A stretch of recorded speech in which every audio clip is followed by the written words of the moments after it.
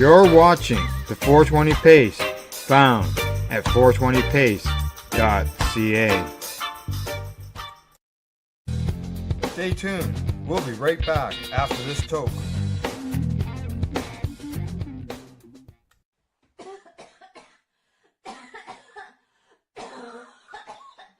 You're listening to the Pace Radio Network here at paceradio.net. The views expressed by the individuals during this broadcast are their own opinions, and they may not be the same as those of their group or other organizations they may be involved with. All medical advice during our broadcast is not a medical opinion and should be checked with your medical physician.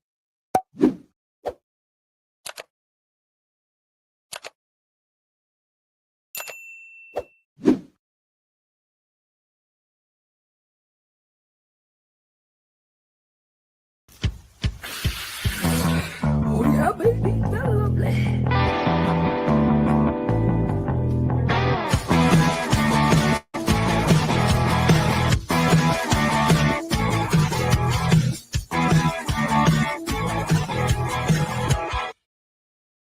Good morning, it's November the 10th, and welcome to Psychedelics and Cannabis Educational News. You're found here at paceradio.net and 420pace.ca.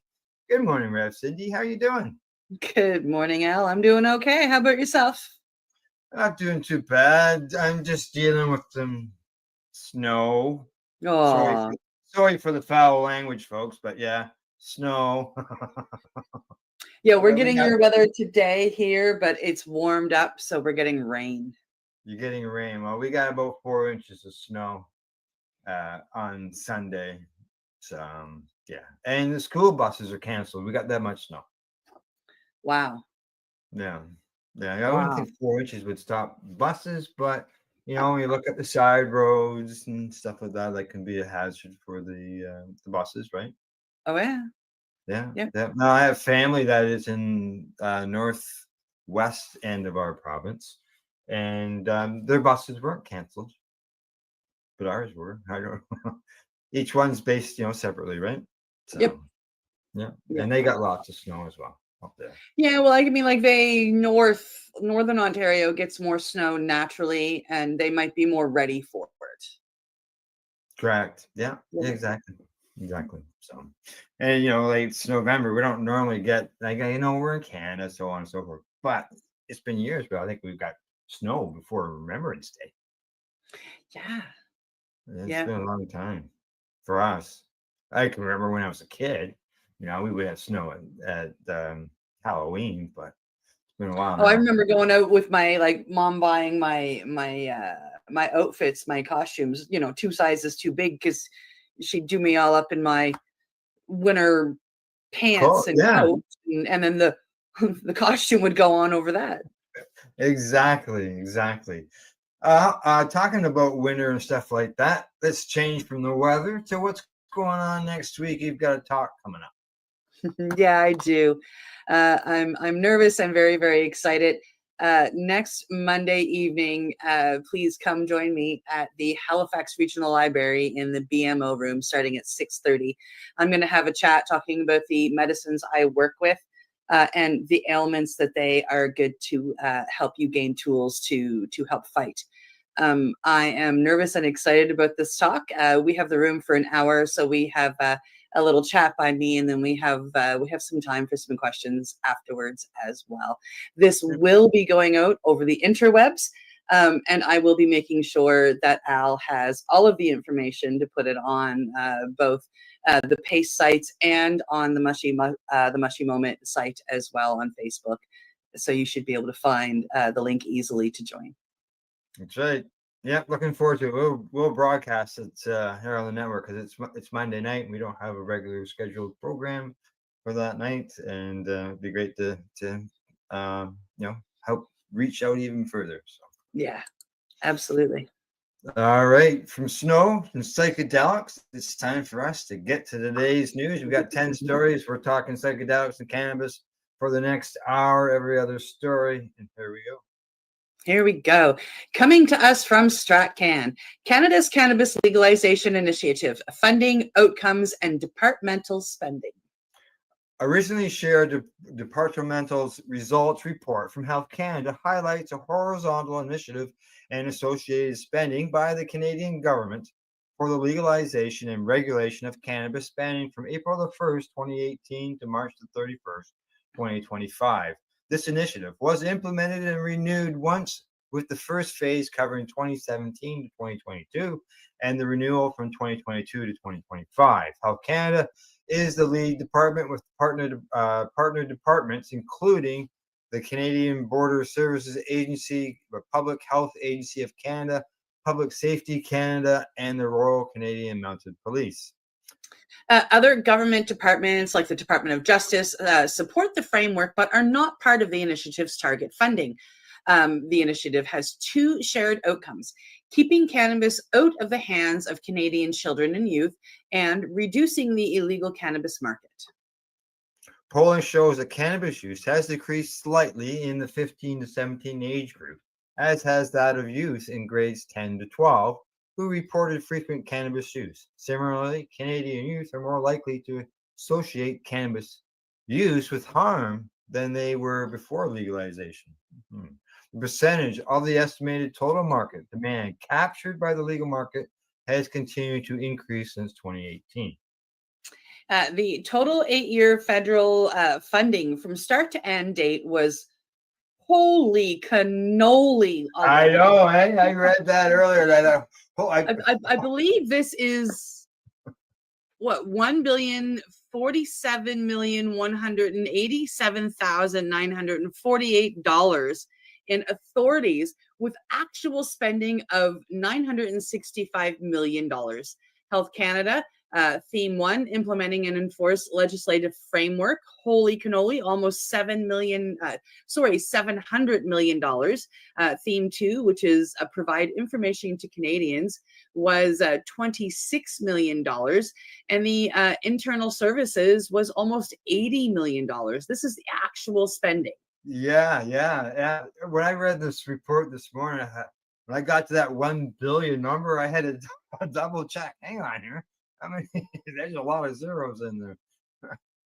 Public Health Agency of Canada, this Theme 2 provides information to Canadians, was $4,755,000. Internal services was $549,155. Public Safety Canada, their Theme 2, which provides information to Canadians, was $1,143,000. Theme 3, Enhanced Data, Knowledge, and Tools, was $5,643,000. And Internal Services, another $1 million there. The RCMP spent money in Theme 4 to provide intelligence, enforcement, and security screenings, and that was almost $75 million. Again, actual spending here, folks. Yep. And internal services were $13.5 million. The Canadian Border Service Agency on Theme 5, which was prevent cross-border movement, almost $55 million, and internal services, $5.5 million. Yeah, there were 399 license applications approved out of a total of 417 license application decisions made between November 2018 and March 2019. This increased to 2,261 applicants in 2019 to 2020 and 1,700 in 2020 and 2021. So there you go. That's a dough, eh? Wow. Wow. We say billions a lot. Like, I mean, when we talk about different things, but it's usually written out. To see the number typed out in numbers like that is, whoo. Yeah, let's say like 1.4 billion or something like that with the word billion, not having to look at all those different commas in there. Yeah, bit of a surprise when I read it as well. So holy cannoli. Yeah. All right. From cannabis, we shall move on to the next story, which I got to find. There it is. All right. There we go. Here we go. Coming to us from McGill Newsroom. McGill study reveals knowledge gap about psychedelic therapies in adolescents. There is a growing interest within the medical community in the use of psychedelic therapies to treat conditions ranging from depression and PTSD to anxiety and eating disorders. New research led by McGill University and published in the Lancet Child and Adolescent Health has found that while adolescents under 18 might also benefit from these types of treatments, they have been excluded from current clinical research in the field due to ethical, legal, and regulatory concerns. The lack of clinical evidence makes it difficult for clinicians and adolescent patients to make informed decisions with respect to the use of such therapies for this age group. The researchers found that of the 1,600 psychedelic studies registered or published between January 2000 and April 2025, only 4 had proposed including participants under 18.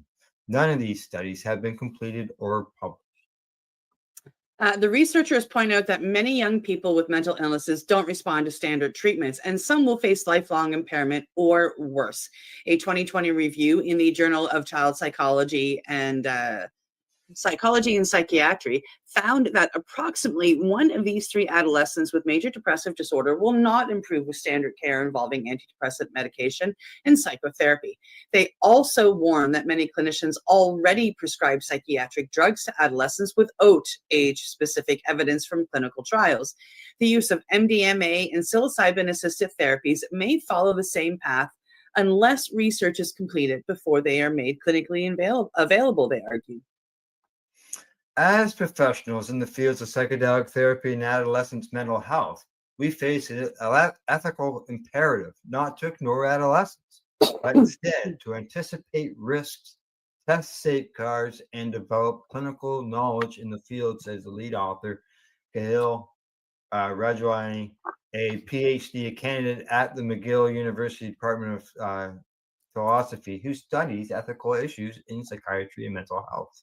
Now, the authors know that psychedelic therapy at earlier ages may carry heightened risks, including impacts on cognitive and social development, or potentially higher risk of adverse experiences compared to adults. However, they emphasize that these risks, which can vary with age and context, must be weighed against the serious consequences of untreated or treatment-resistant mental illness.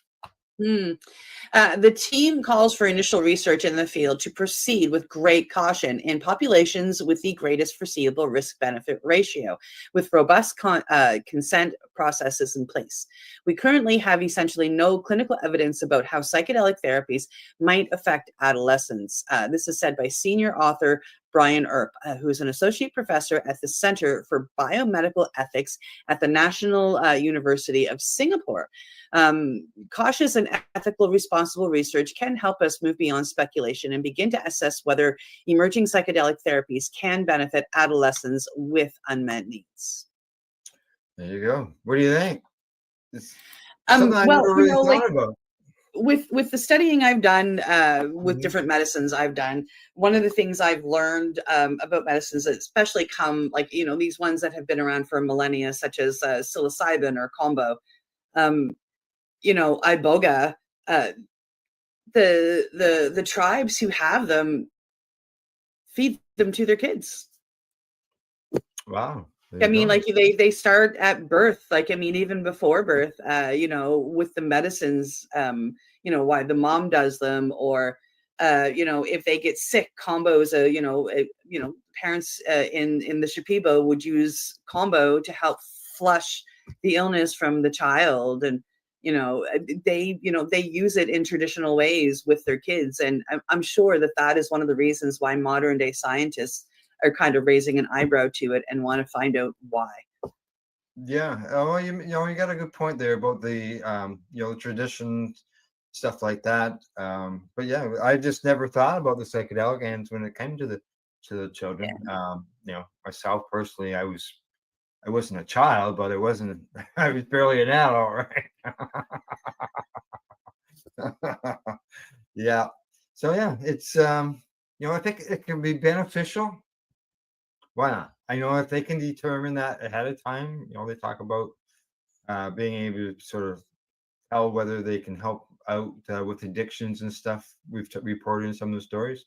Maybe they Yep. could do an analyze on kids that have mental health conditions that could benefit and check them for any conditions that may be concerned with.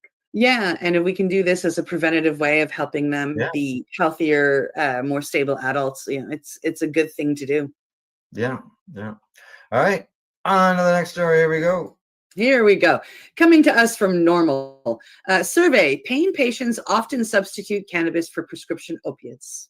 Patients report reduced pain and a decrease in their use of prescription opioids following their initiation of state-authorized medical cannabis products, according to the survey published in the journal Substance Use and Misuse. Investigators affiliated with the University of Louisiana surveyed responses from over 2,000 Louisianans registered to participate in the state's medical cannabis access program.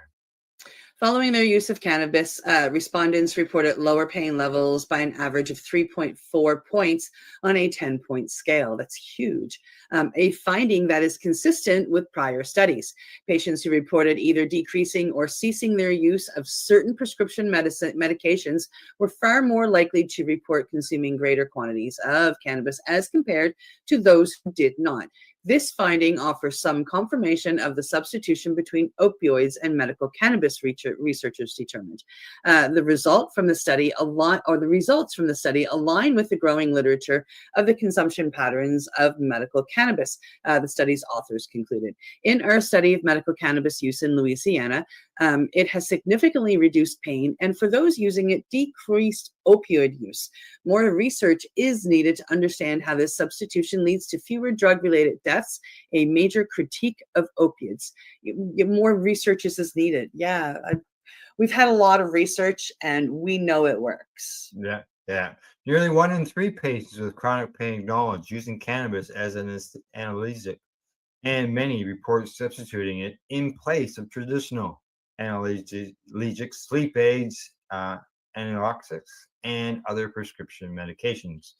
I am one of those people because I had, I knew I had that choice back in 2003, 2002. Cannabis or opiates. I chose cannabis instead, and the only spot I had any opioid medications was when I was hospitalized. It was just cannabis, and it didn't always kill all the pain. It dulled it, But yeah, I'm glad I'm not an opiate stat, and part of cannabis. Way to go! Yeah. I am an opiate stat, but I am also a success story for cannabis, showing that it Good. can help you get sober. Yeah, and what I was referring to is the opioid stat was the overdose deaths. Overdose death. Yeah. Yeah. Yeah. Yeah. Yep. Alrighty, on to the next story. Here we go. Coming to us from medical news today, psychedelics may rewire brain to improve depression treatment studies. While many people may consider psychedelics to be solely a recreational drug, research indicates that this drug class can be helpful in treating mental health issues such as depression and addiction. The researchers in the new study aim to better understand how psychedelics impact the brain, particularly the neurons involved in thought and emotion. For that, they used the psychedelic DQI on rats. On rats. They found that psychedelics influence a brain pathway, suggesting potential to rewire the brain and improve treatment for depression and other mental disorders. And their findings are published in the journal eNeuro. Yeah, the Centers of Disease Control and Prevention addressed mental health in 2024. That shows how widespread depression and anxiety are in the U.S. And the study notes that around 18% of U.S. adults reported recently experiencing symptoms of anxiety, and 21% reported having symptoms of depression. There are many treatments for depression and anxiety, including antidepressants such as citrulline, which is Zoloft, Wellbutrin. They give us the name there, and so many others. There are only 2 of dozens and dozens. Many people with these disorders also go to talk therapy. Some studies have examined the use of psychedelics in treating mental health conditions and found they offer faster and sometimes longer lasting relief after just one or a few treatments compared to traditional antidepressants that you are taking handfuls a day every day. Yeah. Psychedelics act on serotonin receptors in the brain and can trigger deep changes in brain cognitivity and emotion processing within hours. Federally, psychedelics are still considered Schedule One substances. However, a few states have legalized them for therapeutic use, while others are exploring the same. Oregon, for example, legalized the use of psychedelics to treat anxiety, depression, and addiction.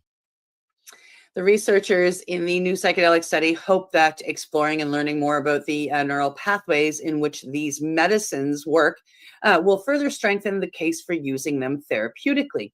The scientists focused on two brain regions in their study, the colostrum and the anterior cortex, the ACC. Yeah, the colostrum is significant because it is sensitive to psychedelics and, according to the researchers, has the highest 5-HT2A and 5-HT2CR expression in the brain. These are serotonin receptors, which are significant because they are implicated in depression. Mm. Then the ACC, which is responsible for processing and controlling emotions, is affected by depression. Mm-hmm. To see how psychedelics impact neuroplasticity, the researchers experimented on male rats. Each rat was housed individually, anesthetized, and then studied to examine brain activity. The scientists used electrical signals to see how strongly neurons in the colostrum responded, both with and without psychedelics. Under normal conditions, the simulation weakened the connections between neurons, causing what the researchers described as long-term depression. However, when the psychedelic DOI was introduced, it had the opposite effect and made these same connections stronger, causing long-term potentiation. The psychedelic strengthened synaptic connections and promptly promoted neuroplasticity. The findings point to the colostrum and the ACC as important areas where psychedelics might reshape brain function. By strengthening communication between these regions rather than weakening it, psychedelics could help support the lasting improvements seen in people who undergo psychedelic therapy for depression and anxiety. Overall, the results suggest that psychedelics can quickly and persistently change how brain cells connect and adapt, which may explain their long-term positive effects on mood and thinking. Mm-hmm. Yeah, go ahead.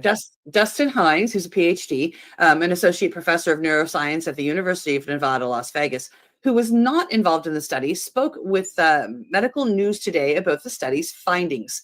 These findings really extend what we already know about how psychedelics affect the brain by showing a concrete cellular mechanism for something we've mostly inferred from imaging studies, says Hines.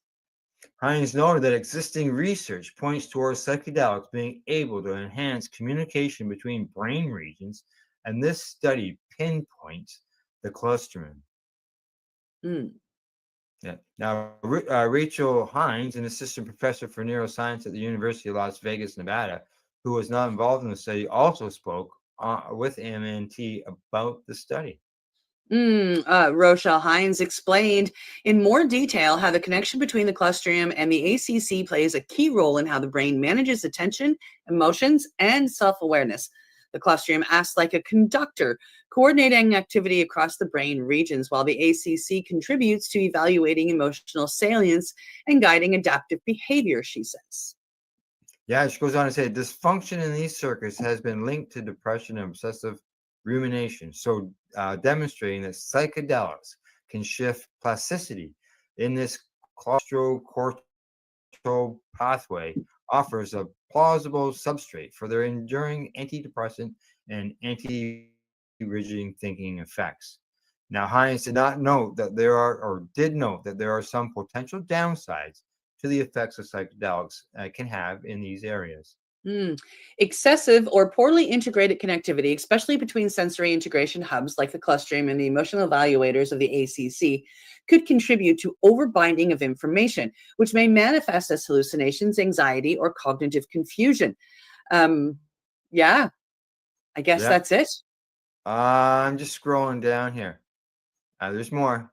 There's more. You gotta go keep going down. According to the World Health Organization, more than 300 million people worldwide are estimated to experience depression, and a similar number of people are thought to live with anxiety, as people often experience such mental health conditions simultaneously, which is referred to as comorbidity, and many do not seek treatment. The real number is likely a lot higher. Yeah. Until now, researchers' approach to treating anxiety and depression is largely focused on striking a delicate balance between chemical messengers in the brain. The plethora of medications prescribed, such as SSRIs, all work around that principle. Now, studies in hallucinogenic compounds, however, have shown that such drugs can help the neurons in the brain talk with each other via neurotransmitters or chemical messengers. This has led to the emergence of the network theory. There really has been almost like a paradigm shift in the way we look at the pathophysiology of depression.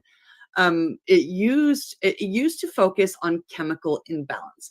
Now it has shifted to look a little bit more as a disorder of synaptic plasticity, as well as neural interconnectivity. This is Adrian Ambrose, who is a psychiatrist. In the latest episode of our In Conversation podcast, we discussed the newest research into the neuroscience of anxiety and depression and how this may change the future of treatment with Dr. Ambrose, medical director of the Columbia Psychiatry Practice Office. Dr. Ambrose also specializes in interventional neurotherapeutic psychiatry, working with ketamine, ECT, and TMS in the treatment of resistant mood disorders. Yeah. I'm just scrolling down. Okay. It is a long article. We're barely even halfway through it by the looks of this spot over there.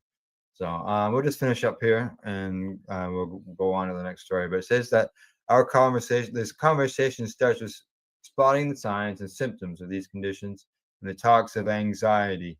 It says that when anxious, I can feel like butterflies inside, and my hands are sweaty, and you can feel just feel very, I don't know, on edge. But then with panic attacks or anxiety, I get very hyper ventilated and struggle to breathe. Yeah. We'll put this up on our Facebook page if it's not already there, and that way people can finish it off because it's a long story, but there's lots of good news in there. Right? Amazing. All righty. Break time, and it's time for us to hear from our sponsors. What do you think? I think that sounds like a good idea. All righty. We'll be right back. You're watching Psychedelics Cannabis Education News. We're live here at paceradio.net, 420pace.ca. You're listening to the Pace Radio Network here at paceradio.net. Limestone City Hydroponics is Kingston, Ontario's hydroponics shop. Take your growing to the next level and create the optimal environment with a tent kit, or maximize your yield with an ebb and flow flood table kit. Either way, Limestone City Hydroponics has more sizes and options to fit your needs. Are you looking for the power of the sun that adapts to your budget? Then look no further, as they have professional grow lighting. They have indoor grow systems that are easy and cost effective, with many options to fit your living space and lifestyle. Cultivate your growing potential. We have everything you need to succeed. And if you can't make it to the store, they offer local delivery to the greater Kingston area. Remember, when you're looking for experts to help you grow, then look no further than the locally owned Limestone City Hydroponics, 105 Sunderland Drive in Kingston, Ontario. Call them at 613-548-0420.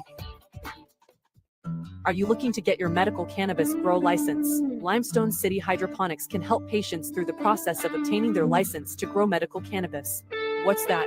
You don't have a doctor. If you meet the medical criteria, Limestone City Hydroponics has a nurse practitioner who can assess and provide medical cannabis prescriptions. What are you waiting for? Contact Limestone City Hydroponics at limestonecityhydroponics.ca or call them at 613-548-0420. What do you find at paceradio.net? People advocating cannabis education. Enjoy the buzz of legalization with Campbellford Lifestyle Shop. From lights to plant nutrients, books, consumption accessories, and more, we've got all your basics to grow or consume cannabis. Visit our info center or take a look at our piercing services and body jewelry, now available in-store through Campbellford Lifestyle Shop, 17 Bridge Street West, Campbellford. Rerolled Saturdays. Check it out. Nothing but non-stop cannabis and psychedelic programming. Find it at 420pace.ca.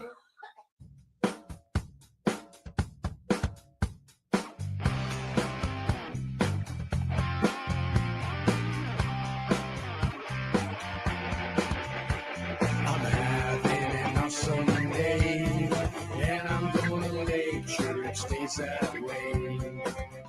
I'm having an awesome day, and I'm gonna make sure it stays that way. You're listening to the Pace Radio Network here at paceradio.net. Hey, we're back. We're live, and we got some more psychedelic cannabis education news to bring you. Here we go. What do you say? Here Get we- right at it. Coming to us from Cannabis Health, cannabis-based medicines and women's health, evidence and knowledge gaps. In the face of long NHS waiting lines and the lack of options in mainstream healthcare, many women are turning to alternative treatments to manage menstrual-related symptoms. NHS gynecology waiting lists have more than doubled since 2020, with more than 750,000 women currently waiting for diagnosis and treatment. Against this backdrop, medical cannabis clinics are reporting an increase in women looking for support with perimenopause and menopause symptoms, as well as gynecological conditions such as endometriosis and adenomyosis. Women are also significantly more likely to be impacted by anxiety, pain, and sleep deprivation, which are some of the most common indications for which cannabinoids are used. Alternative recently launched the first clinical service focusing specifically on women's health conditions. A poll of 500 NHS doctors conducted by the clinic found that 3/4 believe treatment options for women's health conditions such as endometriosis, PPMD, and menopause are too limited. Overall, 80% of GPs said they would be open to prescribing CBPMS for these conditions if they were part of the NHS toolkit. Observational research shows that many women report significant benefits from these treatments, but there's still a lot we don't know about their effect and how they work in women specifically. There is a growing database of real-world evidence from around the globe reflecting the experiences of women using cannabis. Yes. In a Canadian survey, over a third of women reported using cannabis to help them manage some of the common symptoms of menopause, including sleep, pain, and anxiety. While separate research from the Menopause Society indicated that women over 50 are the fastest growing group of cannabis consumers in the US. While research specifically into the benefits of cannabis for perimenopause and menopause is limited, there are promising findings in studies investigating the use of cannabis in pain-related symptoms and gynecological conditions like endometriosis. Results from one of the first studies of its kind found that CBD suppositories significantly reduced the frequency and severity of menstrual-related symptoms, as well as the impact of symptoms on daily functioning and the need for other analgesics compared to those using traditional painkillers. A systematic review published in 2022 examined the results of several studies on adult women who use cannabinoids for gynecological pain conditions, including chronic pelvic pain. Oh, can't pronounce that one. Endometriosis and interstitial cystitis. They found that between 61 and 96% of the women reported pain relief. Cindy, would you like to try those words for me? Vulvodynia, endometriosis, and intestinal cystitis. There we go. Okay. Now Best guess. what's in, that? end- I said that's best guess. The only one I know for sure is endometriosis. Yeah, yeah, Yeah. same here. Now, Um, in endometriosis, patients based in Europe, cannabis was found to have a significant impact on well-being and quality of life, leading to substantial improvements in symptoms. Data from Australian researchers suggests that the majority of patients using cannabis to manage symptoms of endometriosis found it to be superior to pharmaceutical medications. The NHS is currently funding clinical trials into the effects of CBD and endometriosis, with researchers at the University of Edinburgh finding it is a promising therapeutic agent due to its analgesic, anti-inflammatory, immunomodulatory, and Yeah. anti-analgesic, anti-proliferative, and neuroprotective effects. Wow. But we also need more robust clinical trials, specifically focused on the impact of cannabinoids in women. There is still a lot we don't know about the biological differences in how cannabis affects women. For example, some research has shown that female hormonal fluctuations may increase sensitivity to THC, but other studies found little difference in the effects of vaporized cannabis among men and women. Women remain underrepresented in clinical trials, and stigma and fear around consumption can prevent them from engaging in open dialogue with healthcare professionals. Researchers in Australia found that over half of women using cannabis to manage symptoms of endometriosis were concerned about the negative impact of stigma associated with cannabis and how this might affect their day-to-day lives, with only a third telling their doctors about their consumption. Cannabis-based medicines show growing promise for managing symptoms and improving quality of life in women's health conditions, particularly where conventional options are limited. But while real-world evidence is compelling, rigorous female-focused trials and open clinical dialogue are essential to ensure safe, informed, and equitable access to care. There you go. Interesting. Yes. Yeah, we always find something that's new, or things that come up, and stuff we may not normally see in mainstream media. And it's good to be able to get these studies and reports out to people. And talking about studies and reports, there we go. We got another one. Got another one coming to us from News GP. DVA to fund psychedelic assisted psychotherapy. Yes. Veterans can now access funding for psychedelic assisted psychotherapy treatments to address post-traumatic stress and treatment depression. The federal government announced this week, just so you know, folks, this is Australia. Okay, it's not Canada or the US. This is Australia. These include medications with MDMA to treat veterans with PDS, as well as psilocybin to help patients with TRD, which authorized psychiatrists are able to prescribe under changes, but to put in place by the Therapeutic Goods Administration in 2023. Yeah. The move, which was a world first, attracted both praise and controversy, with some questioning whether there was enough evidence around the efficacy and safety of the treatments. Dr. Karen Spielman, chair of the RACGP Specific Interest Psychology Medicine, has been closely following discussions around psychedelics for difficult to treat psychiatric conditions, particularly through her work with patients with eating disorders. She believes GP's longitudinal understanding of patients will prove central for assessing their suitability, and sees an important role for GPs to work with psychiatrists to manage medication withdrawal. She also notes that treatments are targeted at patients who have not responded to previous interventions. We were all aware that there's no one size fits all for psychiatric treatment. And it's really important that we are aware of the changing landscape. This is Dr. Spielman telling News GP. It's certainly worth considering because in a group of people that are hard to treat, it's offering hope. Psychedelics provide a quite hopeful paradigm shift for treating complexity, whether it's treatment-resistant depression or PDS. Certainly for my patients, she says, it's been lovely to be able to talk hopefully about new treatments and see authorized prescribers who have experience and research being implemented locally. The Department of Veterans Affairs, the DVA, says greater clinical scrutiny will be applied to any funding request due to the risks associated with emerging treatments, with no funding to be provided without prior approval from an authorized prescriber. The treatments are a fourth-line clinical option, with the DVA stating there needs to be evidence of multiple prior treatments of typical agents or therapies and how they have failed before they are considered. Associate Professor Carolyn Johnson, who sits on the RACPG Expert Committee, Quality Care and its mental health working group, notes that with an emerging evidence base, the requirements seem sensible.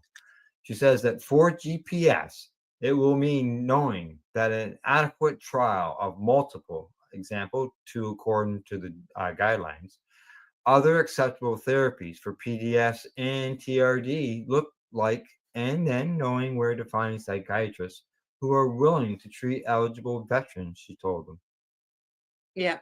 Ideally, these will be prescribers who are working in practices where ongoing rigorous research is conducted into both the benefits and harms of these emerging treatments. When the changes to the medicine scheduling took place in 2023, the TGA said its decision acknowledged the current lack of options for patients with specific treatment-resistant mental illnesses. Yeah. It means that psilocybin and MDMA can be used therapeutically in a controlled medical setting, the regulatory stated. However, patients may be vulnerable during psychedelic-assisted psychotherapy, requiring controls to protect these patients. The DVA said the decision to fund treatment is a welcome move for veterans with ongoing symptoms. The approval of these treatments is encouraging news for the veteran community, particularly for those who have been diagnosed with post-traumatic stress injuries or depression and have persistent symptoms despite undergoing usual evidence-based treatments, it stated. It said retrospective applications for funding will not be approved, and current serving Australian Defence Force members and veterans visiting or residing overseas are not eligible for the treatment. Yeah. So there you go. It's a start. It's a really big, huge, massive start. That's right. Exactly. And, you know, like, as it says, they're not waiting to the final yes or no through the research. They are moving on with things so that veterans can get this assistance or this help while the research continues. Yes. Right. So, which is, I look at that as a good thing. Yes. You know, there's lots of anecdotal evidence out there. They always wait till they get the science-based evidence, right? Well, I mean, that's what they want. The scientists want what they want. The thing that I find frustrating with that is, you know, you have to check all of these boxes. So you have to try this drug and you have to try this drug. And look, you got addicted in the middle of it. So that's the part that bothers me. Like, why can't we just do the medicine that is not addictive and non-invasive and do all of this first? Yeah. Yeah. And when cannabis became legal for medical patients, it was supposed to be the last resort. Yeah. Basically. That sounds similar to what they're talking about with the psychedelics and things. Okay. Time to move on to the next story. Here we go. Coming to us from StratCan, legal cannabis market drove over $6 billion in Canadian household spending in 2024. Ladies and gentlemen, that would be 9 zeros after that 6. Just letting you know. Yeah, that's right. Canadian households spent over $9 billion on cannabis in 2024. The majority coming from the legal market. Monthly retail sales of cannabis also reached a new high point in August, with basically $500 million. Now, the newest figures from Stats Canada show household spending on cannabis products from licensed producers, as I said, $6 billion in 2024. That's up from $5.8 billion the previous year. Wow. Yeah. Household spending on cannabis products, non-medical, recreational, from unlicensed sources accounted for another Mhm. 2.654 billion that they know of in 2024, down a 2.811 billion in the previous year. In 2024, household spending on cannabis products also, for the first time, surpassed the highest recorded annual spending from non-licensed sources, which was 5.844 billion in 2014. Household spending on cannabis products for medical use in Canada in 2024 was 453 million, up from the two previous years, but still down from its previous high of 603 million in 2019. Now, household spending on cannabis from licensed sources, non-medical, surpassed that spent on cannabis from unlicensed sources in 2020. Statistics Canada figures do not distinguish between licensed and unlicensed sources for medical cannabis household spending. Monthly retail sales of cannabis also reached a new high point in August of this year, at 4.98.9 million, basically $500 million worth, Yeah. up just under 1% year over year from the previous high watermark of just slightly lower than that in August of 2024. Yeah. Statistics Canada rates its monthly figures as excellent, very good, good, and acceptable. Of the 32 months covered in this time period, the data for 29 were rated as excellent and 3 were rated as very good.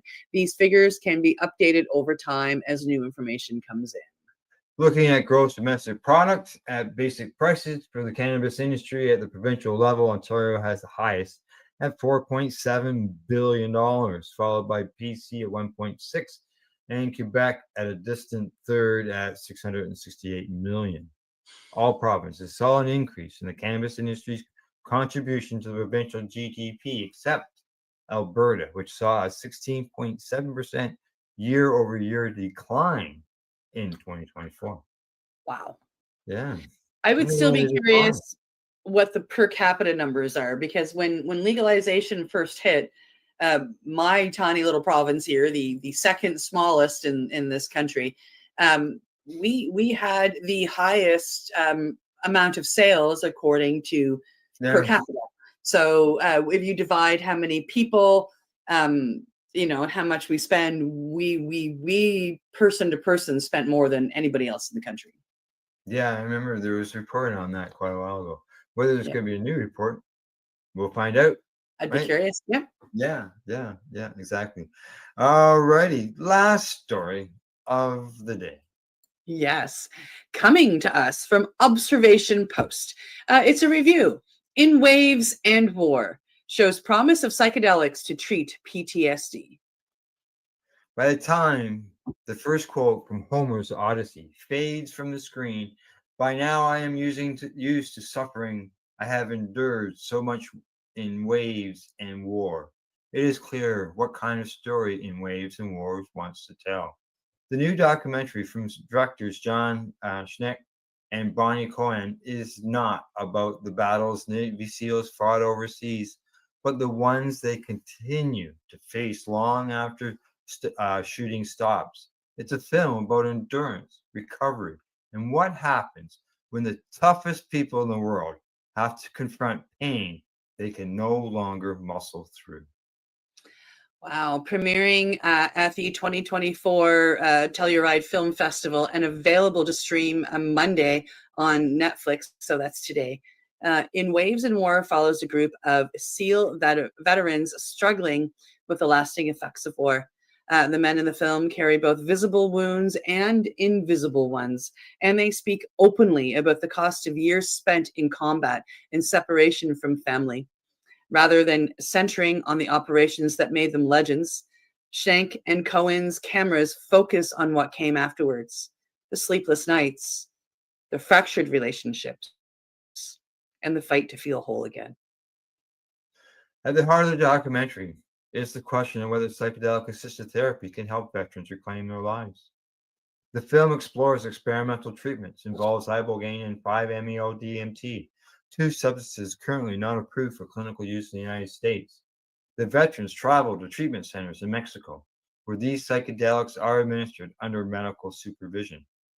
For many of the film's subjects, the treatment represents a last-ditch effort. After years of failed prescriptions and therapy, the results, at least on screen, are startling. What begins as a documentary about pain gradually becomes a story about possibility. Oh my God, I'm going to go watch this when we're done. Yeah. The film features several central figures, each with a distinct journey. Marcus Capone, a former SEAL whose wife describes him as a monster after returning from multiple deployments, becomes one of the movement's leading advocates. Through his nonprofit, Veterans Exploring Treatment Solutions, Capone helps others find the same lifeline he credits with saving his marriage and his life. DJ Shipley shares how the weight of 2 decades in the teams nearly destroyed the home he built with his wife Patsy, who herself lost her first husband Danny in Operation Red Wings in Afghanistan. Matty Roberts, who suffered a devastating arm injury in combat, allows his treatment to be filmed in Mexico, offering viewers a rare look inside the process. These men's stories are represented without artifice. They speak directly to the camera, their words measured but unguarded. There is no dramatization of the battlefield and no replay of missions, only the lingering echo of what those years took from them. What distinguishes In Waves and War from other post 9/11 veterans documentaries is its refusal to glamorize the military experience or pity those who served. Instead, it captures the reality of warriors learning to put down their armor. To visualize trauma and healing, Shank and Cohen incorporate animation sequences from London-based studio AKA. The style is fluid, shifting between images of helicopters, night vision raids, and faces dissolving into smoke or sand. These transitions mirror how memory works, especially for those processing trauma. One moment, the viewer is in a desert firefight, and the next, inside the mind of a man confronting his younger self. The effect is haunting, but it helps convey the internal experience of psychedelic therapy in a way words cannot. While the film hints at the risk of psychedelic treatments, it largely stays focused on the positive outcomes. Viewers never see a failed session or a relapse, and some may question whether the film's optimism leaves out important context. But In Waves and War is not pretending to be a clinical study. It is a personal one. Its power lies in allowing veterans to speak for themselves about what worked when nothing else did. The emphasis is on hope, not science. Wow. What keeps the film grounded is its honesty about how much healing still takes work. It sure does. Psychedelic therapy is not portrayed as a magic cure, but as a catalyst. The real effort begins afterwards when the participants return home and attempt to rebuild relationships and find purpose again. The film shows that facing trauma can be just as grueling as any deployment, but it is also an act of courage.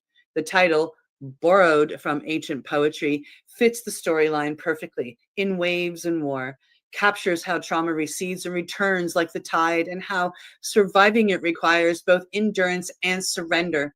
For veterans who have spent their lives mastering control, surrender can be the hardest part. Shank and Cohen's film understands that, and it treats every subject with respect and restraint. This is not a political documentary, nor does it wade into debates about drug policy. It focuses is more human. It asks, what happens when warriors who have done everything right still cannot find peace, and what they are willing to risk to get it. Whether psychedelic therapy becomes mainstream or remains controversial, the courage it takes for these veterans to seek help is undeniable. In Waves and War stands alongside other post 9/11 works like Rest Repo or Of Men in War, but with a quieter tone. It's less about combat and more about the long, uneven path towards recovery. By the final frame, it leaves viewers not with a sense of despair, but with a flicker of hope. Healing, it suggests, might be possible even for those who thought they were beyond saving. for service members and veterans watching, that message may be the most important mission of all. Wow, that sounds like quite the movie. Oh, Um, yeah, I'm going to watch it today. I'm gonna have to take a look at that. Yeah. No doubt about that. Yes. Yeah. Yes. I'll be talking to a couple of veterans tomorrow. I get a chance to watch that today. I'll Yeah. let them know all about it. Yeah, no, it sounds like a good one. I've watched other documentaries about healing with, particularly with ibogaine or iboga and 5-MeO. Dosed One was one. The Psychedelic Frontier was another who focused on a veteran as well. So I'm really excited to sit back and watch this one.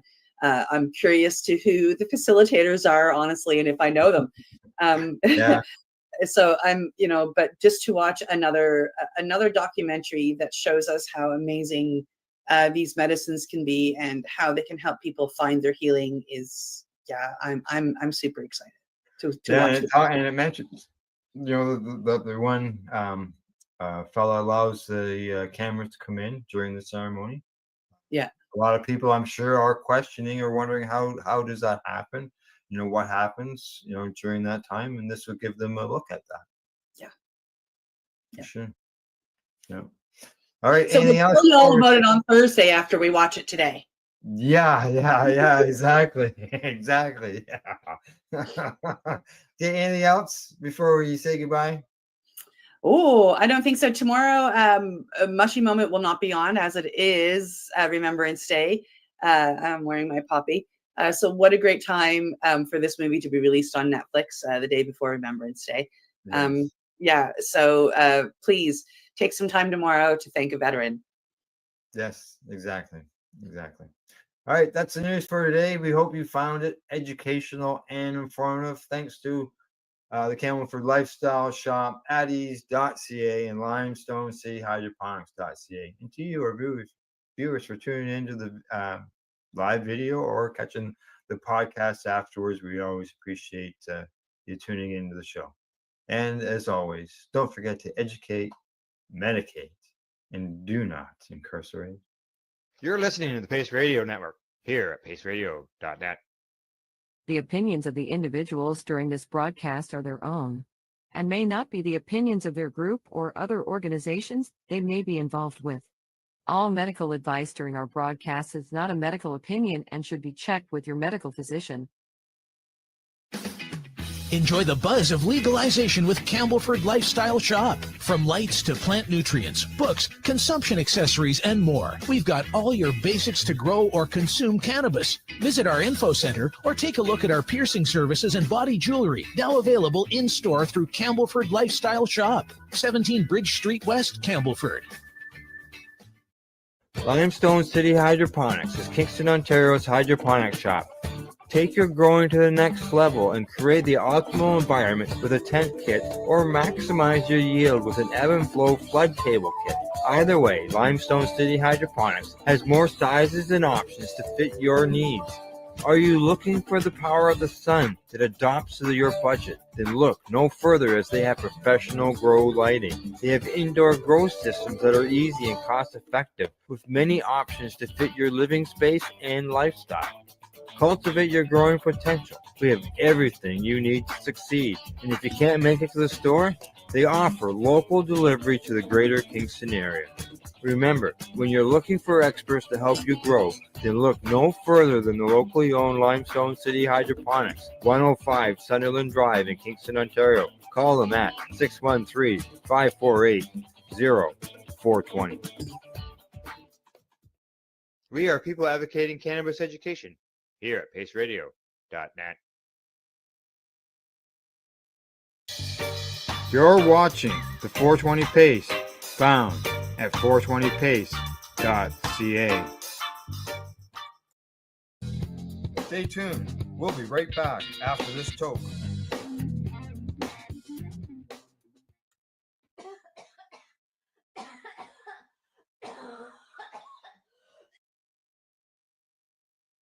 You're listening to the Pace Radio Network here at paceradio.net. The views expressed by the individuals during this broadcast are their own opinions, and they may not be the same as those of their group or other organizations they may be involved with. All medical advice during our broadcast is not a medical opinion and should be checked with your medical physician.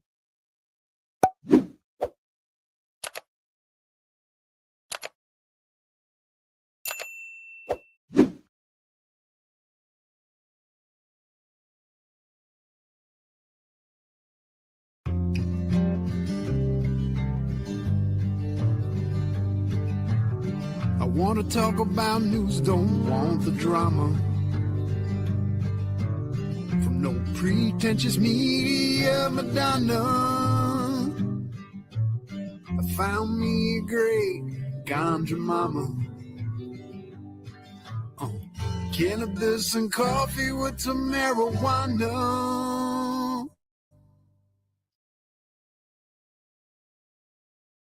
And here I am. Late. No, I'm on time. Just didn't know what button to push. So welcome everybody to Cannabis and Coffee with me. I have a guest with me today, but she's not on camera. I have a friend here visiting me. So we are gonna, get through the show. I'm also baking buns, so I might have to go shove them in the oven. A bun in the oven. Not here though. Absolutely fucking not. No buns in the oven here. I'll tell you, that was a fucking conundrum.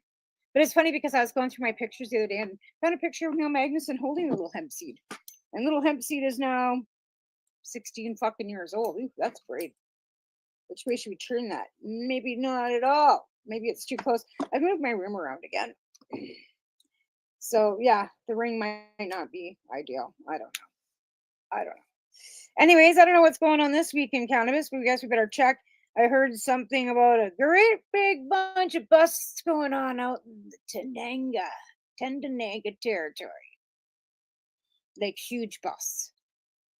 Like, I don't know if the mainstream's picking it up or not. I know it's been in the Tendanega news. I can't say that properly. It's almost a disrespectful thing. And I'd also like to acknowledge that I live, love, and do everything on the Tanahakam lower band Tobacco Plains territory. Just saying. But yeah, a huge bust out there. I guess apparently some infiltration of some organized crime on the territory. Imagine that. Imagine that people that aren't supposed to be involved in the industry. Did they really think that organized crime wasn't going to infiltrate somewhere? And if you think it's not probably infiltrated in the licensed production and legal end of things either, you're probably fucking wrong. Yeah, I said it. But yeah, I will go to my little share screen thing and we'll go through this because apparently it's a huge deal out there because there's like thousands and thousands of plants and thousands and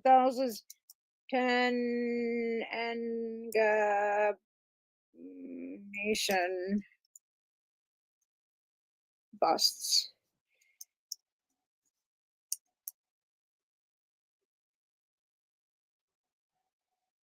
No, not Bitcoin. We don't want those. Are Bitcoin busts out there too? Cannabis busts. Okay, we'll just go here. Cannabis bust 75. No, that's the dark web stuff. We don't want dark web stuff. No, we want no.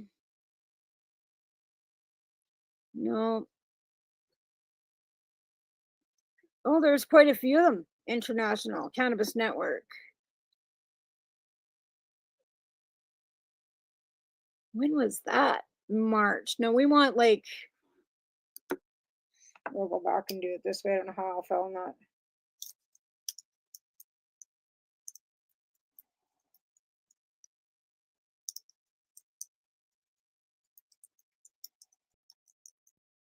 There's some music playing, but I don't. Okay, where we see what we got here. No.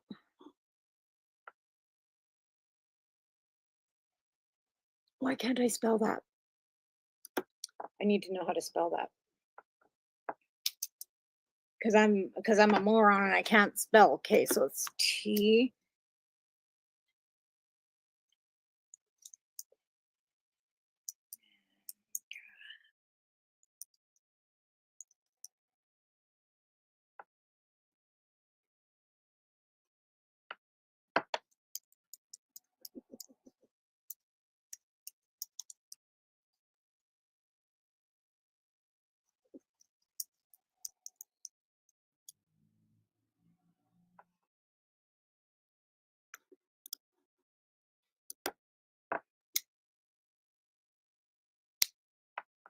We'll look for it this way.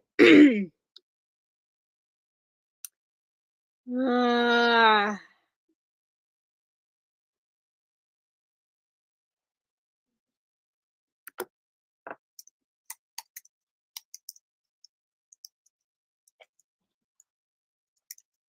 here I am, like looking for stuff like just la la la la la. What? Not that probably anybody's fucking watching me, anyways. But anyways, that's not it.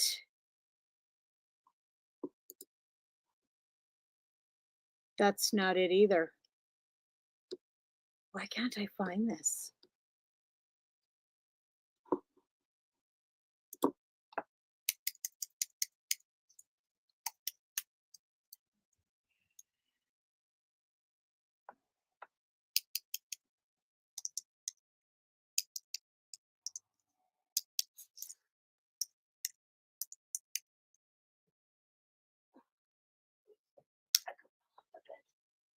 Nope, that's not it either. Why can't I find this?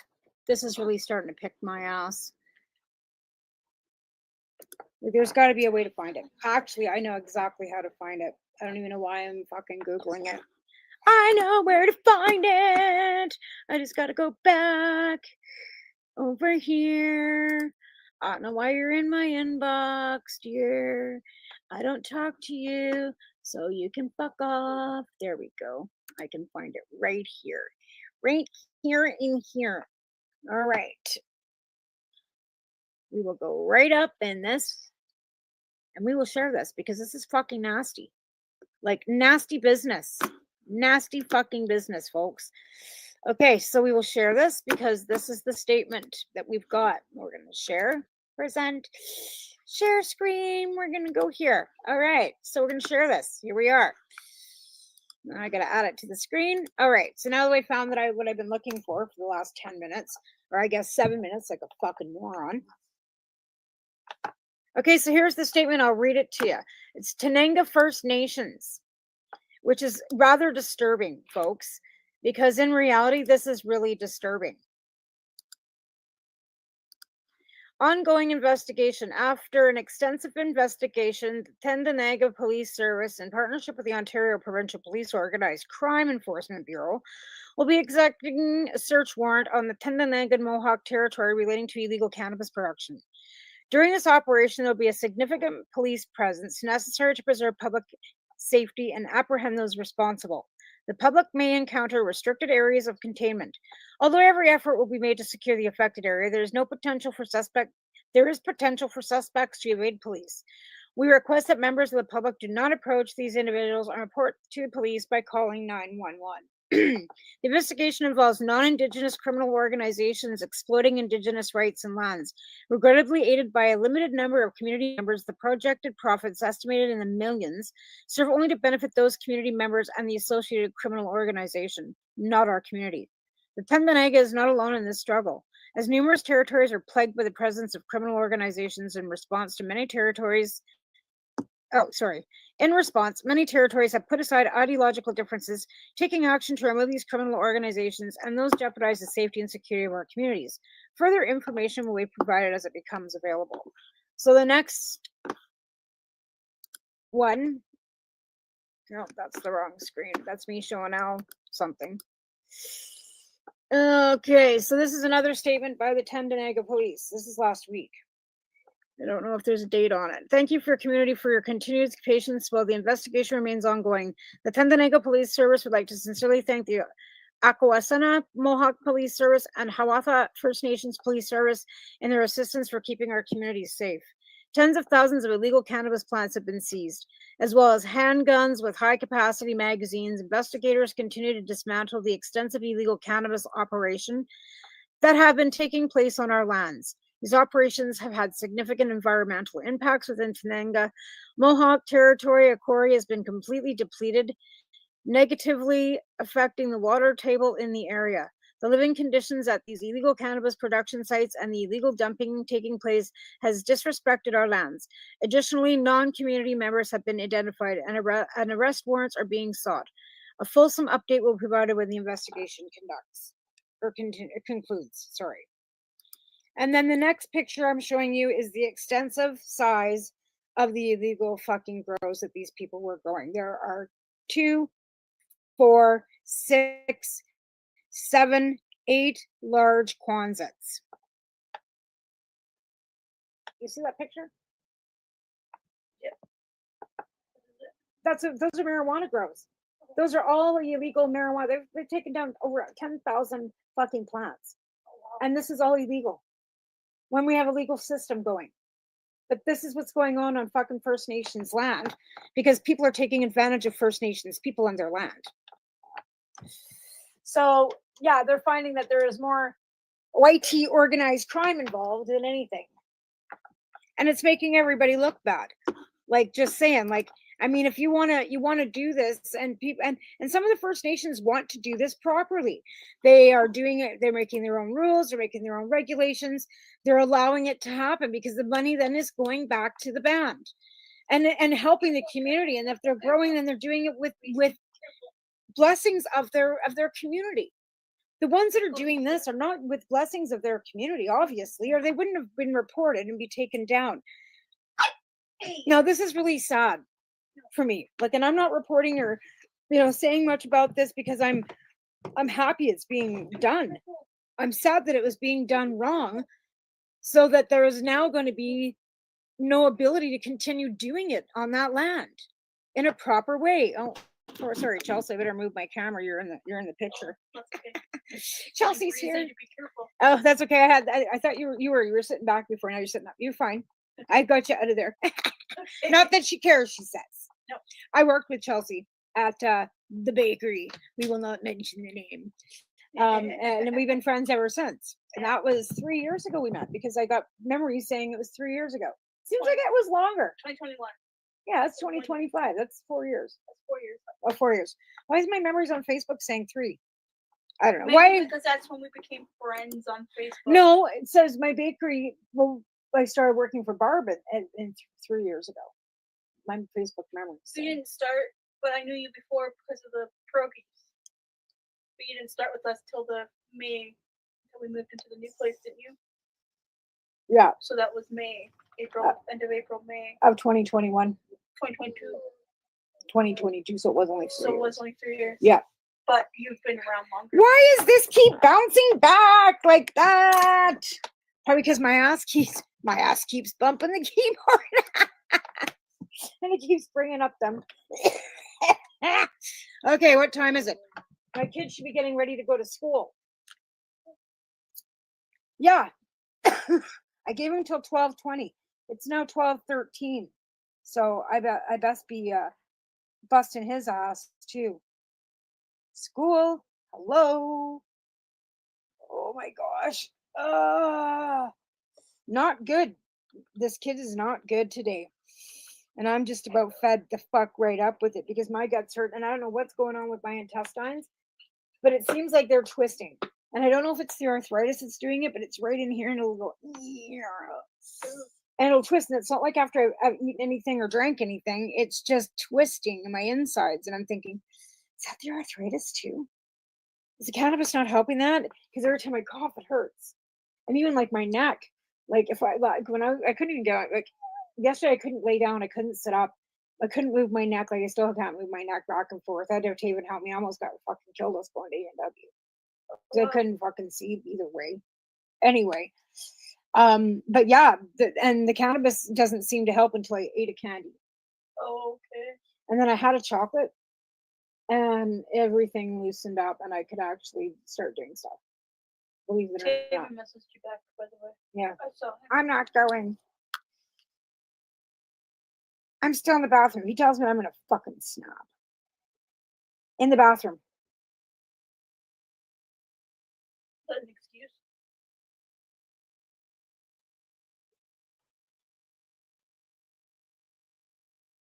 Rose, be careful. So what then? Nothing to not today, Satan? Like, well, not today, Satan? Like what? Like, I'm sick every fucking day too, but I get out of bed and do my thing. Speaking of which, it's only been 15 minutes. This bun should be okay before I have to put him back in the oven. But yeah, So never mind, we got, you know, these huge cannabis busts going on indigenous lands, right? Which makes it bad because that means that it's going to, you know, filter on. I know the BC government, when they put their cannabis act together, they made it so that the cannabis wasn't exempt on First Nations land. So some of the First Nations residents that have them aren't technically supposed to have them either. So they could go in and bust them. They did in the Okanagan. They went in and busted a bunch of them in Vernon and Kelowna and Peachland. All the indigenous bloom ones. It seems the ones that get too big and start franchising themselves are the ones that draw attention to themselves, and then they get nailed. And it's really sad because if anybody should be having the ability to have legacy plants on their land to grow and do with what they want, it's medicine, it should be them.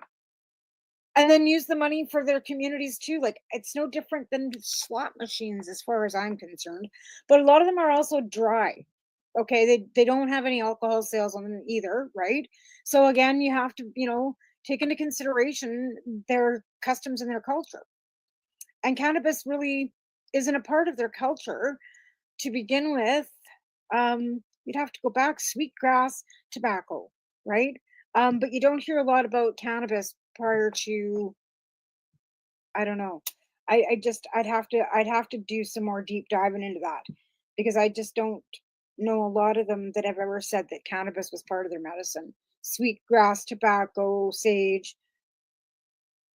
a lot of anything that grows from North America, and cannabis is not indigenous to North America.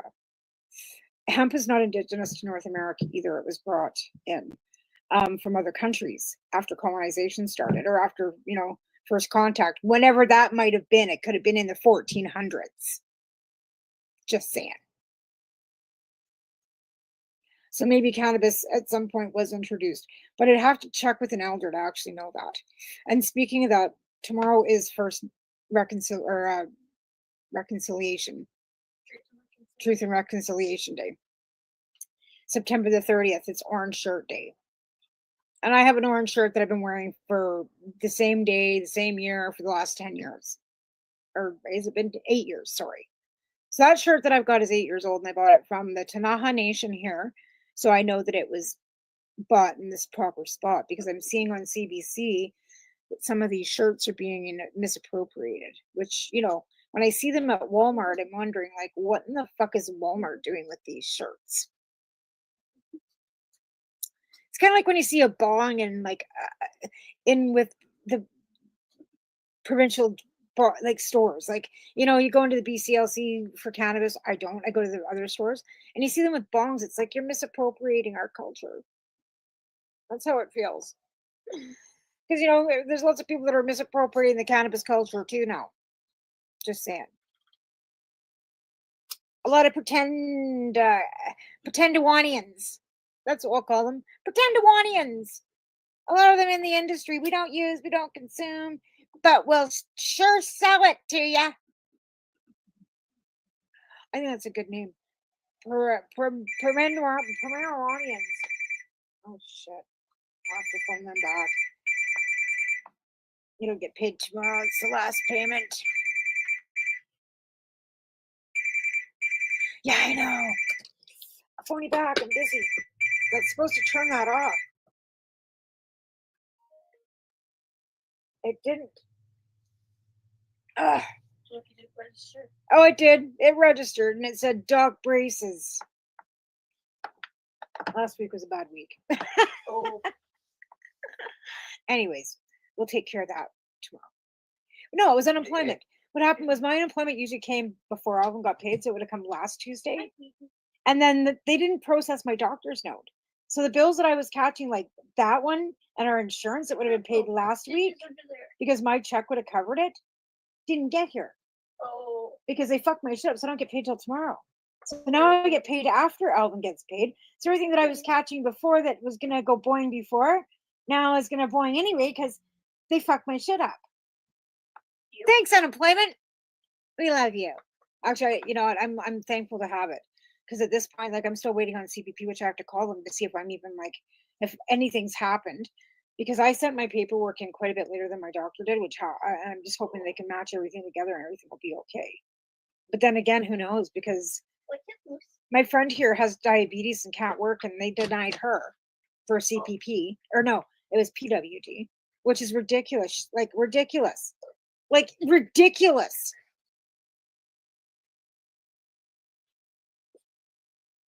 Can't even imagine.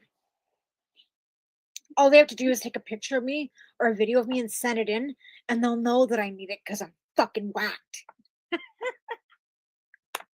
Well, not really. But yeah.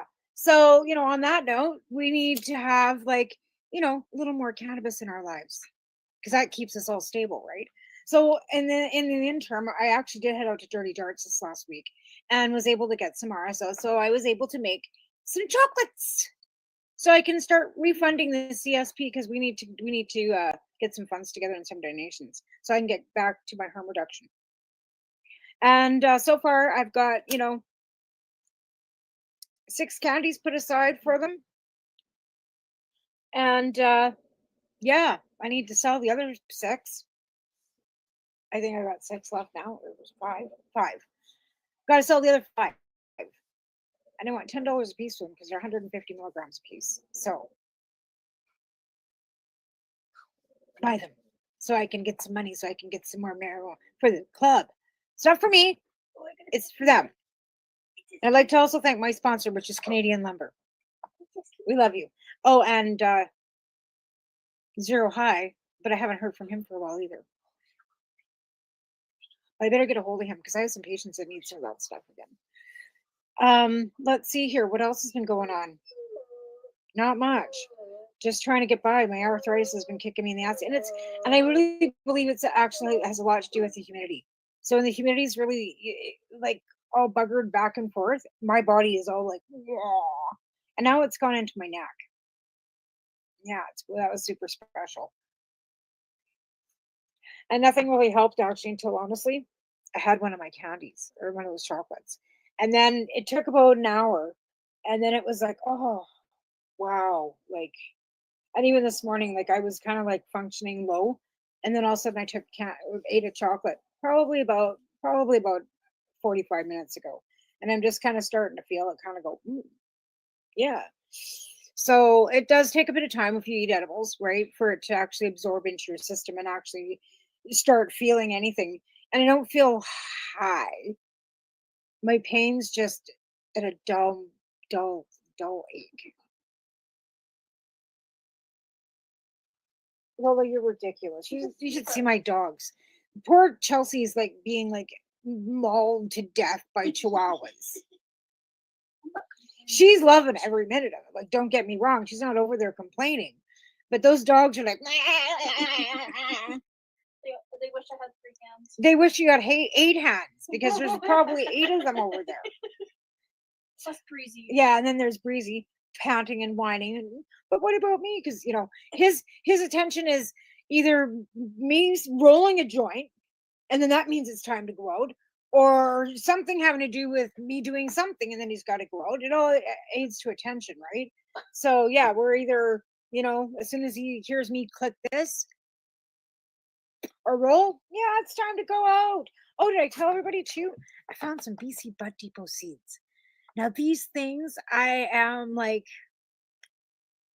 I don't even know. I want to plant them, but then part of me wants to like put them in my shrine because Derek's gone, right? And I've only got one path left. But I guess I could sneak a couple seeds out and then put it back together. But it's still sealed. I mean, maybe it has been opened once. Maybe it has been opened. If it's been opened, then I guess I can open it and try and germinate these puppies. Oh, it has been opened. Okay. Maybe it's had some seeds taken out of it already. It has 2, 4, 5. Oh no, 6. No, it hasn't because there was always 6 seeds. Those 2 are together. It almost looks like they've, I don't know. I don't know if they germinate or not. It almost looks like they might have already gotten wet.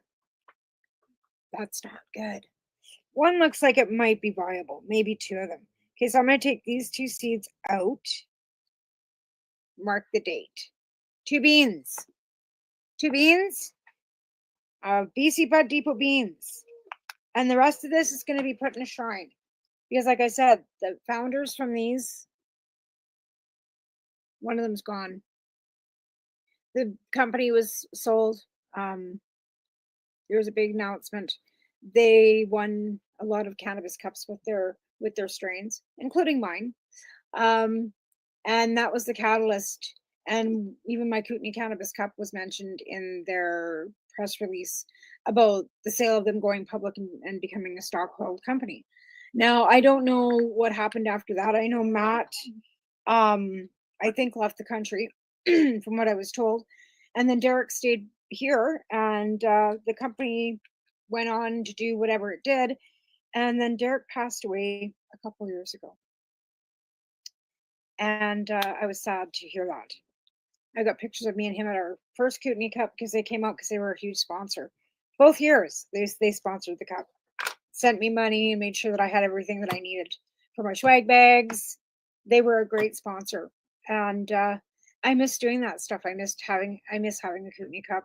I miss having the camaraderie. I miss having all the patients that are growing that want to show off their product, and that's what it was all about. It was getting patients together, not anybody else. It was for the patients, right? It was for people that grew cannabis for medical purposes so they could show off their, because we're still, like, even though it's medicine, we're still really proud of our plants and really proud of the buds that we grow and really proud of the end product, right?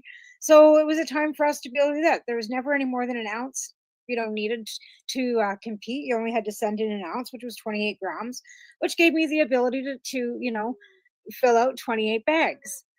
And that was 28 bags that I could sell, and that's about the amount that you need to have a nice cup.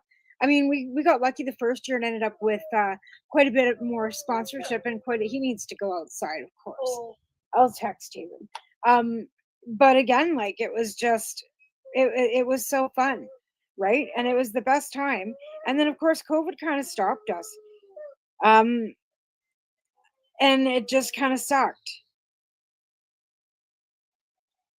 And that was the end of it. And then legalization came, and it was super hard because of the no advertising laws, no sponsorship laws.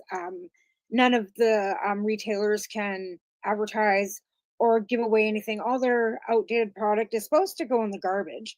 They're not supposed to do any draws, anything fun, anything in a parade, like anything that we did, because I had my car first cannabis related anything in the it was Sam Steele days still back then in this town, and I had my car all done up, and we had Cannabis Rights Coalition on the back, and we had the little green puffs, so it looked like it was green, but it wasn't marijuana leaves, right? We referencing cannabis with the green, and it was the 150th anniversary of Canada.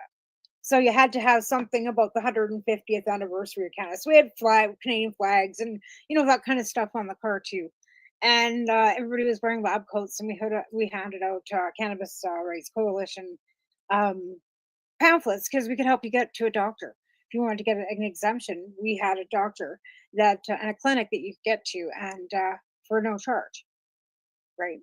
And that was the whole point. There were so many doctors out there back in, when we first got going, they were charging ridiculous amounts of money, like $5,000 for a prescription. Like, I'd never been, even when and here's the thing, like, I had to fly to Ontario to get my signature, and I still had to pay the doctor $100 cash under the table for that prescription. I did. But the cost of that to get there, to go see a doctor in Ontario from Alberta, flights and hotels and Airbnbs and fuel for a car so I could be driven there and meals. Like, yeah, it was fucking expensive. And anyways, on that note, it is break time. So we can thank our sponsors and pay our bills. So I'd like to also, repeat that I'd like to thank Limestone Hydroponics and Campbellford Lifestyle Shop and Easy right? So thank us and thank them, and we'll be right back after a quick commercial break. About, I don't know, 3 minutes. You're listening to the Pace Radio Network here at paceradio.net. Camelford Lifestyle Shop, open Monday to Friday from 10 till 7 p.m. or by chance. Check out our flags, our t-shirts, plus our hats, and look of that supply of rolling papers, plus much more. We've got bongs and your favorite herbal vaporizers. Look at all the incense we have, as well as for those who collect knives, check out these knives in our collection. And while you're here, stop in to see Shay at the piercing room, where you can get poked by Shay.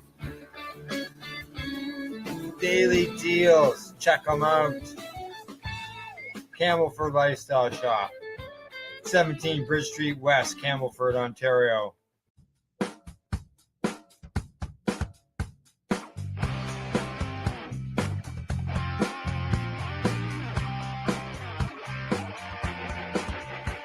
I'm having an awesome day, and I'm gonna make sure it stays that way. I'm having an awesome day, and I'm gonna make sure it stays that way. Limestone City Hydroponics is Kingston, Ontario's hydroponics shop. Take your growing to the next level and create the optimal environment with a tent kit, or maximize your yield with an ebb and flow flood table kit. Either way, Limestone City Hydroponics has more sizes and options to fit your needs. Are you looking for the power of the sun that adapts to your budget? Then look no further, as they have professional grow lighting. They have indoor grow systems that are easy and cost effective, with many options to fit your living space and lifestyle. Cultivate your growing potential. We have everything you need to succeed. And if you can't make it to the store, they offer local delivery to the greater Kingston area. Remember, when you're looking for experts to help you grow, then look no further than the locally owned Limestone City Hydroponics, 105 Sunderland Drive in Kingston, Ontario. Call them at 613-548-0420. Rerolled Saturdays. Check it out. Nothing but non-stop cannabis and psychedelic programming. Find it at 420pace.ca. You're listening to the Pace Radio Network here at paceradio.net. All right, I'm back. And I just had to put my buns in.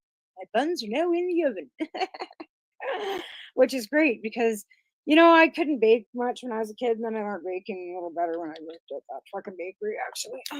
Must say I can bake You bread learned a now. lot from me when it comes to Yeah, bread. I did. It was Chelsea that trained me. And it was, you know, and yeah, it was, I learned a lot. I don't regret working there, right? I mean, even the pierogies and all the things that we did and all that helped. I don't regret working there. I regret the fact that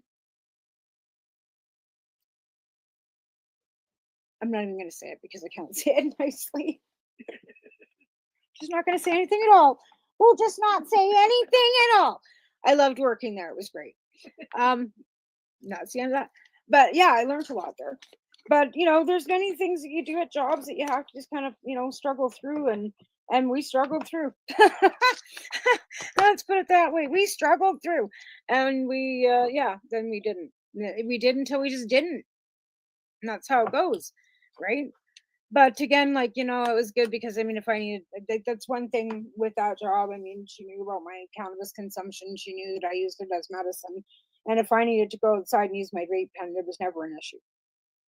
That's one thing I will say about her. But I didn't very often. She'd actually at some points ask me, like when I was in pain and stuff, she'd say, "Do you need to go outside?" And I'd go, "No, no." But I mean, I'd smoke and have like 3 puffs on my cigarette and put it out and go back into the kitchen because I always felt like I was under pressure. Like, don't even take the time to even like smoke.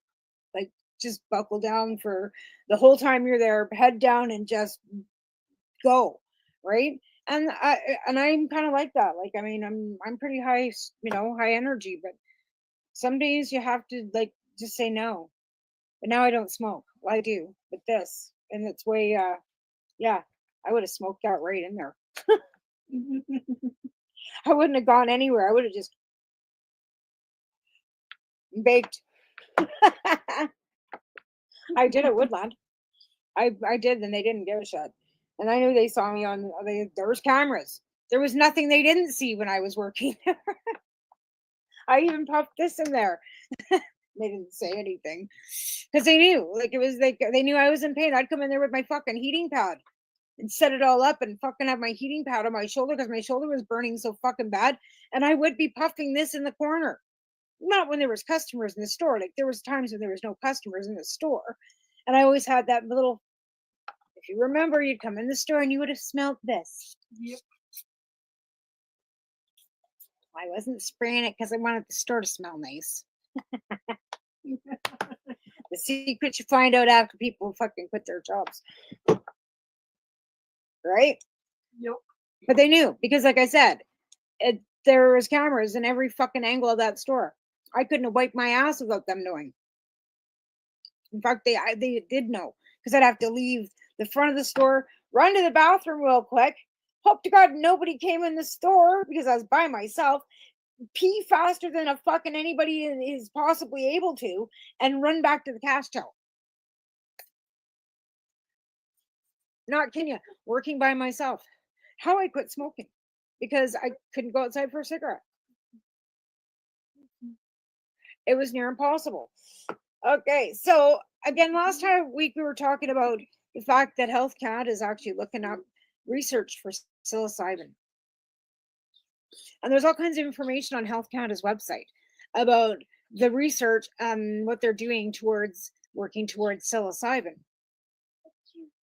And maybe possibly making it available for medical use. And if you have the need for psilocybin for medical use and a doctor that'll sign a Section 56, kind of like they did with cannabis way back in the 90s, like the late 90s, before we actually went to court and fought to get the program that we've had that have been crap anyway. But again, we still had some protection, some exemption, which meant that we weren't going to get, piled up by the law, but that didn't cover everything either. Ask me. And you can mail it now, so you're fucking welcome. But you can't mail anything right now because apparently the post office is on strike again. And for all those people that, use mail for your cannabis consumption, that might be a conundrum because there are a lot of online businesses that still work, and there's still a lot of at-home businesses, and with Canada Post being on strike, that also fucks patients. People that live in rural areas of Canada that don't have access to stores. So as much as I'd love to be on the side of the workers, which I am, because some of them are cannabis consumers too, this is really a conundrum too, because how do you support something that is going to harm people? And I'm sure they're not going to deliver the cannabis to these people. I know they're going to deliver checks. I know they're going to deliver essentials. Pharmaceuticals, does cannabis fall under that? And that's a question I'd like to ask Canada Post. Like, what about patients that are needing their cannabis delivered to them through the mail? I mean, you have an option, at least I used to with Broken Coast, you could go per liter. But again, is that, or, what's the, and it's a conundrum, especially when it's done with absolutely no notice. What about the patients that have stuff in the mail already that was mailed that day? Do they have to reorder and then have to pay twice? Because they still need that medicine that's in the mail, no matter whether you think they do or not. And that's the thing, like the stigma that's around cannabis when it's been used for a medicine for centuries is really bothersome, that people would think that that's not an essential thing, right? Like medicine, like your pharmaceuticals, like when you say, sorry, you can't take your insulin today, what then? You're gonna die. Right? But if you tell somebody not to take their cannabis today, it's okay. You'll live. Because you will. But insulin, you die. But if you think about it as medicine, it's the same thing. It's maybe not the same prescription for the same affliction, but it's still medication. So for all those people out there that, say, well, you smoke too much or you eat too much, or you don't have the right to judge people's level of dosage. You don't have the right to judge people's level of pain. I love how people look at me with my little handicap sticker and, want to scrutinize how I walk into the mall. I don't need my cane all the time, but it's sitting right there. I don't need my walker all the time, but it's out there. You see, my brother's trying to sell my dad's other walker. Oh, fuck. I love how shit goes on behind my back. Anyway,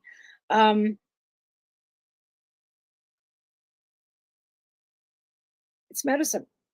And for a lot of people, that's all they use. Well, we lost the sun again. I don't know why it's doing that. Did it get unplugged?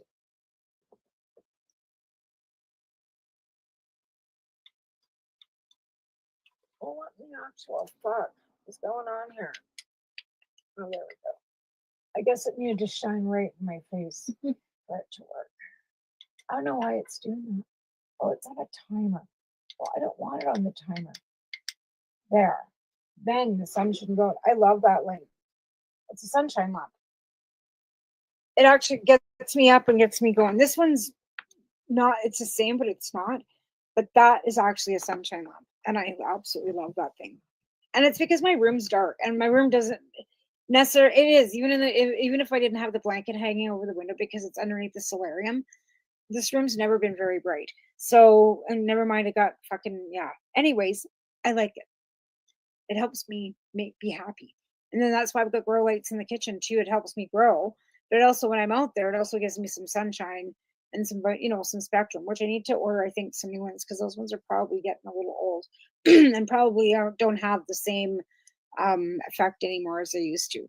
And that's the thing with LED lights. I mean, they do, eventually, run out. Like, an LED TV, they hour out, right? So you're not going to get the same effect of the red spectrum and the blue and all the different spectrums that you need, like your, yeah, UVA, your UVB, all that, all those spectrums. And the plants need, like when they're in flower, a lot of red UVB spec or UVA spectrum, right? The red spectrum. Oh my goodness. Yeah, so I think I'll plant these seeds today. We'll put them in something. I have rockwool, I have dirt, and I have paper towel. And all three of them have been duds for me the last fucking 3 times I have tried fucking growing anything. And I've wasted a lot of seeds because nothing wants to germinate for me. And I don't know why. I don't know why. The same Al goes, well, let's put it in dirt. That's what I do. So I, dug up my dirt and I planted like Al did and nothing. Paper towel, watching like a hawk, nothing. Rockwool, nothing. I even have some seed sprouter stuff that I thought maybe germinating thing, nothing. So I don't know, maybe I'll stick these in Remo's roots and gel them up and crack them up and I don't know. And I could get clones, I guess, somewhere. Last time I got clones, I wasn't a fan of the strain. Oh, I got a tent downstairs and a light. You know what? I got nothing going on in my living room but a big dog. Because I don't want to put it in the basement. And I hate going down there. It's dirty and gross. I guess I could put it upstairs. That's where we had it before. That's where Mark had him. Upstairs in that little room. Yeah. Maybe that's half my afternoon project after I pull them buns out of the oven. We'll put that tent together. Shake it all up. See if that light works. And really, like, seriously do this because I'm done. I'm done not having decent weed. I'm done not having fucking something growing. Because seriously, doesn't matter where I get it. Res, store, straight up. And I don't think I'm oversaturated. I don't think I'm that chronic that I can't get, any relief anymore. I think the product has just gone straight down the toilet. I don't know what else to say. Looks great, smells great, nice and dense, buds are great. But here's a little test. Actually, I found. Oh yeah, I have a test. Let's take a fucking peek. Where is it? I just seen it. Right there.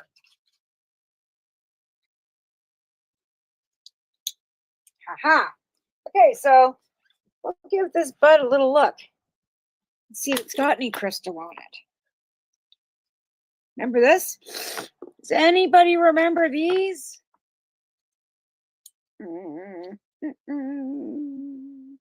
Yeah. Okay, so I'm going to turn this off so I can actually see something because we need to be a little darker. Turn that off. And I'm going to turn this on. And we'll see what the crystal looks like in this bitch. If there's any at all.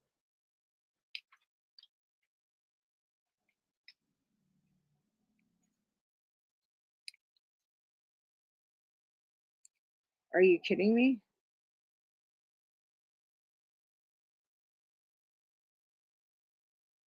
None.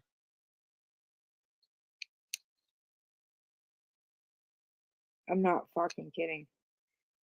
There is not a fucking triclone. Well, maybe a few, but not very many.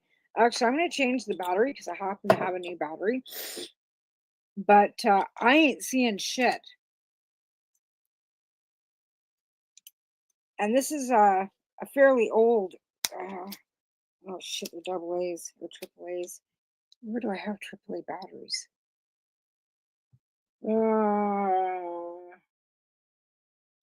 Maybe it's not the battery. Maybe it's dirty.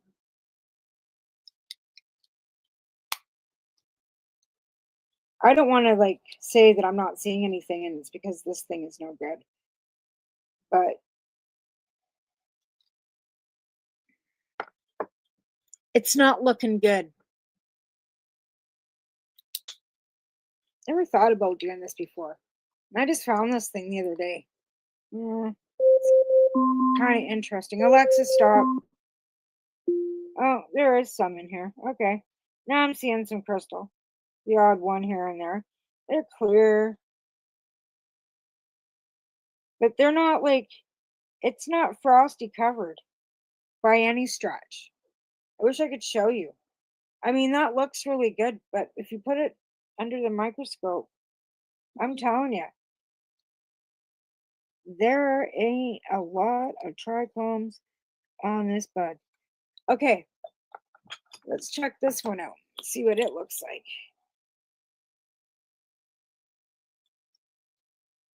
I don't see much on the outside either from the naked.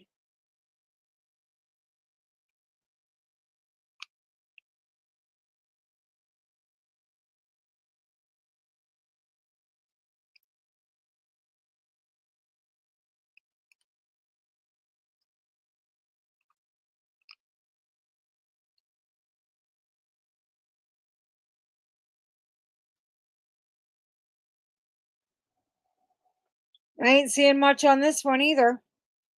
And that one came from the legacy market.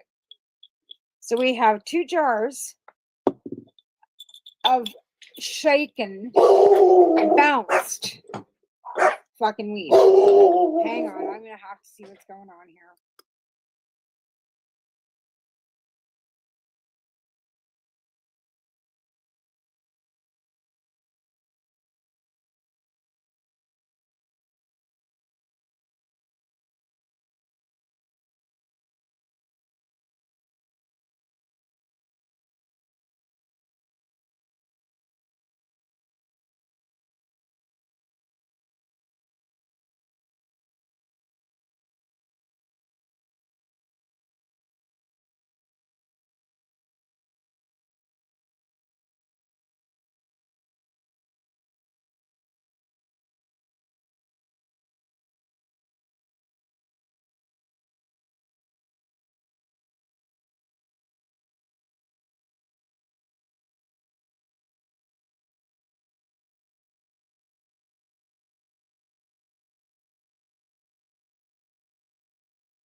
All right, the catastrophe was him having a purse fall on the floor. Anyways, back to what I was saying.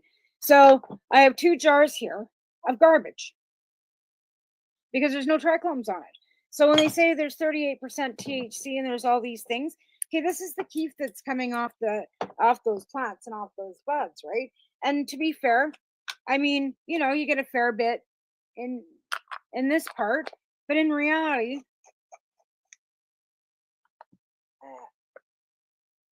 we're just gonna, because I mean, I've, you know, plowed through, well, since I cleaned this, probably, I don't know, half an ounce pot. I'd say at least half an ounce a pot. So this should be rather caked. It's not. It's not. I love outing this shit. I love fucking calling a fucking spade when it's crap, it's crap. And then this should be fucking full. And it's barely fucking got anything. But this is what they go for, right? So this is the reason why you got no fucking of this on your weed. Because they're bouncing the fucking shit out of it before they fucking bag it. So they can collect as much of this off of it as they possibly can. So they can make hash and make all the edibles. Because where do you think? Because every lick of that fucking weed that they grow has to be fucking under a certain amount. So they can only grow a certain amount. If they're making just edibles, then they can only grow the weed for the edibles. If they're, you know what I mean? Like, I don't know. I'm just fucking saying, like, the product eradication, I don't know what the fuck they're doing to it. But I'm telling you, folks, the weed I used to smoke 20 years ago, 25 years ago, was hands down 100% better than what I'm smoking now. And they say, oh, it's gotten better. Oh, it's gotten stronger. No, it hasn't. It's gotten eradicated and less effective and crappier. It might look better. Your tests might say it's got some ridiculous amount of THC in it. I'm calling bullshit. I'm old school. I don't need a fucking microscope fucking to, you know, with a fucking great big fucking whatever on it to tell me. I got eyes. And me smoking it and not getting any effect from it. What's that? My imagination? I just feel like I'm flushing money down the toilet. Like, I might as well fucking be smoking the grass clippings outside because I bought this Friday. Full gram. It's almost gone. If this was good, as good as it was, and I've got friends that will attest to this, we used to smoke it off a fucking glass blade. We'd heat the blade up with a fucking torch and we'd smoke. We'd get a little vial, 1 gram vial. Yeah. And we couldn't even fucking take 2 tokes of that. We'd be fucking annihilated. Like, I'm not kidding you. I used to get 9-ounce glass baby bottles in the late 80s of honey oil, 1 blast, and you'd be fucking this ain't honey oil. This, and I bought it because it was 1969? Oh, this is general admission. And this is tiger's blood. And I bought this thinking, yeah, tiger's blood's usually pretty good.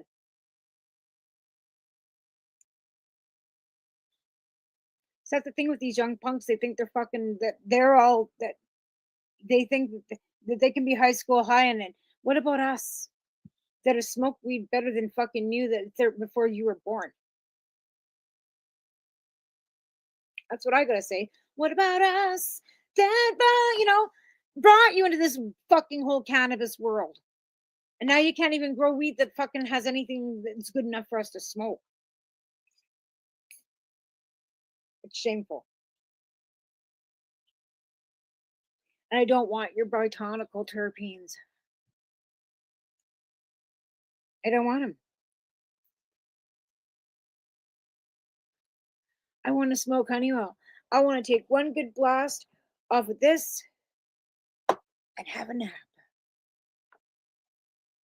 Just saying. Anyways, we got about 5 minutes left of the show. But I blew it on for an hour. I can't believe I do that every week. Yeah, I can. I can fucking talk to myself for hours. And buy myself flowers. Write my name in the sand. I guess we'd like to, shout outs to Canadian Lumber, who's my sponsor for the Canadian Cranbrook Substitution Program. I'd also like to shout out to my partner behind the scenes, Jessica, who once again has stepped up and sent over a bunch of cereal and a bunch of bagged soups and a bunch of stuff to get me, off the ground again, because we're needing to get off the ground again. A big shout out to Dirty Darts for their help in helping me and turning everything that I had into some RSO so I could make some chocolates to turn that into some cash so I could go back out there and make some, more RSO. So right now I've got about 6 candies set aside. That's not even enough because that little batch of chocolate was only a little bit because I only had 2 grams of RSO. So I need RSO. I need everything. I need socks, toques, mitts, whatever you got for autumn, winter camping for people that are living outside. Thermoses, hot mugs, hot chocolate, dry soups, anything like that. Shake so I can bake and make butter. Cash is always good too. You can send that to tamarali9@hotmail.com.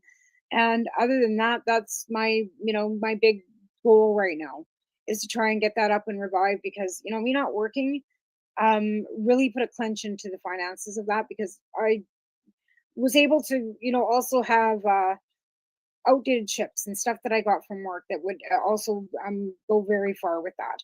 As well as I had a tin that sat out. And, I'd make like $10 or $15 a week just in change to be able to like put towards, the other donations that were coming in. And I don't know what happened, but everybody just kind of got no donations coming in anymore. I don't know what happened, but we still are out there. And I've been able to help people that like not as many, but as many as I could help, I have. And I've got some that come right to my fucking door. Just saying. And they're not all houseless.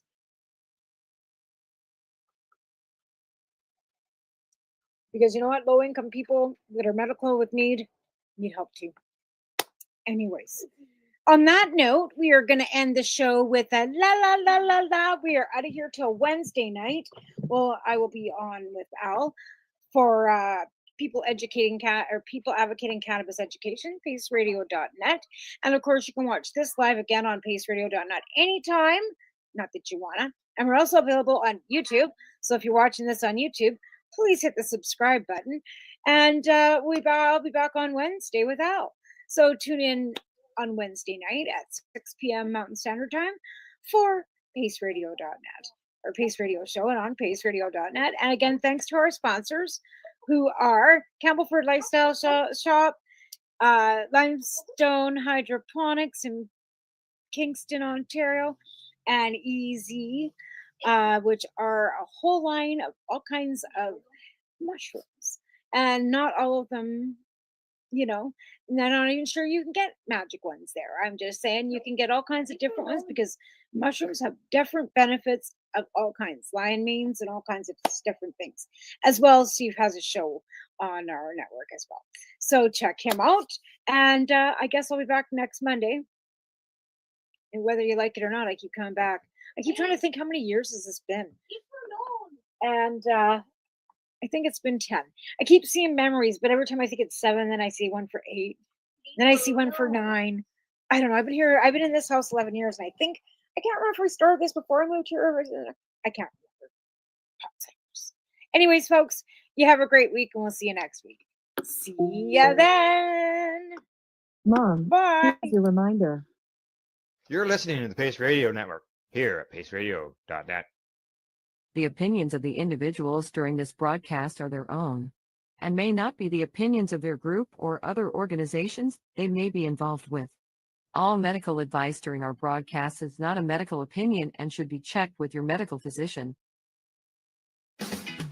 Enjoy the buzz of legalization with Campbellford Lifestyle Shop. From lights to plant nutrients, books, consumption accessories, and more, we've got all your basics to grow or consume cannabis. Visit our info center or take a look at our piercing services and body jewelry, now available in-store through Campbellford Lifestyle Shop, 17 Bridge Street West, Campbellford.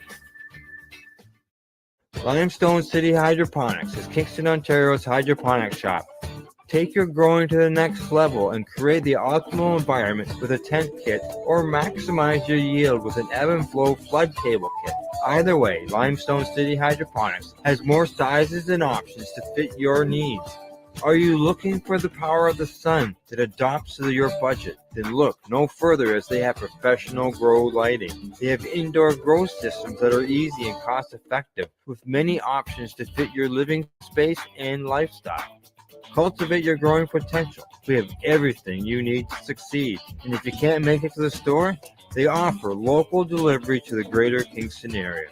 Remember, when you're looking for experts to help you grow, then look no further than the locally owned Limestone City Hydroponics, 105 Sunderland Drive in Kingston, Ontario. Call them at 613-548-0420.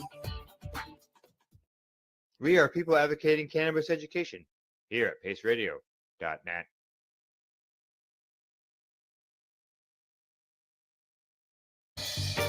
You're watching the 420 Pace, found at 420pace.ca. You're listening to the Pace Radio Network here at paceradio.net.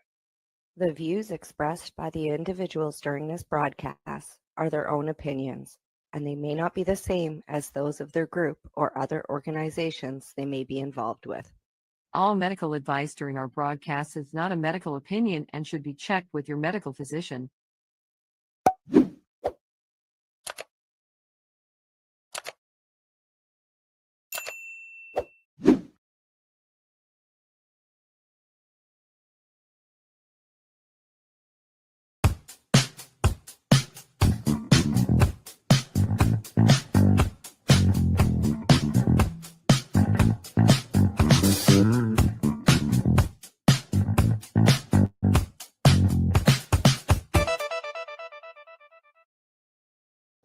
Good day and welcome to the Mushy Moment with myself and my awesome co-host, Reverend Cindy. We're live today on Tuesday, December 3rd. Holy crap, the countdown's coming. Hope all you got your Christmas shoplifting done. We're here on 2024 on paceradio.net, and we stream everywhere.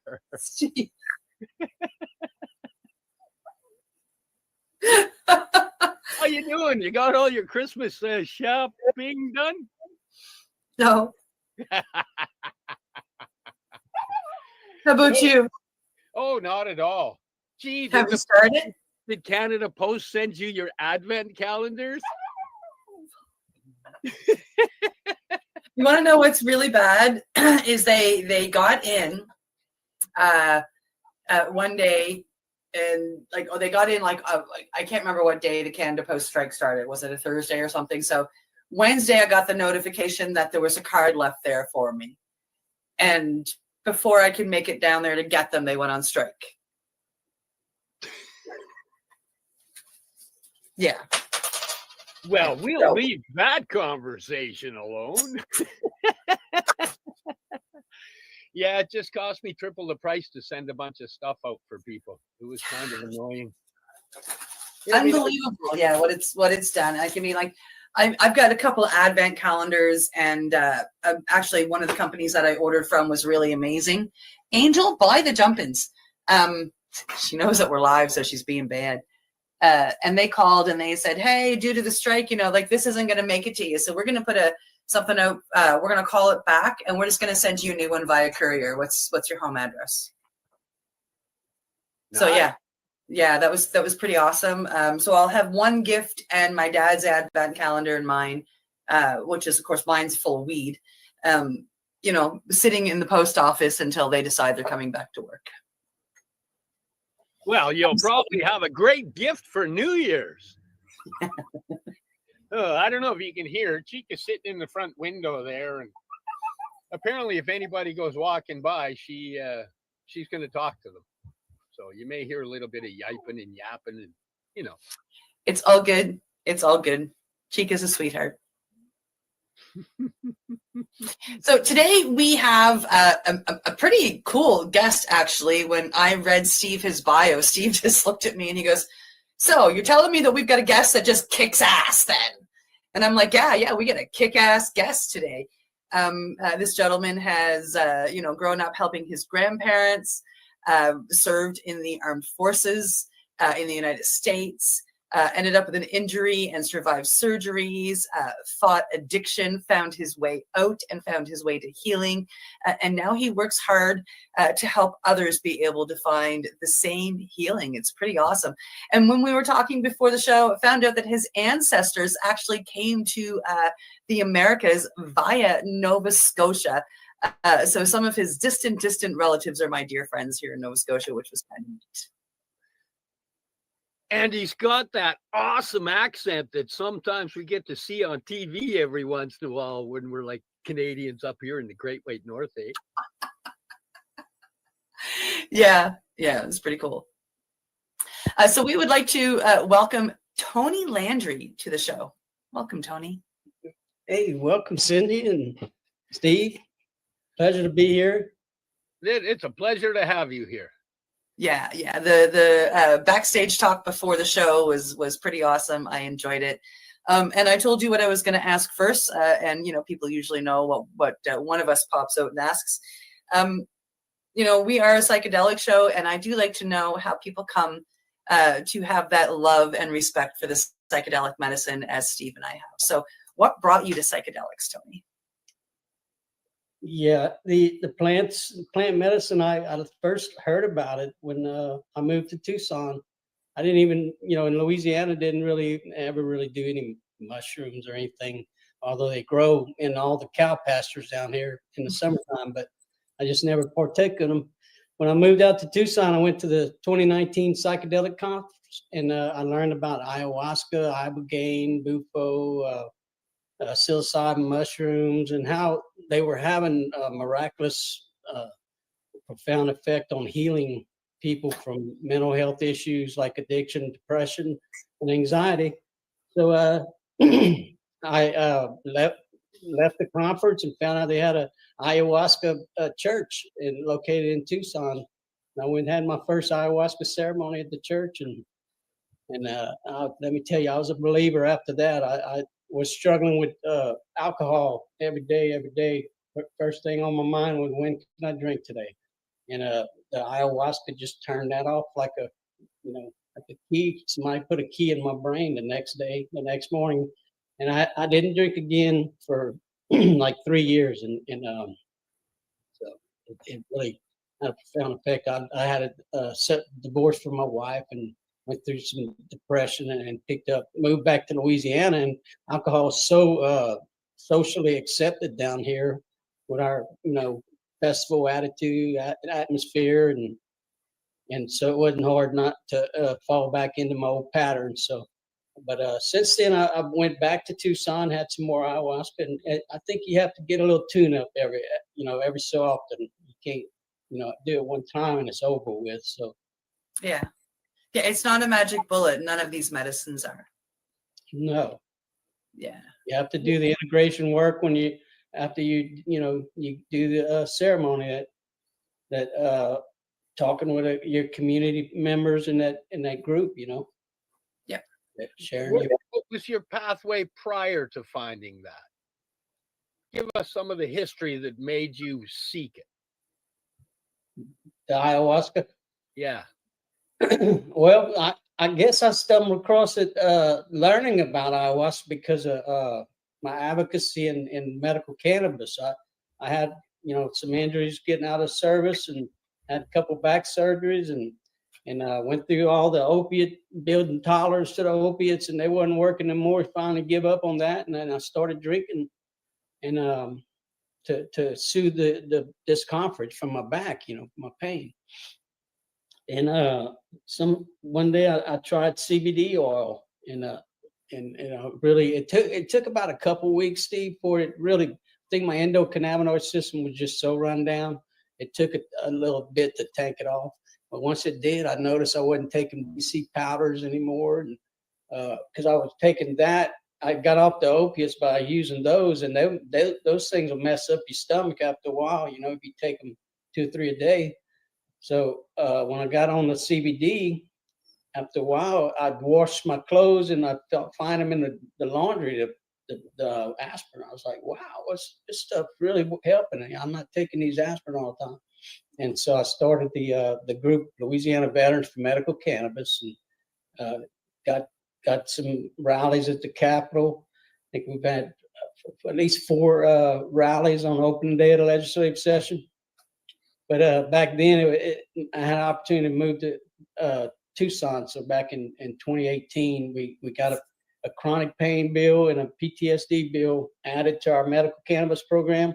So after that, the program really took off and got started. Before that, since 2015, we had the legislation in place, and then it's supposed to be prescribed. The original legislation said the doctor could prescribe it, so they had to come back the next year and change to recommend. It's just one thing after another. But it took till 2019 before they actually have product down here on the shelf through the dispensaries. But so right in 2018, when after the session happened, I was like, well, I got an opportunity to move to Arizona, and they have a medical cannabis program in Arizona. So I think it was just part of my journey that I needed to go over there and learn about ayahuasca and the psilocybin mushrooms and how they can help people. Yeah. Yeah, and they really can. Yeah. I like to call it hurt healers helping hurt healers heal. It's this group of people that were hurt that are starting to heal, and then they find other people that were hurt that are starting to heal, and then they exchange the tools they found. And all of a sudden, you got this community of people that are walking a wave of healing, and that community just grows bigger and bigger, and it's such a beautiful thing. Wow, I love that, that you're actually a pretty loud advocate on it and creating groups to make those type of things happen. That's beautiful.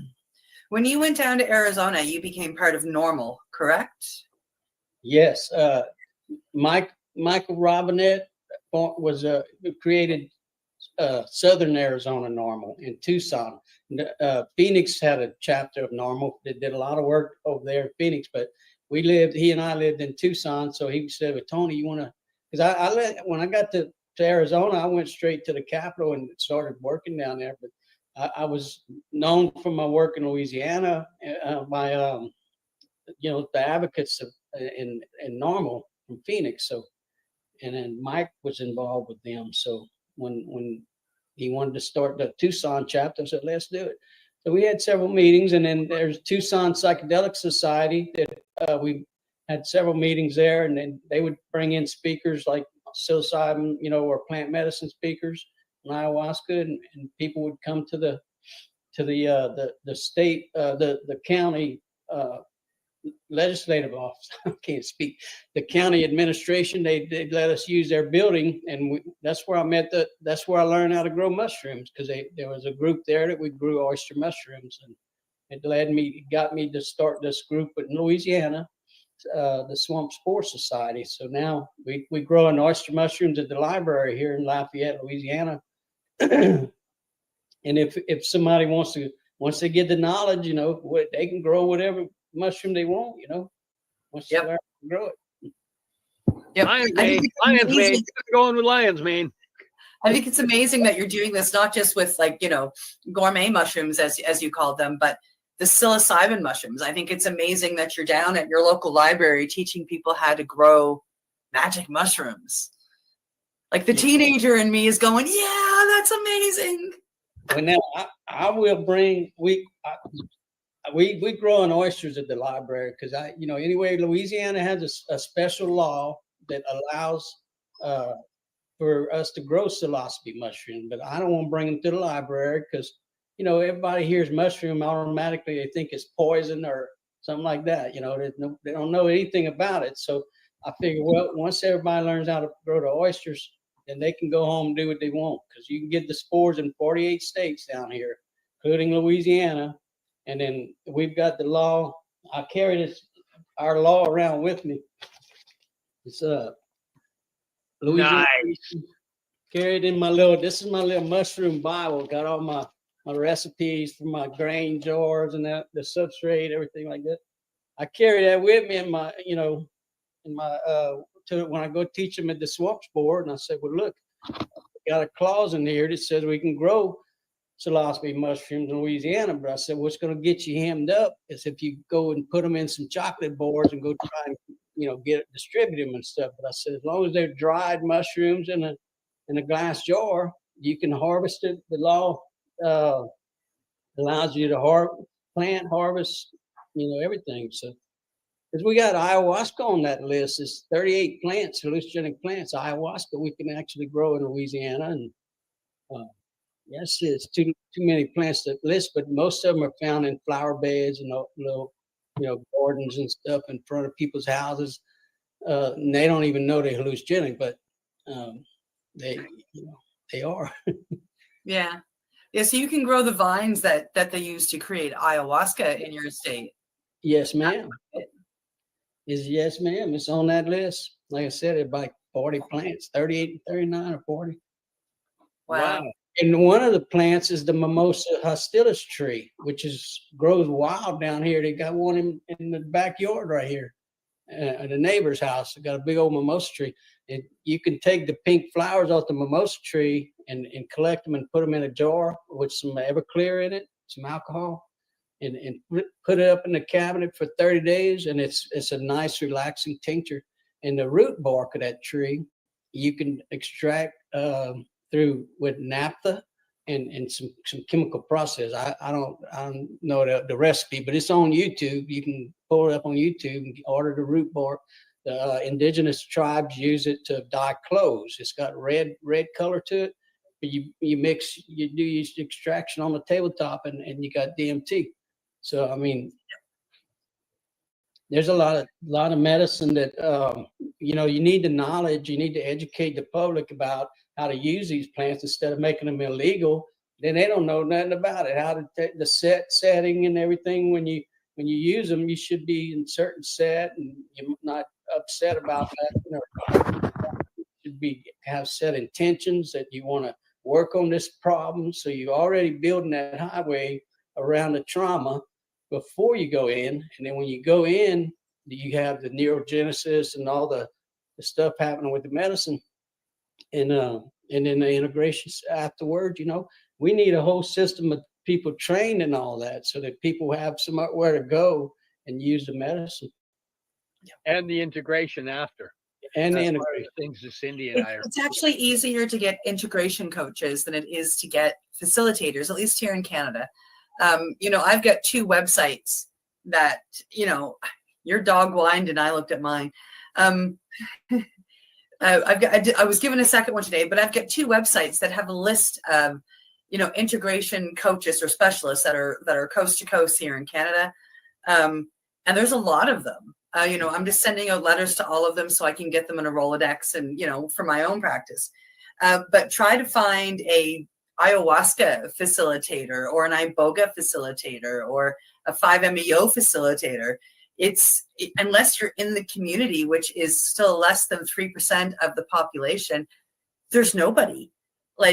People the only reason people know what I'm doing is because I'm being loud on social media. I've shared my certificates and what I've learned and what I do. And I am open to taking clients through that, advertising, for lack of a better word. But, unless you're friends with me, you don't see that, and that's the same way with a lot of other facilitators. The walls are up all the way around it because of legalities, for one, social stigma for another. Because even when, and I use the word when, because I truly believe it's going to happen in both of our countries, when United States federally decriminalizes or reschedules cannabis, and when both countries legalize, decriminalize, or rescheduleize psilocybin, the stigma is still going to be there. We're still going to have to fight, oh, that crazy stoner, or look at that old, screwed up hippie, all stoned on mushrooms, blah, blah, blah, blah, blah.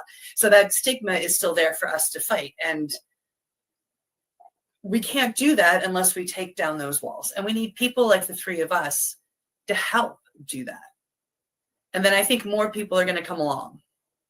More people are going to learn, and more people are going to have reverence, and more people are going to understand set and setting. And they're going to take that ceremony and that reverence that they're learning through these beautiful medicines, and they're going to take it and they're going to put it into their own life. So when they sit, you know, and I think this is where prayer over our meal comes from. They're going to say thank you for their food, you know, because that isn't a ceremony in and of itself. When you're sitting there eating good, healthy food, we should give a thanks. I mean, my ancestors, being Cree, used to throw tobacco down every time they received something amazing, a good meal. Thank you, ancestors. And I think getting back into the reverence is very important for us all. Yeah, that's a beautiful Little story. speech, I apologize. No, that's good. I agree 100%. You know, the ancestors had a lot of answers to our problems today, and they don't. You know, the drug war is not saving lives. I mean, more and more people. No, the drugs are winning. Yeah, yeah. So we need to pull back these ancestral practices of using plant medicine to deal with this mental health issue. I have to agree, because it's been magic. It's been magic for myself, and you know, my history was a lot of medications, which medications, they don't lie. Medications are made to medicate. They're not called healications. They're called medications. And, you know, in the history of my study, most medications up until, you know, the last 15 years, most medications were found in a plant. The active ingredient that was creating the healing was extracted. Then the molecular structure was put together, and they would synthesize something, create a pill. And now that plant doesn't want to be, you know, we don't want to promote that plant because we can patent and sell this pill. And most people don't even realize that, you know, at one point there's over 85 medications that were in North America on the marketplace that were all a synthesized version of something in a plant.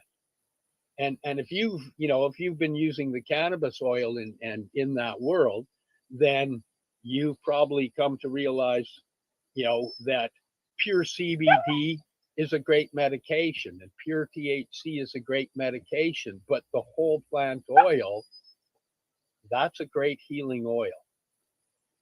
Yeah, I agree.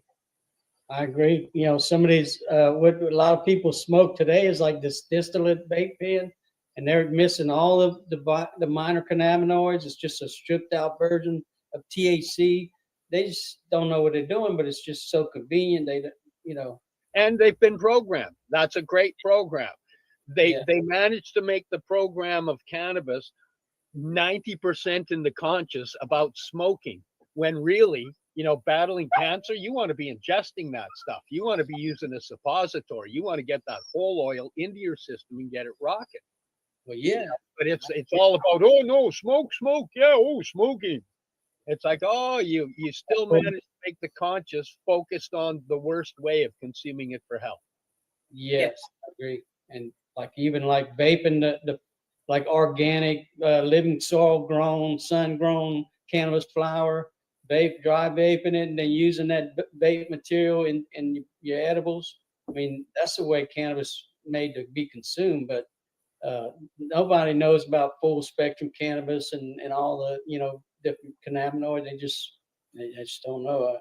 I guess part of the stigma Cindy was talking about is just so a lot of educating. Yeah, like the government up here, the government is the one that, I mean, they're all about vaping, and then they brought up vape pens in the legal stores, and it's a way, like Steve said, it's a way to medicate. It's not a way to heal. It's a way to medicate, and that keeps customers. Right. Right. Yep. They keep coming back instead of, instead of only using small doses to maintain or putting it on the shelf for a while, they keep coming back because all it does is band-aid symptoms. Yeah. Just the THC, they just fill in the high part of cannabis, but cannabis, all the other cannabinoids, all keep our endocannabinoid system in balance and everything. Yep. We have receptors all over our body that THC maybe not doesn't go to, but the CBD, all the different cannabinoids go to. So, Between each of them, that's one of the things we're getting lots of info since, in Canada it's been federally legal for a while. Is we get a lot of the research done, and one of the big things that they are saying is that every organ in the body, including the skin, has a cannabinoid receptor, and they're now finding that most of them actually have two, but the regulation between how they work is a little different. Some require more of the CBD, some require more of the THC to activate. But when battling something like a heart cancer, you want as much in activating everyone you can. You want them all activated. You want the body in healing homeostasis, and then you want to give it something in the gut that unlocks the keys to heal. I'm gonna go have a McDonald's Big Mac and a shake. Sorry, that's not opening the healing keys. no, absolutely no sugar. Wow. So with your with where you are currently now, you've done the ayahuasca. Where are we at time wise? Maybe I we could go anytime if you want to take a break before that question. Up to you. Let's take the break now, and then we'll come back, and because it'll probably take us through another area.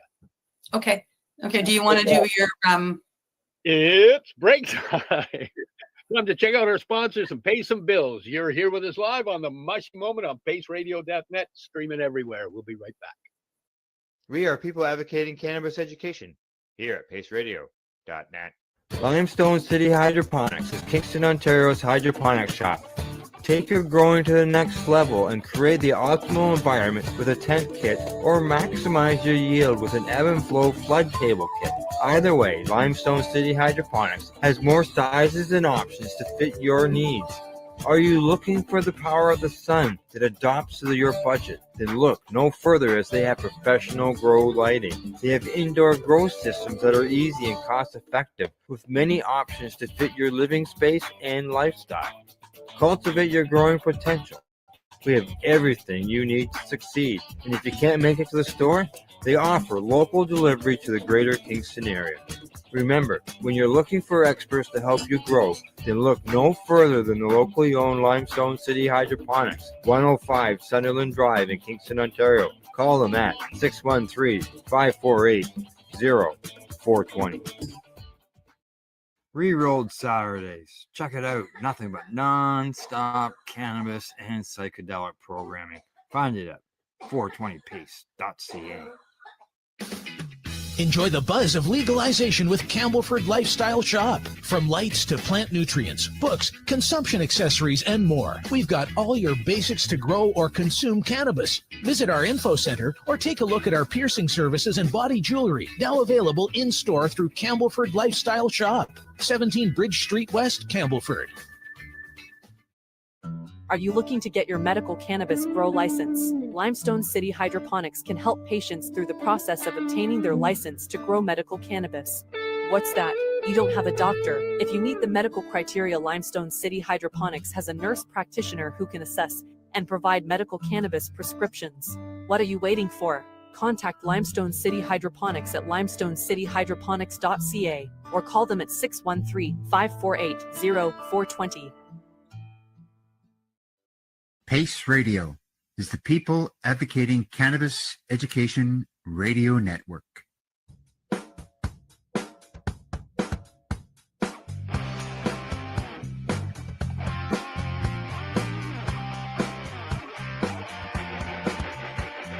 having an awesome day, and I'm gonna make sure it stays that way.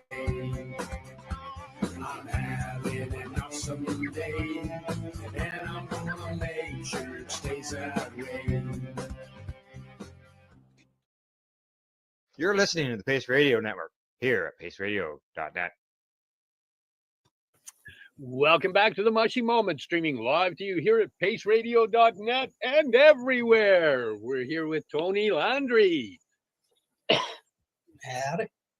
Welcome back. I was going to ask a question before the break, and I decided to wait till after the break. And now you can't remember the question? No, I actually do. Isn't that amazing? you had your journey through trauma, etc., into the cannabis end. From the cannabis, did you find mushrooms first or ayahuasca first? Ayahuasca first. And then from the Aya, what happened and transpired to where you are now? The ayahuasca caused me to give up the urge for alcohol for 3 whole years while I lived in Arizona. And then the mushrooms came through one of the groups. Somebody in the group, we had a mushroom growing group that grew oysters and all. May have been one of the guys that was at one of those meetings there that grew psilocybin mushrooms, and so I bought some. But here in Louisiana, they're illegal to consume. So we just grow an oyster mushrooms. Just we don't want to. Well, I mean, we can grow the psilocybin. It's legal to grow them, but you can make necklaces with them and headbands, but you can't eat them.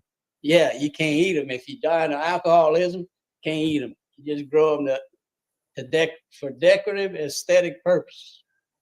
So wow. Now make sure everybody knows that. Just make sure that they're growing them for decorative purposes. I mean. Yep. Yes, because it's all within the legal realm of the wording. Right. Yeah. Yes. By law, it's an expensive list. I mean, the plants are I swear there's like 39 plants. Now, what is it? You brought this out. You showed this to us earlier. This is, explain what this is again. It's the Louisiana RS Revised Statute 4989.1. You go to Louisiana Legislative website, you can look up this law, and then in that law they give you some penalties at the beginning, but it has the words exceptions. Penalties for manufacturing or making tea or chocolates or whatever. There's some serious crime, $50,000 fines, and very serious 5 years in jail. So, but then at the end it says, the provisions of this section shall not apply to the possession, planting, cultivation, growing, or harvesting of hallucinogenic plants strictly for aesthetic, landscaping, or decorative purposes. So there's a clause in there that allows you to grow the plants, all of them. Ayahuasca's on. So there was a brilliant ancestor that got together with a couple other brilliant ancestors and made sure that piece of paperwork was put in place. I'm not sure how it transpired. You can find on my YouTube channel the guy, the legislator that is the Department of Agriculture, Commissioner of Agriculture. When he was a legislator, he made this law because some child had ate some angel's trumpet and thought his arm was a po' boy and tried to eat his arm and jumped off a roof or something. So he come out with this law and said, well, we're going to make it sure that these plants are available in nurseries, because some of them are ornamental plants that you find in flower beds all over Louisiana. So just people don't know that they have hallucinogenic properties. But anyway, when I got back from Arizona after all the psychedelic conference and I created Decriminalized Nature Tucson and learned a lot about plant medicine, I said, well, what does Louisiana have for a law? So I looked up Louisiana, Googled, their law, and this is what they have. So I'm working within the boundaries of our law and telling people, yeah, it's legal to grow psilocybe mushrooms, but they're only for decorative purposes. Yeah. But I do work at the Capitol to try and get the legislators to understand that these medicines were available to our ancestors, and they can help us today, and that we should be able to grow cannabis and mushrooms in our home. If you can have a company and make $1 million off of it, and you say it's medical for that, then we should be able to do it in the comfort of our home. If we want to sell it and get a business in that, go get the license. But if we want to use it in our house, hey. For personal use, we should be able to.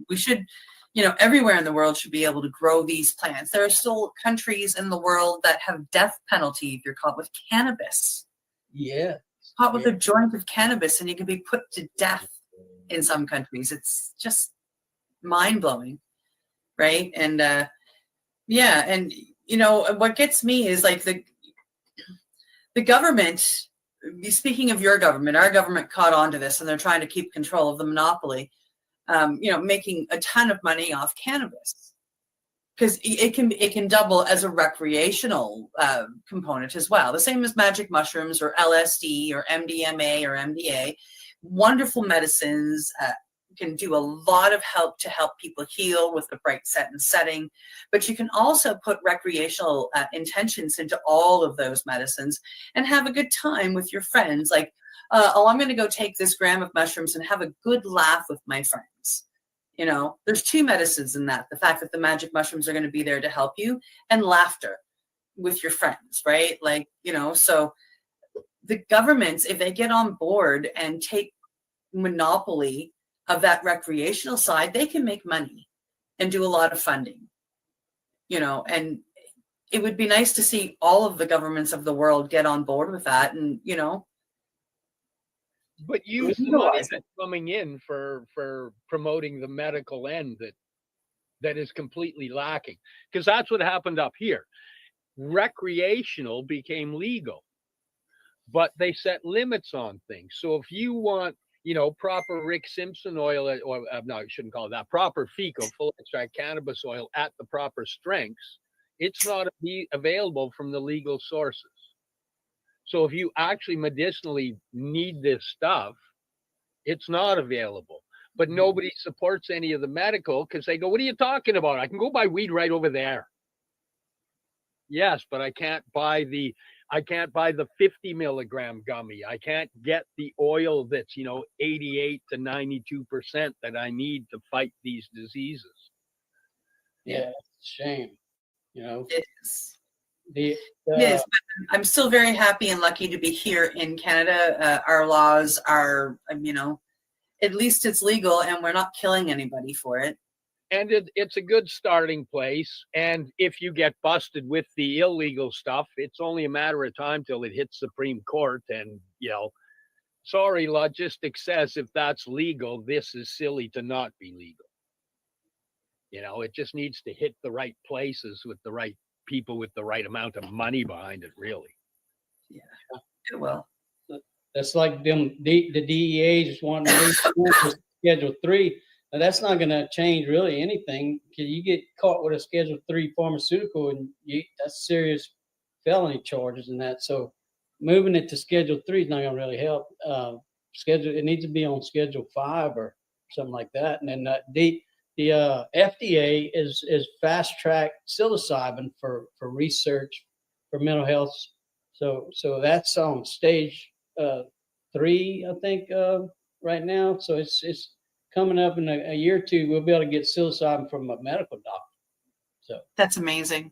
We need to. That's why we need to build the infrastructure now of the healthcare, train the facilitators and you know, nurse practitioners, whoever that's going to be facilitating these events. You know, the therapy, because you know, like ketamine, they do ketamine infusion, but you just sit in a chair and the guy's sitting there looking at his phone while you're getting the ketamine, and you go home. You don't follow up or nothing. You know, might help. You know what I've seen it help stage 4 depression and that. Get my wife at it.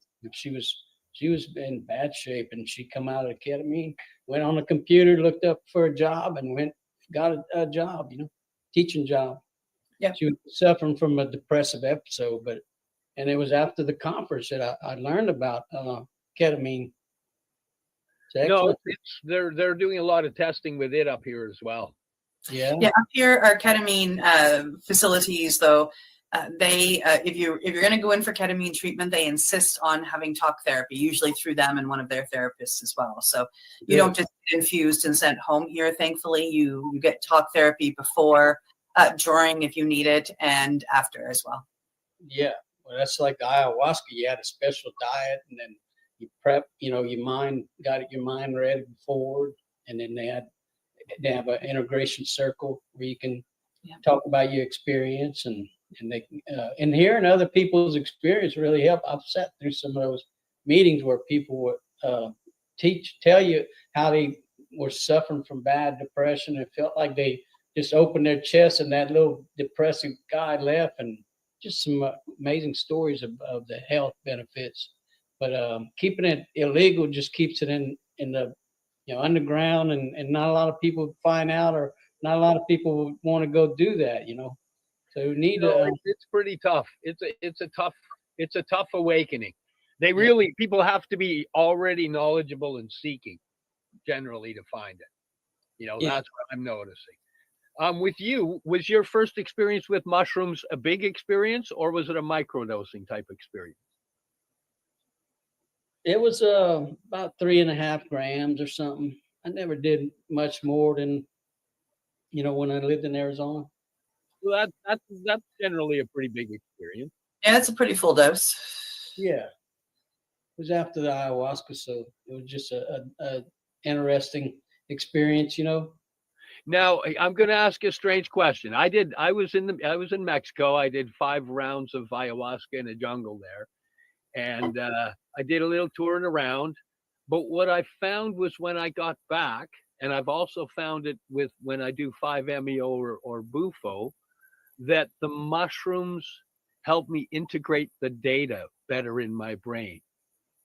Yeah, I'll do a mushroom journey, and all of the questioning data I had that was, I was having problems sorting, the mushrooms seemed to sort it out and place it into the proper places, and all of the data finds its place. Do you find that type of thing? Did you find the mushrooms kind of helped you integrate from your Aya experience? Yeah, I think each plant has something different to offer. I've heard the plants speak to you. The first time I heard that at a Tucson psychedelic meeting, I was like, "What?" But no, I think the mushrooms they speak to me too. I mean, you have like one of the strains is called Golden Teacher because the mushroom teaches you. Yes, that's actually my favorite strain, and that's generally what we use all through our microdosing products as well. Yeah, it's a very healing strain. Some people want to just go for journeys, so there's penis envy available and whatnot. Yeah. But ourselves with our stuff and my own personal, that's my favorite. I love the language. That's what Cindy and I've discussed that even within the mushrooms, they each have their own language. Yes. So it's a similar conversation, but some of them are yelling at you, some of them are whispering, some of them are pointing over here, some of them are pointing right there. Yeah. They all speak a little different. Oh, absolutely.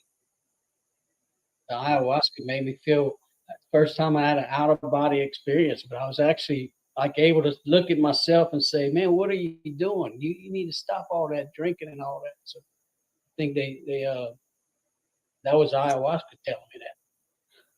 Yeah, I had a pretty Aya spoke pretty loud to me. One of the first things she said was she told me I was a puny little arrogant human, and then I learned I was a puny little arrogant human.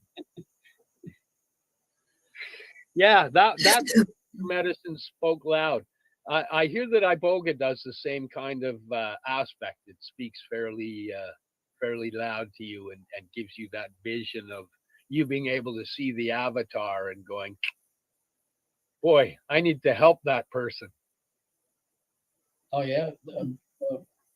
The last time I went, I quit smoking cannabis before I went, and I think it was my best experience ever because I went at least 30 days without smoking cannabis. But it was like I saw the Matrix movie with the ones and the zeros. I actually saw some of that on the beams of this wonderful organization, Aya Guide, AYAGUIDE Guide.com. I think they're out of Tucson, but they have the Ikara music and everything in this beautiful yurt that's 30 miles out in the southern desert, south of Tucson. So I went to dozens of ceremonies with them, but they're wonderful people. And so if rather than people trying to go out of country or something that live in the United States, I would recommend them. But yeah, the last time it was definitely an intense experience, but it did help me pull right out of the drinking urge again. I mean, I I really think our bodies needs, like at least once a year maybe or something, have a good psychedelic experience, and it kind of keeps us in tune. Yeah, I find it not only does a reset on the brain, but when the reset on the brain happens, it helps set the DNA's desires. Because sometimes the desires, for me, it's sugar, sugar, sugar, sugar, sugar. And you have those journeys, and all of a sudden, those little things go away, and you make that level of healing that when you go to introduce it again, the body goes, "Hey, I don't like that. I don't like that." It kind of resets the DNA as well as the brain, and it's like, oh, each one is another level of being a little healthier. Yeah, I think I heard a guy explain it in Phoenix. He was like, well, when we're born, all our synapses are firing off good, connecting. Every time you get in trauma, they kind of pull back. So the plant medicine kind of gets that going again. It starts letting everything communicate. So yeah. Mushrooms are extremely good for that. Yeah. And not just the psilocybin mushrooms. There are plenty of mushrooms, gourmet mushrooms, as you call them. I call them over-the-counter mushrooms, right? That are that are just amazing. Magic. Well, yes, in our group, we can grow lion's mane mushrooms. I mean, those things are amazingly healthy. Building the myelin sheath, and so they all work together. All these plants work together. Okay, so you've discovered mushrooms, and now from discovering them to where you are now, take us through that bit of the journey. Discovered mushrooms are upset. When I got back to Louisiana, I was like, well, what can we do here? So I found this law, said, oh, you can grow psilocybe mushrooms. So, and like I said, I'll go to the library and do it. And anybody, when they find out you grow mushrooms, they want you to grow them for them. Nah, man, I teach you how to grow mushroom. You want to know? So I went to the library and reserved some, till we do like one meeting in the beginning of the month. And then 2 weeks later, do another. Well, the first meeting we inoculate a jar of grain, and then the next one they bring it back and we have a bag of substrate. We mix it in there, and then they take it home, and it's oyster mushrooms. They grow, but through that process they learn the transfer of mycelium, from the spore syringe to the grain jar, and they learn all that. And once you get that knowledge, and you can do it well. So the Swamp Spore Society, we just, like I said, we grow oyster mushrooms. So, but down here, the minute they hear mushrooms, they want to lock you up. That's why you got to get more people growing oysters and turkey tail. And turkey tail's a great cancer fighter. The lion's mane, great for the brain. There's published studies showing it heals brain tissue, nerve endings, telomeres on the ends of nerves. Like anybody that's trauma-based, stroke-based, anything to do with the brain aspect should have that within their diet anyway. Yes, yeah. And if they know how to grow it at home, it's even that much easier, because it's just a threat of contamination. They don't know, the process, but it's not hard to learn. And I'm not a mycologist by any means. I just learned at a building in Tucson, and I came back and I'm teaching people here so that they can learn. And I love hearing when I teach somebody, oh, I taught my cousin how to grow, or somebody, I'm like, good. So we set off these little ripples, in society when you do things, and it carries on to people you don't ever even hear who they are. But by to teach them how to grow the oysters, somebody might actually grow some psilocybe mushrooms and get the treatment they need. But before that, they didn't even know where to start, so. And I knew nothing about mushrooms before my healing journey, other than, my brother used to talk about, oh, I go and I pick pines and chanterelles, and oh, they're really good for you. But to me at that time, it was blah, blah, blah. Then I start my healing path, and it's like, oh no, turkey tail activates this in the gut. Chaga activates this. Lion's mane activates this. You combine all these mushrooms and this healing power of what happens within the gut that helps the brain. And it's absolutely ridiculous. Like, my mind was blown, because I've grown up where it's like, the talk was, oh, those are slimy. Oh, those are yucky. Oh, they taste gross. I never tried them. I didn't know. I grew up so I never tried them.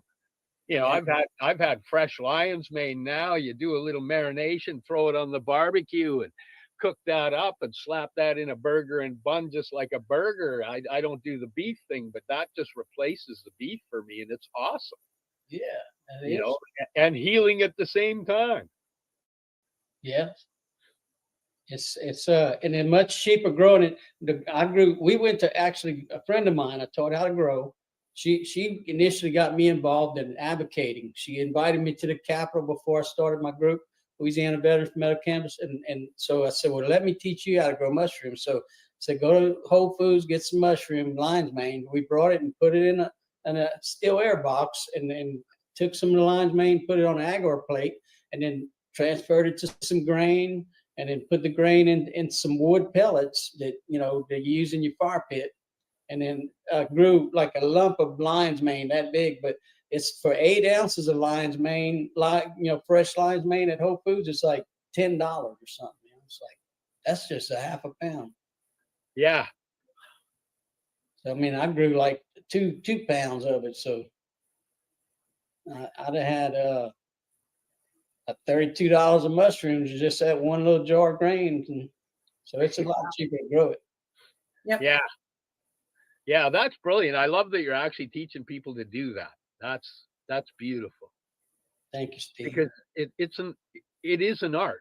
I'm in a few groups where people grow, and a lot of people think they're going to step right in and grow themselves some beautiful mushrooms, and it is an art. You have to be clean in a lot of respects. You've got to be careful in a lot of respects. The air influences what happens. There is a learning process, but at the same time, hey, some of them grow in turds. Yeah, we making these all-in-one grow bags at mushroom farmers, where you have you grain, hydrated, sterilized grain in here, and then you have cocoa coir, and you just put you spray it with alcohol. Just go right in there with a clean syringe with your liquid culture, and the mushrooms grow right inside there. You never even really open the bag until they're coming up, so it's all sterilized. So I say it's so easy, even a caveman can do it. I mean, you don't even have to know how to do mushroom, just know how to stick the bag and you got mushrooms. Wow. That's pretty awesome. Yeah, they sell them right here near me. I actually got the guy to start, encourage him to start making them. He's got a mushroom business, and kind of coordinated with me with the Swamp Spore Society. I said, look, we need, I said, local grain and substrate, and said, if you can make these grow bags. I said, that'd make it easy. Everybody can grow with it. And I talked to him today. He said people were requesting it, so. Yeah. That's awesome. So what else have you shook up down in the Louisiana area? What else you've got rattled and shaken in the cages? Well, I have a Heroes Rally for home grow. I got my permit for Veterans Park in Louisiana. I don't know if you can read that, Steve, but you have to apply to the Louisiana State Capitol. So back in September, on September 11th, I sent them a application, and they came back and said we could reserve Veterans Park and the Capitol steps for our rally, which we've done the last 4 years. We've done rallies over there. We get the lobby tables in the Capitol and talk to the legislators about plant medicine and cannabis. And so we had a home grow rally last year, but this year I said, well, everybody's about the heroes all the time. Oh, the heroes, yeah, the vets. Well, hey, if y'all want the vets y'all want to help the heroes, then let us grow cannabis in our house. If you're selling it for medical, then that means it's medical for us in our house, and we can grow it. It's so expensive. It's like $60 an eighth over here in Louisiana. So the people can't afford it. Can't just certain people can, but they can't, like you were saying earlier, the ones with cancer that need the full FICO, they can't afford it. We should have, no, we don't even have FICO here. We had it in Arizona, but not in Louisiana. Wow. Yeah, that's why things have to change, because, truly that is the most healing of the oils. And the more type of strains you can grow to integrate and make that oil fuller spectrum, Yes. the more healing it is. So, you know, when you're limiting, boy, you're helping people die, basically. Yeah. Oh, yeah. Yeah, we should have, you know, it's going to be great if they get it rescheduled here on the federal level where, like death doulas and that, they can go in with a big syringe of full spectrum and give them some dose of mushrooms too. I mean, it helps end the life anxiety. I mean, there's all kind of benefits. It's changed people so that they actually ended up living because they did those death doula doses. Yes, yes. Well, there was a lady here in Canada. They did a documentary on her, Dosed 2. I'm not sure if you got in to watch that yet, Steve, but it, you know, it's these two young fellas out in Vancouver made two different documentaries, and the second one was about this lady who was facing end of death cancer, you know, stage 4. You know, she had less than a year. Her and her family were devastated, so they followed her. My friend Gareth was in the documentary. He was making high-end fico oil for her. And then other mushroom specialists, you know, sat with her with mushrooms, and she did high dose mushrooms. And her family ended up doing them as well at one point in time to help her accept and become at ease so she could enjoy the rest of her life, no matter if it was a month or 10 years. You know, and they got her eating whole foods, good foods, taking the fico oil on the mushrooms, and her cancer is now in remission. That's wonderful. Yeah. What was the name of the documentary? It's on YouTube? Yeah, well, yes, you can find it on YouTube. It's called Dosed, D-O-S-E-D. There are two movies. There's the first one follows a young lady who suffers with heroin addiction, and they follow her through her trials with some of these other medicines. She works with psilocybin. And eventually lands with iboga, which is truly what helps her heal. She's also outside the movie. The movie was about that. She's also outside the movie. Again, I've ended up friends with this beautiful young lady. She works with 5-MeO as well. But she's still, this was, Dosed was almost 10 years ago, 6 years ago. And she's still sober to this day. She got sober from heroin using mushrooms and iboga. That's wonderful. So then they did Dose 2, which is the one following the cancer. Yes. There's a part 2. Okay. Yeah. I'm gonna find it and watch it because when I have a YouTube subscription, so I don't have to forward commercials. So when I'm driving, sometime I'll put it down and listen. Yeah. If you can't find them, reach out. I will see if I can find some links for you. Okay. Sure. Okay. Will. We're almost to that time, Steve.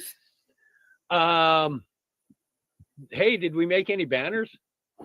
No, I don't think we have any banners, but we could ask Tony where, if somebody wanted to reach out to you, where would they do it? They can follow the Swamp Sports Society or Louisiana Veterans for Medical Cannabis, and yeah, that's my two social media outlets. But we have Facebook events for the Swamp Sports Society, so they can just search mushrooms and or hallucinogenic. So is it Louisiana Swamp Sports Society? I should probably have in there. No, it's Louisiana Veterans for Medical Cannabis on Facebook. And then I'm trying to make the banner up here. Louisiana Veterans Medical Cannabis. And my second group, Steve, when the one I teach people how to grow mushrooms, I created was Swamp, just Swamp, not just Swamp Spore Society. Yeah, okay. That's it. Let me do this one. There you go. And it's Swamp Spore Society, that's correct? Yeah, the next one's Swamp Spore Society on Facebook. Yeah. Okay, and that's on Facebook as well. Okay. Yeah. So let me go edit. And all of the links are actually in the ad and on the write-up for this video. So if you are curious about any of them, you can go to the ad in the rooms, or you can go to the explanation on this video, because Tony provided us with the links to just click. So those are both in the ad and on the explanation for the video, so you can get them that way very easily.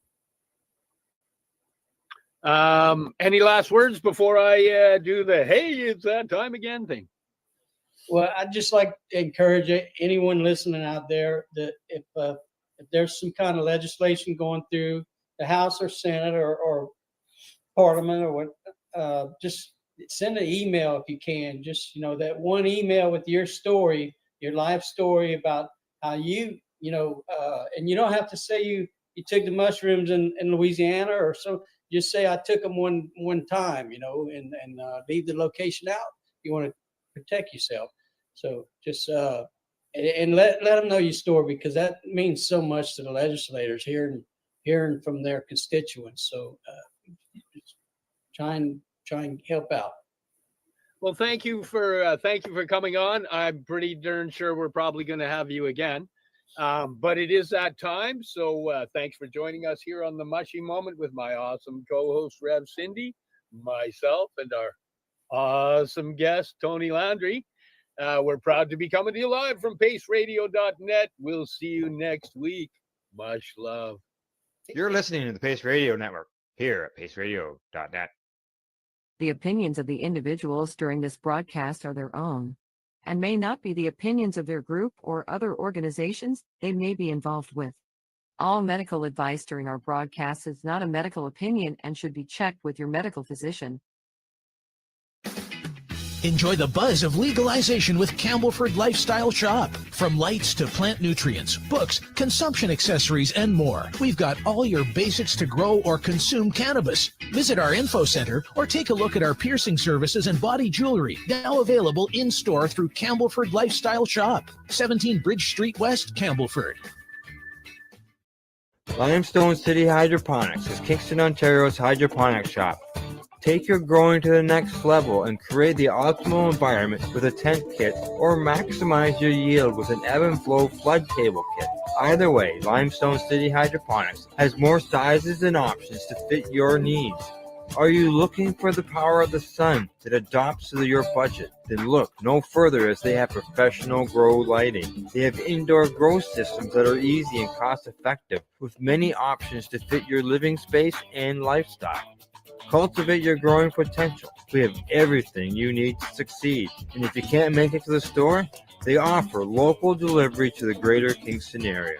Remember, when you're looking for experts to help you grow, then look no further than the locally owned Limestone City Hydroponics, 105 Sunderland Drive in Kingston, Ontario. Call them at 613-548-0420. We are people advocating cannabis education here at paceradio.net.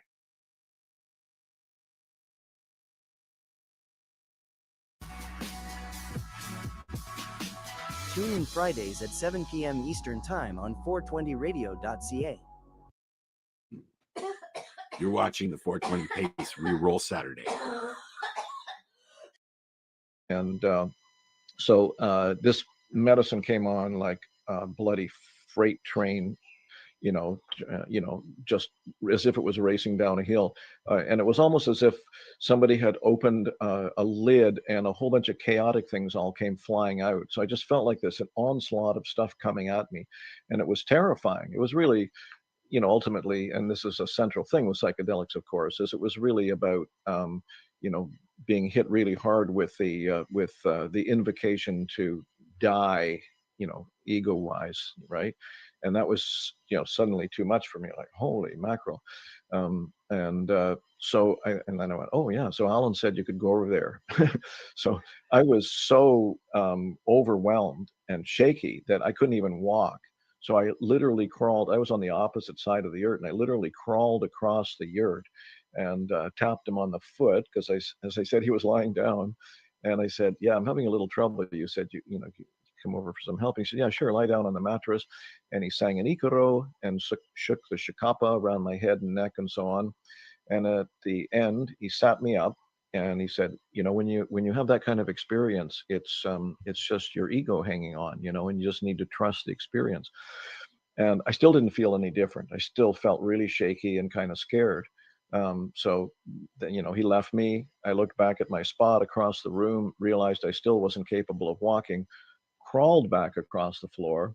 I got about 6 feet away from my mattress, and in totally suddenly, like in no time or in a nanosecond, I got taken over by a large cat, like a jaguar or something like that. It just entered my body. It became me, or I became it, or something like that.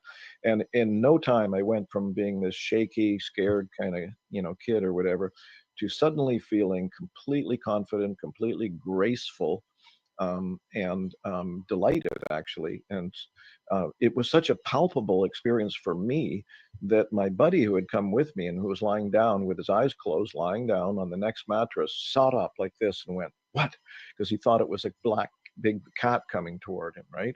Um, and so it only lasted for, I don't know, a minute or something while this cat took me to my mattress, and then it dumped me off and left me. But it left me in a state of complete bliss and joy for the whole rest of the evening. So there's my first ayahuasca story there.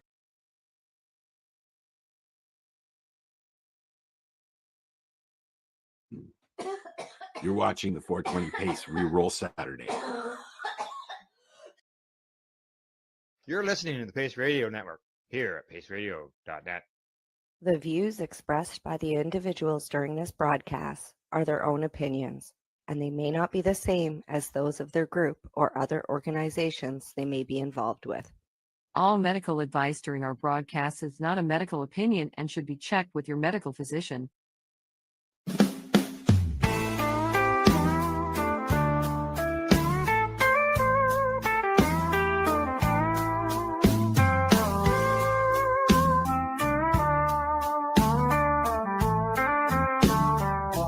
Look at all that money, yeah, the money that they've spent. Take another look and take some time for him. Don't cut trees for paper, 'cause it hurts the environment. Stop deforestation, yeah, it's time for hemp. Well, an acre of hemp makes 20 barrels of oil. No need for pesticides to poison all our soil.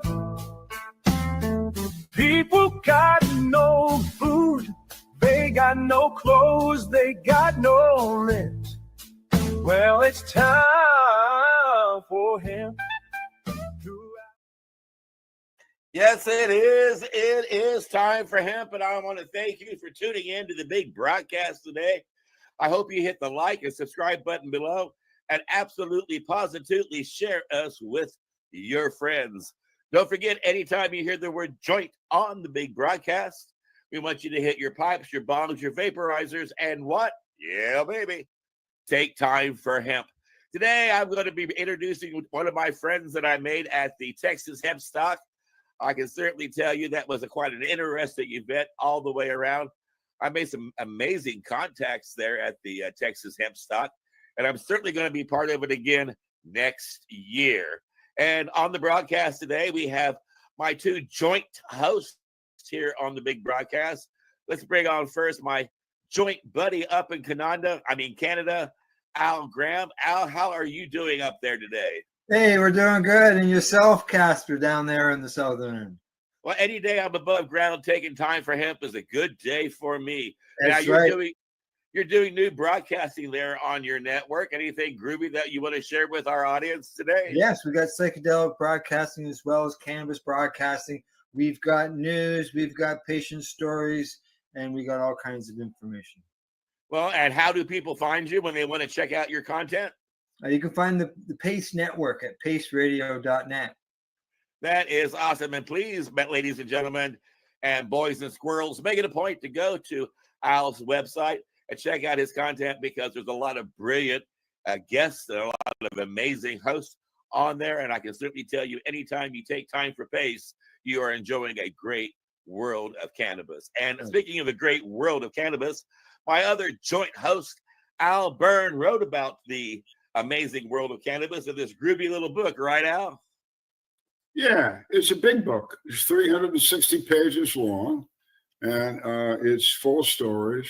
It's basically a 40-year history of cannabis in the United States that spread to Europe, and who did it and how and when, and the obstruction. There's a lot of obstruction in this book of the U.S. federal government in reaching where we are today, where we have certainly the vast majority of U.S. states and all the territories and the District of Columbia have some sort of cannabis law that is positive, either recreational or therapeutic. And where can they get it? Anyway, it's online, you know, Amazon, Apple Books, Barnes and Noble Books, Thrift Books. It's a book like Casper showed you. I like books. I like to hold something. But it's an ebook. You can get an ebook for same thing, same deal, for under $10. So the idea is to make it available. It's informative. It's a great ebook to send to your doctor, your nurse. You know, I know they overcharge you already, but give them another $10 worth of it, and maybe the price will go down. I don't know. Anyway, we have a guest from Texas. We do. I don't know if he's from Texas per se. I met him in Texas. We'll find All out right. more Well, about that. see, I'll shut up. And so what I'll do then is I will pass back to Casper, who will introduce our guest. In our joint conversation here on the Big Joint broadcast, we are going to be having a joint chat with our joint guest, Sheba Tom. Thank you for being on the show today, Sheba Tom. Hey, good to be here. Hey, welcome. It rocked hanging out with you down in Texas there at the Texas Hemp Stock. You are a refreshing personality. You're full of a lot of vigor, and you're full of a lot of charisma. And I can certainly tell you, you've got an amazing product. Now, before we get to the Sheba Pet, what brought you first into the cannabis movement?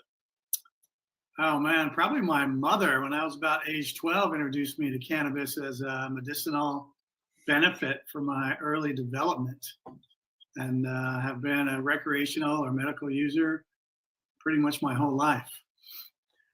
And to be publicly out speaking about it can sometimes make you feel like you got a bullseye on your back. How often do you attend these amazing big rallies now? You know, I'm new, I wouldn't call myself an activist. I'm not there yet. You know, Sheba Pet is a product company. We launched last year after about a year of planning. I can get into the background and talk all about it for weeks on end here, but. Well, I can tell you it was really and to have the name Sheba Pet, you were lucky to be able to score that. I can certainly tell you. Yeah, you know, Chiba has been a common slang term for marijuana for decades. It's the older generation gets it, the younger generation may not. And then the Chia Pet, if everybody remembers the Chia Pet, those little cute animals that you add water to and you grow little plants at home. So the Chiba Pet's a bit of a play on words with grow at home cannabis planter kits. Well, I can tell you, you can market tennis shoes under the name Sheba Pet. It's such a clever name. And again, you were lucky to be able to score that with your product. Now, why don't I go ahead and get the box that you sent me so we can let the audience know what it's about? Okay, sounds good. All right. Here goes.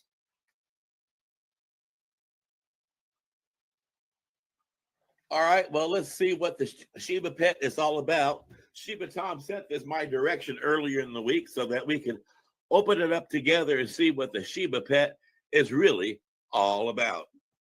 So let's give it a check.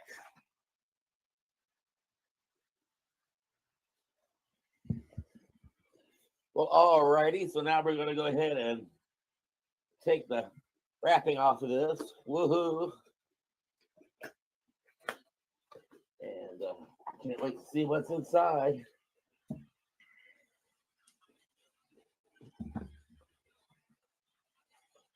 All right. Well, that's pretty cool. We got a little informational piece about it that we can always use. Yeah. And then we've got this great soil, this Sheba Pet soil, the Sheba Pet soil that came with it. And so that way you don't have to get any soil. And we've also got something that makes it so we can put the date that we started growing this in, and maybe even name the brand of autoflower that we're using. Which, by the way, we've got some great autoflowers in here. We got some seed pods as well for your germination, and that comes with it. That's pretty groovy. And let's see, what kind of seeds have we got here? Oh, cool. We got Bruce Banner autoflower seeds, and that's nice. That's a good strain. We got some Bloom Boost for when you get ready to take your flowers down to the last couple of weeks of blooming. That'll help them be bigger and stronger. And then, of course, we got a stick that we can use to put in the soil to keep the plant strong. And you've got a tie, a little wire tie there that you can use for that. A sticker to put on it just for shits and giggles and to share it with your friends, and it tells you about your strain. And we've got a grow guide that comes with it. And we got tweezers so you don't have to touch your seeds.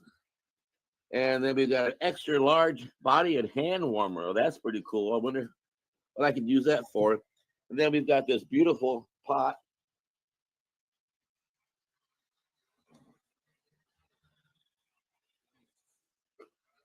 to grow everything in, and a wooden stir stick to stir any of the fertilizers that we need to stir up or whatever. So it looks like a complete set, and I would encourage anybody who's looking for a plant to grow in a small little space.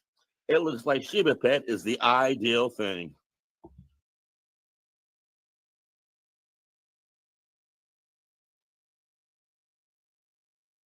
That was cool. It's always good to see someone else open one up. Well, I tell you, I am honored to have your Sheba. I feel like I'm getting the ability to enjoy something brand new before too many other people experience it. Now, the fertilizer that you've got in there, that's my first question is, what kind of mix is that? I know a lot of people use Happy Frog as their soil. How does yours compare to that? How do you come up with your soil? So yeah, it does come with the Sheba Pet pot soil. It's a proprietary blend. We start with, it's a perlite mix and sort of a secret ingredient list that we developed over the last couple of years of working with autoflowers specifically. They're very hungry plants, require a lot of nutrients. I mean, their DNA takes them from seed through flower in 10, 12 weeks. And so Tom, let me go back a little bit just for the audience. I just want them to understand what they just saw. That box that Casper undid and showed us the ingredients, that's a representative package of your products. Is that correct? That wasn't something you put together for the Casper. Right, exactly. So we sell via e-commerce from ShebaPet.com. We ship to all 50 states. You'll get a box exactly like that. It's a little 6x6 box that has everything you need. I knew that. We all knew that, but I want you to be able to, hey guys, this is for real. Yeah. So where are you physically located? Where is your Our offices, our fulfillment center is just outside of Houston, Texas. We're in Hitchcock, Texas. Oh, okay. So about 20 minutes from Galveston. We're in Galveston County.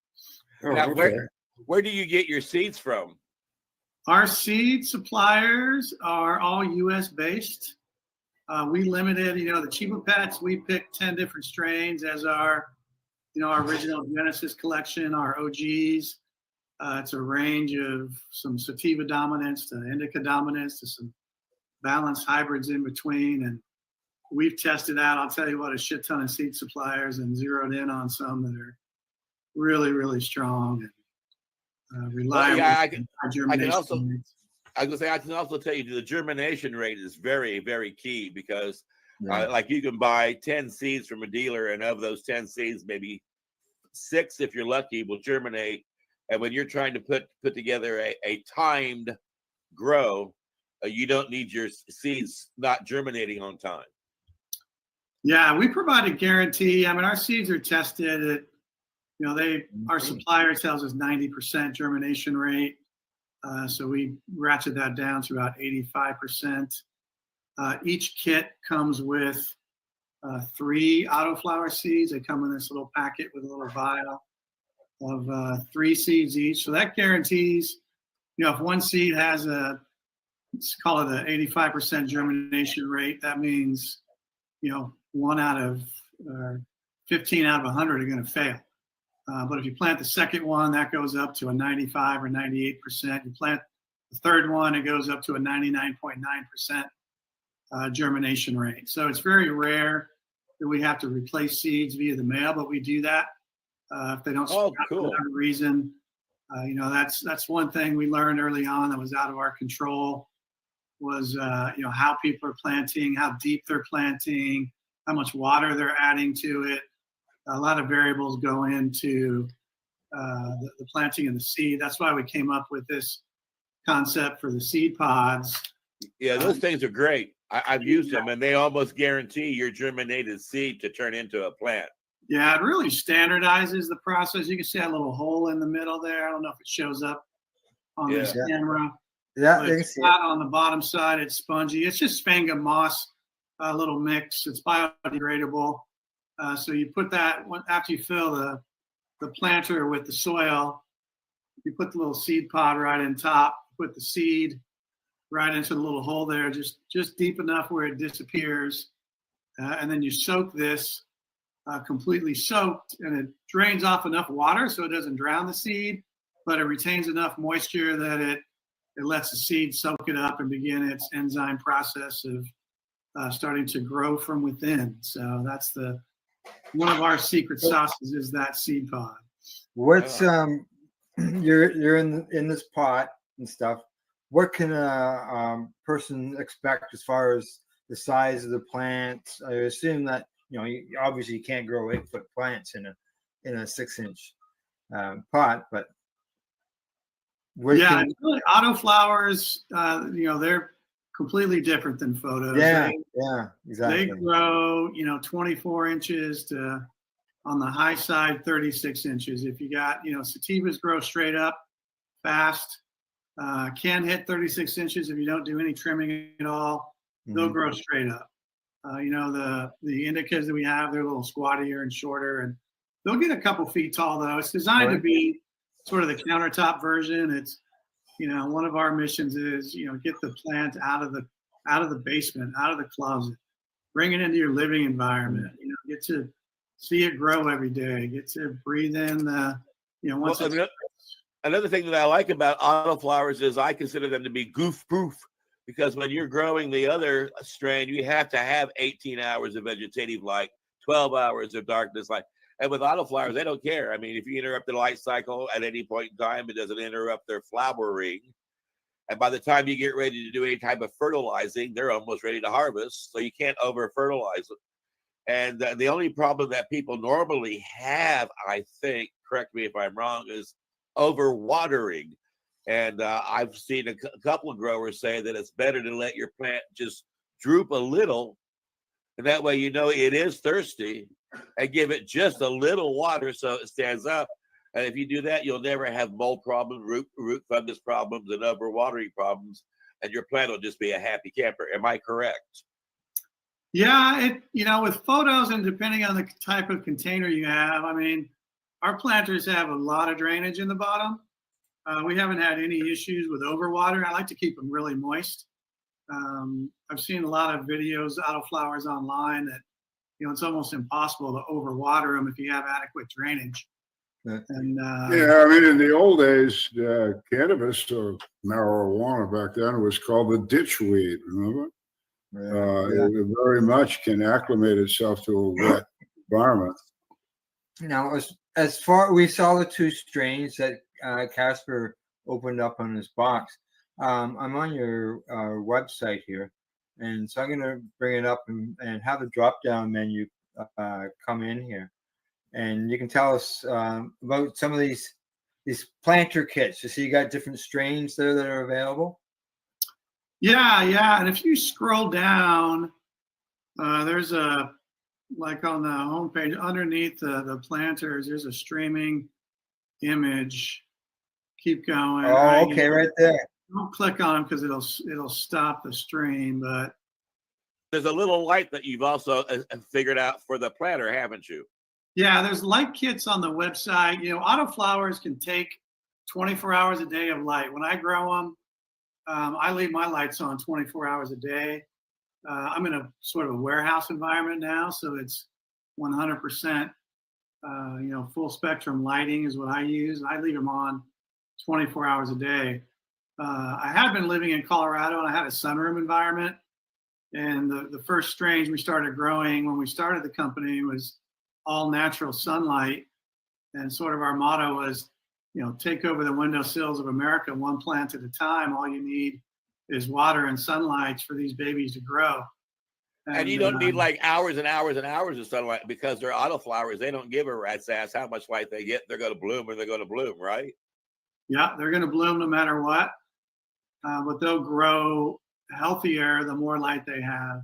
Correct. Now, what's the average yield per plant? A half an ounce, quarter of an ounce, 40 pounds? What? Yeah, it kind of depends. But, quarter ounce at a minimum for sure, up to an ounce.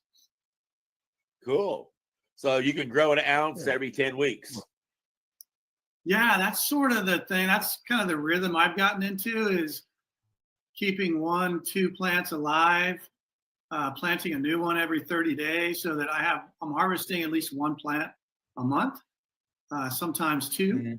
Because the harvesting process, it takes a little time, and it's to do multiple plants at once can be, really burdensome. To trim them and hang them and trim them some more. And they're nice decor, absolutely nice decor. I mean, I can't think of a better plant to walk in and seeing somebody's corner by their Davenport than a beautiful cannabis plant going, hello, I'm here. Yeah. And then these lights we have, they're super cool too. They look really nice.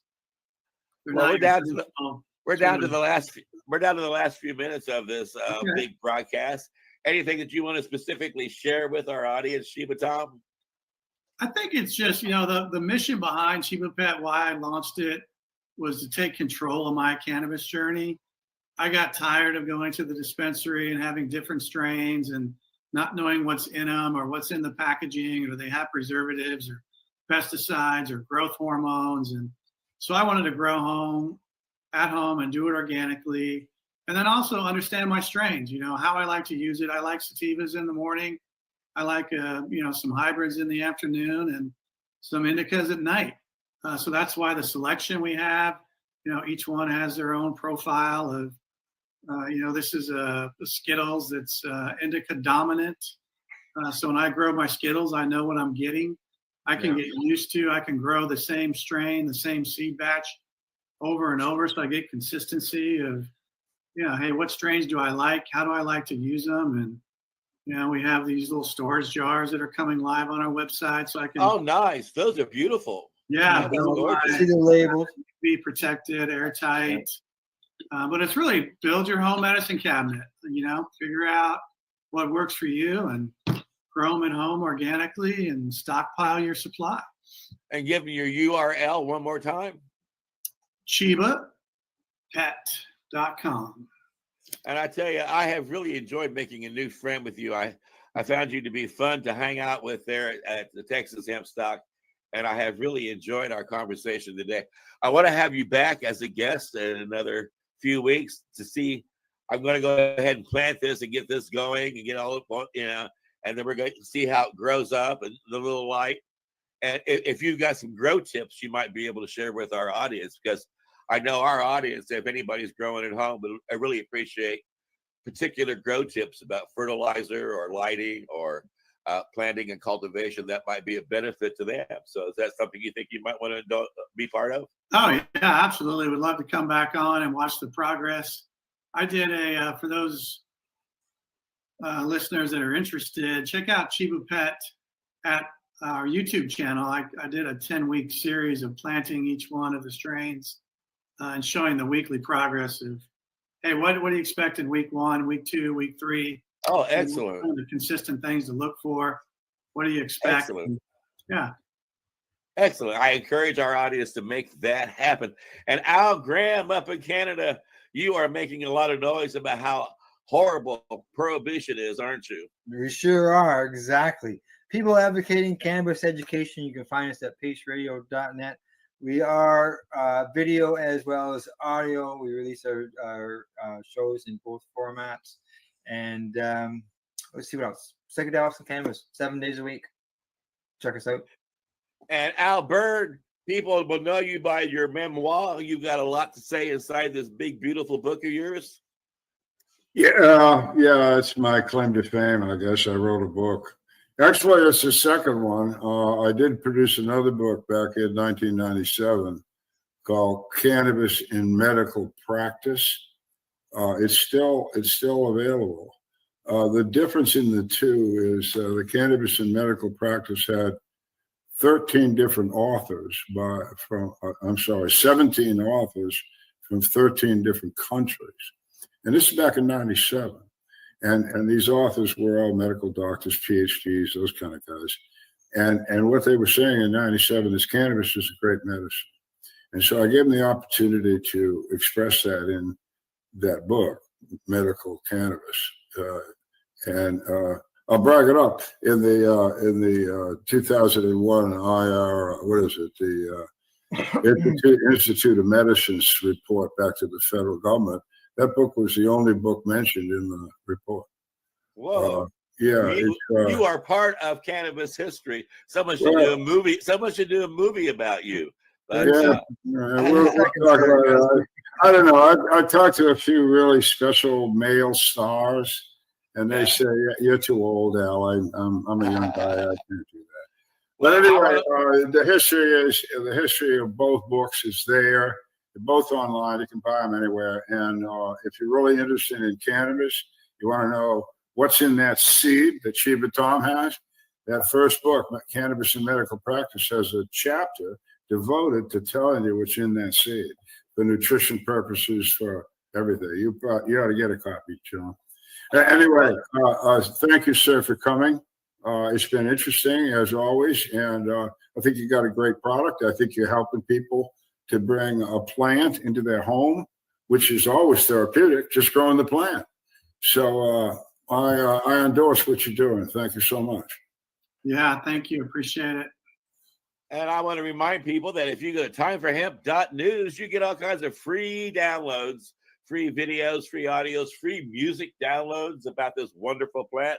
And we're kicking our series off there on Citizen Green Network. So you're going to find us on Roku and Apple TV and a variety of other TV platforms. So if you want to share us with your friends that way, well, of course, we're on YouTube and BitChute and Rumble and iHeart. Anywhere there's sound to be found on the internet, we're out there letting everybody know how important it is to take time for hemp.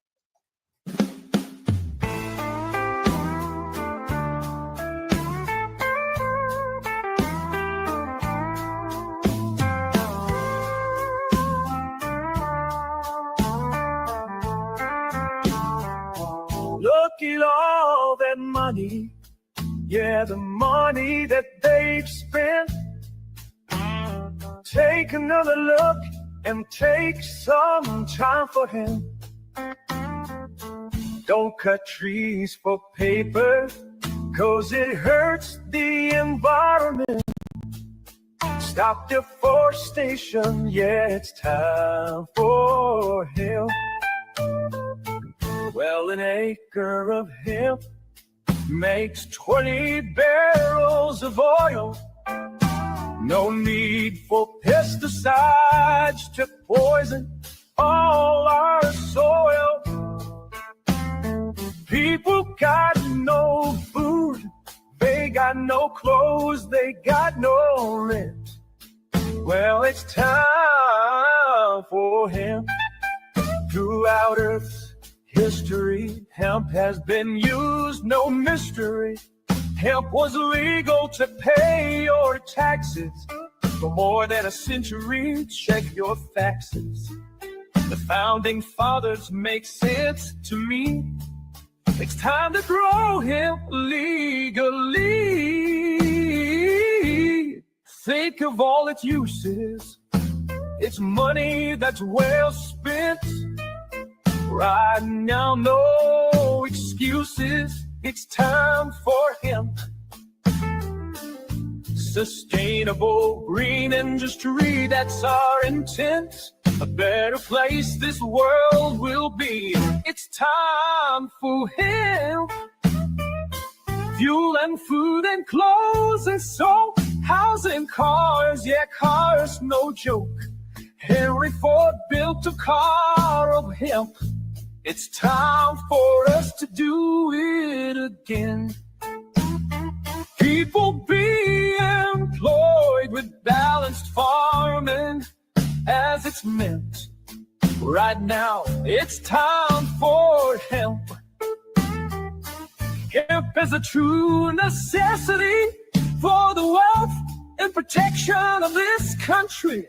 These are words of Jefferson Thomas. He grew hemp. Why not us? It's time to lift the hemp ban. It's time to lift the hemp ban. Yes, we can. I know we can. We can make a difference. Yes, we can. Yes, I know we can. We can work together and lift the hemp ban. Look at all that money. Yeah, the money that they've spent. Take another look and take some time for you. Don't cut trees for paper, 'cause it hurts the environment. Stop deforestation. Yeah, it's time for hemp. Time for Hemp is a Pace Radio Network content provider. You're listening to the Pace Radio Network here at paceradio.net. The opinions of the individuals during this broadcast are their own and may not be the opinions of their group or other organizations they may be involved with. All medical advice during our broadcast is not a medical opinion and should be checked with your medical physician. Enjoy the buzz of legalization with Campbellford Lifestyle Shop. From lights to plant nutrients, books, consumption accessories, and more. We've got all your basics to grow or consume cannabis. Visit our info center or take a look at our piercing services and body jewelry, now available in-store through Campbellford Lifestyle Shop, 17 Bridge Street West, Campbellford. Limestone City Hydroponics is Kingston, Ontario's hydroponics shop. Take your growing to the next level and create the optimal environment with a tent kit, or maximize your yield with an ebb and flow flood table kit. Either way, Limestone City Hydroponics has more sizes and options to fit your needs. Are you looking for the power of the sun that adapts to your budget? Then look no further, as they have professional grow lighting. They have indoor grow systems that are easy and cost effective, with many options to fit your living space and lifestyle. Cultivate your growing potential. We have everything you need to succeed. And if you can't make it to the store, they offer local delivery to the greater Kingston area. Remember, when you're looking for experts to help you grow, then look no further than the locally owned Limestone City Hydroponics, 105 Sunderland Drive in Kingston, Ontario. Call them at 613-548-0420. We are people advocating cannabis education here at Pace Radio. Coming to me from StratCan says that new sensory testing suggests E-beam irradiation could degrade cannabis quality over time. That's exactly. A new research paper raises concerns about the long-term impact of E-beam irradiation, arguing that it affects cannabis quality, especially THC stability, tripone health, and the appearance of microseeds. E-beam is a type of radiation often used for the remediation of cannabis and food products in Canada for shelf stability by removing contaminants. The paper, Impact of Electron Beam Radiation on Cannabis Quality Over Time, suggests that while irradiation effectively reduces microbial load, it could potentially also compromise the chemical and sensory integrity of cannabis over a 6-month period. The paper has yet to be peer reviewed, just so you know. The blind randomized study compared irradiated and non-irradiated samples of a single cannabis cultivar over 6 months. A key finding was the accelerated degradation of total THC in the irradiated sample, which the study says showed a 9.67% decline compared to a minimal 0.79% decline in the non-irradiated control. Wow, that's a huge difference. The results, say Hall and Roth, people who are involved in this, show that the irradiated sample initially showed a higher THC reading, which the authors attribute to temporary surface conversion post-irradiation. However, THC readings then showed a decline over time. Beyond potency, the sensory evaluations revealed a range of more subjective negative impacts on the irradiated cannabis. The authors say the irradiated sample showed shifts in trichome coloration with increased browning and shrinkage and consistently lowering curing scores over time compared to the non-irradiated control. Now, microseeds were also said to be found in the irradiated sample after 6 months, a phenomenon the author suggests it aligns with post-irradiated tissue instability observed in other botanicals.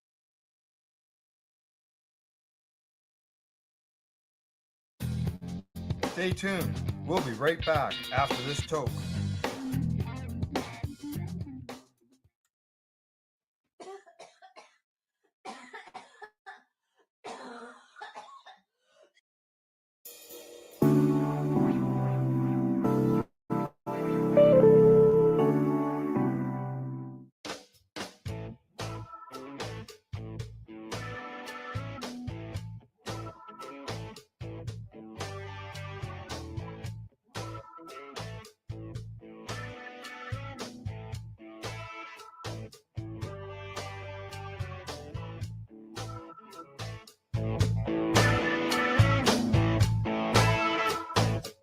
Hello, everybody. Welcome to glass blowing today here at the workshop of the Apple.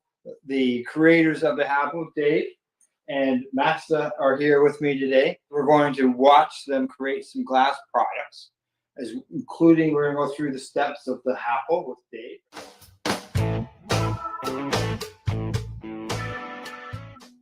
For example, not quite roundish looking balls that can't be called oranges because oranges are circular. So you're reduced to looking at it going, you know what? It's kind of a pear. No, you know what? It's an apple. It's an apple, right? Right? Because guess what? Nobody actually has a definition of what an apple shape is. That's right. Right? Yeah. And there's thousands of different breeds of apples, right? Correct. And so a little bit interesting. The only reason why they're apples is because of the fact that I got away with making oblong shaped circles. That's like literally the why I do it that way. One day he said, "Hey, that looks like an apple." Yeah.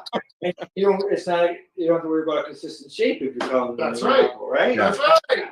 And I can tell you, there is no consistency in the last 10,000. Everyone is its own. I bet you can find two that are the same in 10,000.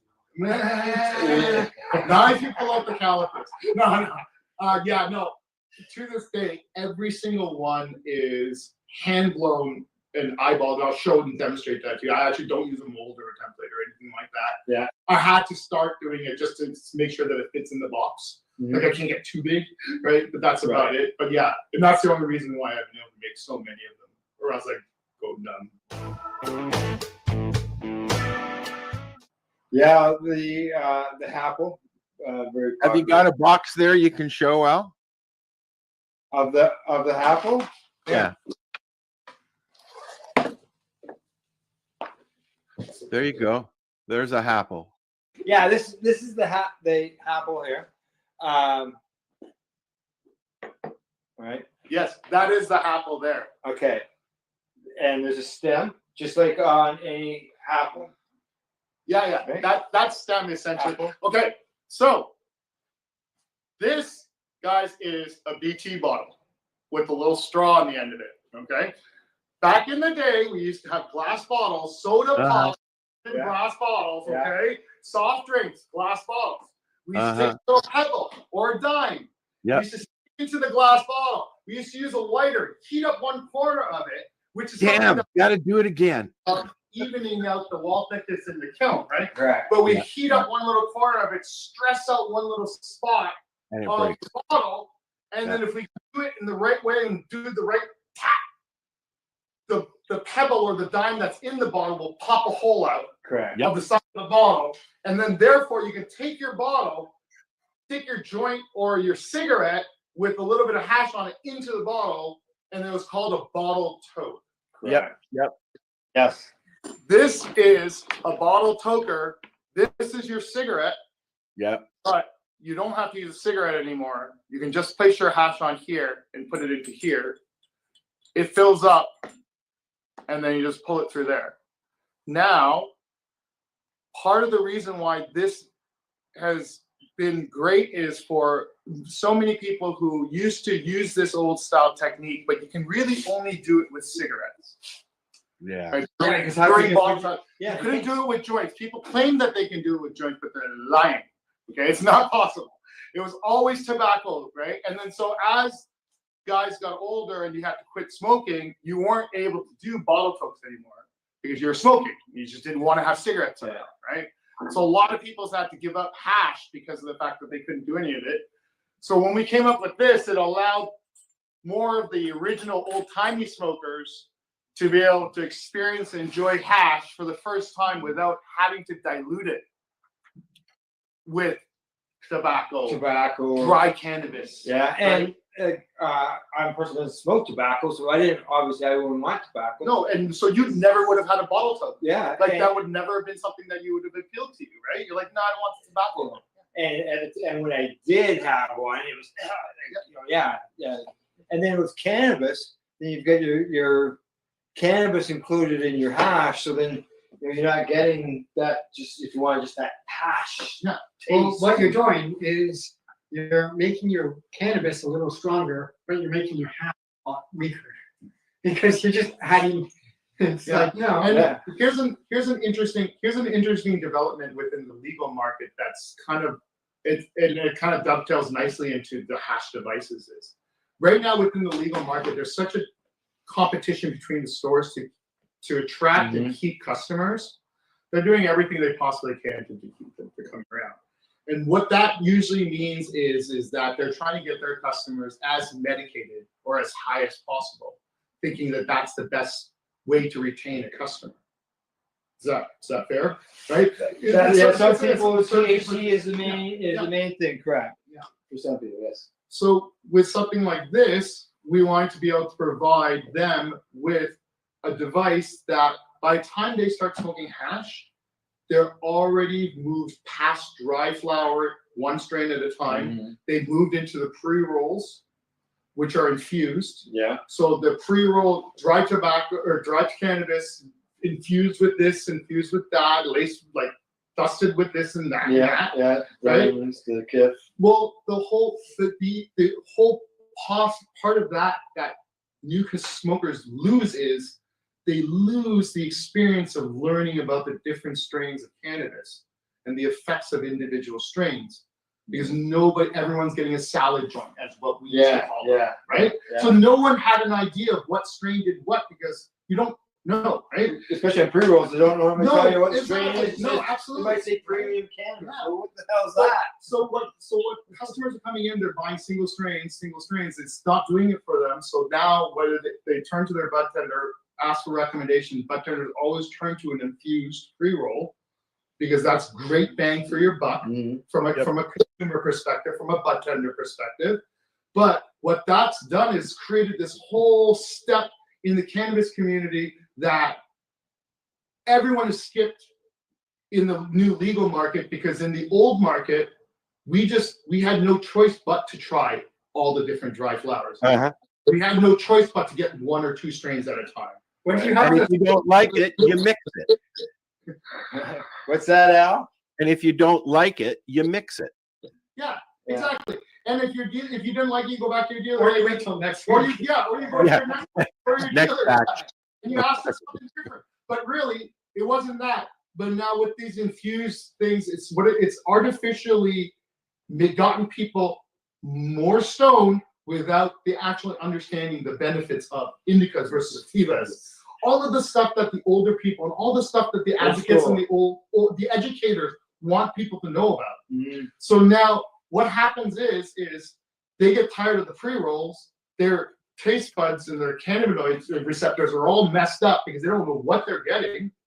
They can come back to a single strain of hash using one of the hash devices, right? And please, like this is the Happle's the affordable version of it. There's lots of hash devices out there, right? But just an opportunity to be able to smoke a pure hash just on its own without diluting it anyway, right? Yeah, This would be the first time in decades where I was able to consume just straight hash. All right, so who has the hash? So I a question while you guys are getting the hash. Yeah. What's the price range of a Apple? Retails for $54. Retail. That's very reasonable because you go and you can get just a simple bong for $120, but it's just that, right? So this is nice. This is nice. It's just that it's hash. You can just straight hash. I've seen Al using his. How long will a piece of hash last in that? Well, I myself, I've learned. Let's find out, shall we? I have learned with mine that I don't want to use one of the new single ones. person or multiple person is would be different lengths of hash that you add to this. The amount that you put in. That's what I learned. All right. So here, let's go through a demonstration. Oh, by the way, each one of these comes with their own set of instructions in both English and French because that's a requirement in Canada. We have to supply all advertising and literature in both official languages of Canada. So all you do is you pick your little snake, and instead of putting that into the middle of a joint, which is what I used to do, you have it on this end. That's what I'm doing right now, buddy. Yeah. There you go. So now what we do is we just light up the end of it, let it burn, and then it creates a little ember. Yeah. And the most important part of it is don't let it burn. Blow it out before putting it in, or else you could create this black mess in there. Now, some hash. So this was built for the old school hash. This is the hash that your uncles and your grandparents would get. And this is the stuff that we would all treasure whenever we could get it because we thought it was the best stuff because it's the constant. It was our form of concentrate. Correct. Right? When we were young, right? Yes. This is our form of dabbing, right? Yeah. We used to love it, especially the old guys that smoking 5 or 6 joints for breakfast. Yeah. So anyway, Al, as you can see here, it's brewing, it's filling up in this chamber. Once I get to a point where it's filled up to enough for my lungs, Yeah. it up, tick a little bit. Because you can just sip it, out. right? Yeah, and then just drink it out of the straw. And then I Yeah. put it back down. Pulling it in, draws fresh air through it, so that way it's reloaded, reset, refills itself. If I forget about this, usually happens about the 4th or 5th one of them. I get that. After I've forgotten about it, it'll put itself out and it'll snuff itself out. I've anecdotally heard that this is a very efficient way to smoke your hash and consume your hash because very, very little wastage. And it's personal. It's personal, but you can share it. There you go. It's like a drink. It's personal size, but you can share it around the room. I have a student glass, and you can share that for hours on end. Right. Yeah. And then and that's it. So when it comes to the amount of hash that you put in there, being that it'll go out eventually, yeah. And relight it. And then you relight it, Yeah, no, I just put a big long snake into it and just forget about it. Like, and then I'll pull on it, and then, like I said, 2 or 3 of those, and then you forget that what you were doing or what you were smoking. Not Oh yeah, you don't smoke. Not really. No, that's right. Yeah. He doesn't share with his underlings. I think a joint smoker would like that. What's that, Al? I think a joint smoker would like that. Oh well, yeah, I smoke joints all the time. There you go, Master. I'm gonna drop that into there for him because he's a special one. Oh, he needs the fresh one. Of course he does. He's master. But look how beautiful that waterfall is. Yeah. It's yeah, that's one that didn't cost quality insurance, by the way. It's all right on the side. But those are nice if you've got five or six people sitting around and you got 5 or 6 people or 6 of those, you can just share it but not share it. Yeah, and my whole idea with it is why share it when you can all have your own. And to your point with the party size one, any bigger than the chambers that we make is too big. Too big. The smoke, Yeah. the hash smoke just gets stale Ah, and okay. old, right? Like that old bomb smoke. Don't make sure you clear it out. Yeah. Right. You know what we're doing, right? Same thing. Right? Right. Like, oh, look at that. So, That's super cool. Look at that. Look at that. Look at that. Look at that. Look, that's hash smoke. Hash smoke falls. And this is why you should clean your apples. Wow. Oh, hey. For your audience. Hey. For your audience. Okay. I highly recommend that if you drink coffee, get one of these things and you fill this with ISO. Yeah. Right? And then when you're done with your apple for the day and night, drop it in there, close it up. And when you wake up in the morning, pull it out and you give yourself a little rinse in the water, and then you have a brand new apple for the day. Right? It'll always be clean, right? And then you just keep the lid on this, and then your alcohol will never be That's really a cool idea. There you go. A tip. A Dave tip. An official Ta-da. Dave tip. Dr. Martha Stewart.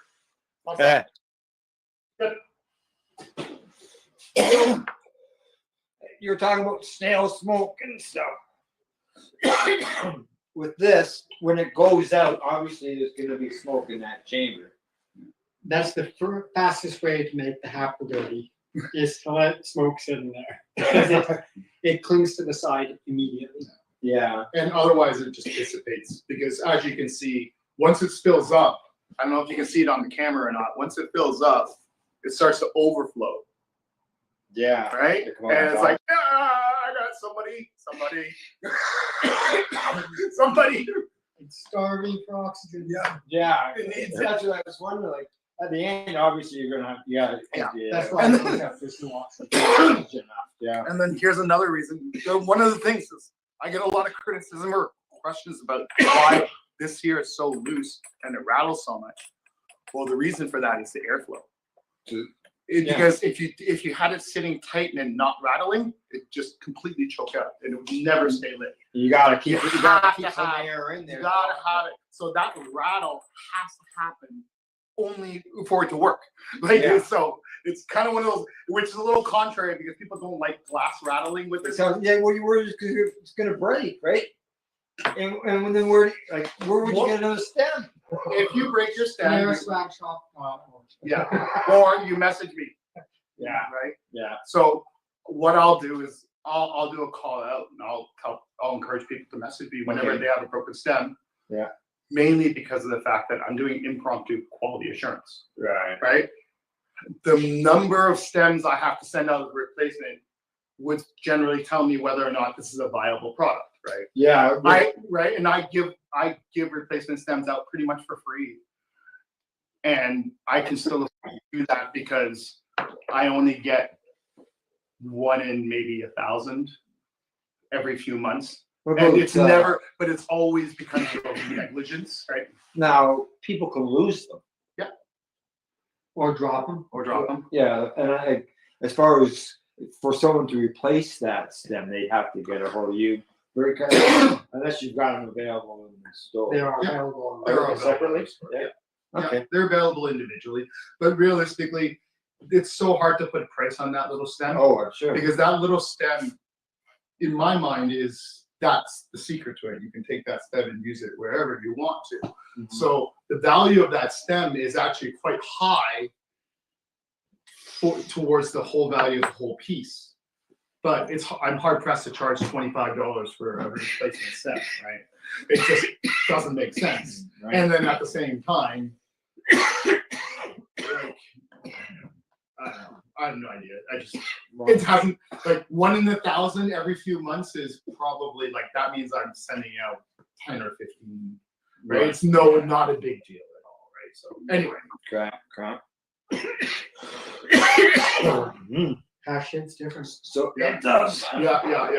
This is the point of the video, Al, where you start recording faster, maybe. Jump. Yeah. Use that 30 frames per second George Miller shit.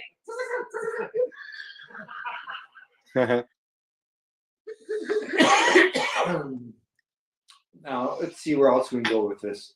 As far as so these are available. Take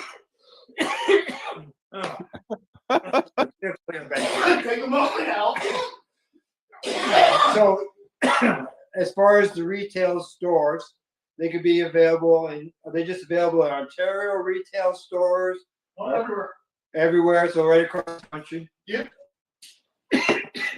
So for people to go into the stores, see if they're there, ask if they're not there, and maybe they'll bring them in.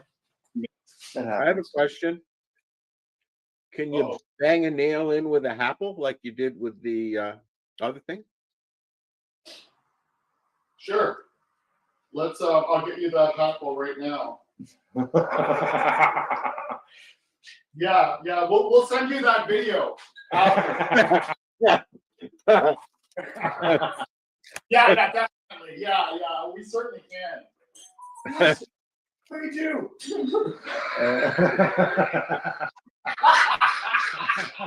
I think he's looking for one. Oh, maybe. I know that I've taken my apple on the road with me quite a few times. So what's that?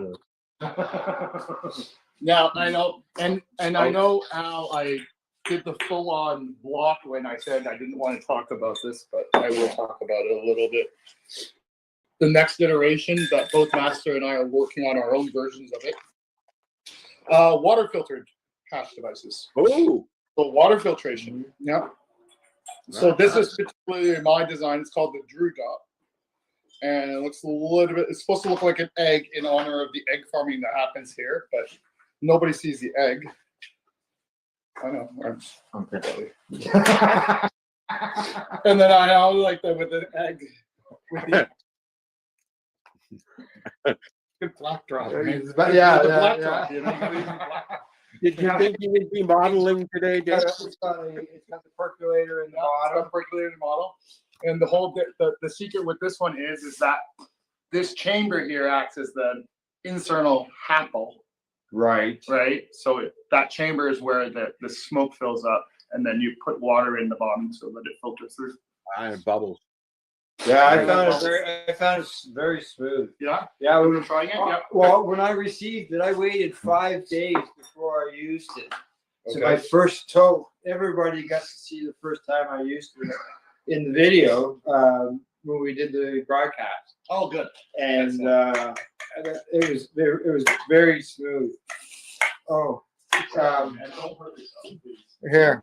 Let's try this. Okay. To answer your question now. Oh, here we go. Forward. No. Okay, hang Get on. the I'm gonna turn this. Okay. No, you're gonna cut this out if it doesn't work, right? Yeah.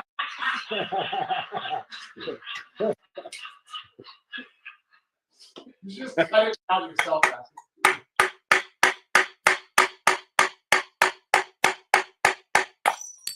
Oh no! Okay, all right. It broke, but how many times? How many times did you hit that for That's something not- that wasn't designed Yeah. to do that with? Oh, those weren't test taps before? Then he just would tap, tap, tap, Well, tap, any tap. Yeah! Any tap. You know who's really good at those things? Oh, he's gonna try it again. Here we go. All right, I'll do it once more, and this time I'm only going to hit it 5 times. Five. Okay, we're gonna hit an apple on the nail. Yeah, that's way more. Good, all right, that's great. Holy Jesus. How do you know what? You need to learn to count, mister. There you go. Yeah. Okay.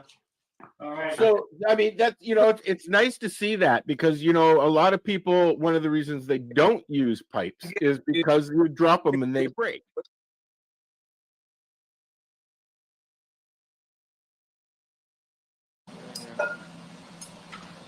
So this tube is for the handle body. That tube is for the mouthpiece. And this glass rod here is what I make the stem from. Cool. They come in 5-foot lengths. And we get them from Nortel Manufacturing in Markham, Ontario, Scarborough, Ontario. What I've got is set up a section of the tube. I take one of the long tubes and I break it in half. So I use half a section at a time. I plug up one hole on it and I put a mouthpiece on that. And a mouthpiece on the other side. They're hooked up to these blow hoses connected to this valve, which allows me to control which side I blow into. I've got a glass, the tube on this end, which is what I use as a blow tube or a handle, which I'll show you when I take it off. And here's the raw glass on this side. Now, these are the 3 tools I use to form and shape the handles. And then the only other thing I have is this piece of glass here, which I use to pick molten glass off so I don't have to do it with my fingers. Makes sense. Which you're not supposed to do, I learned. This Bunsen burner acts like the oven, and what it does is heats up the glass and gets it to a minimum temperature so that it doesn't blow up or crack when the higher temperature of the torch gets on it.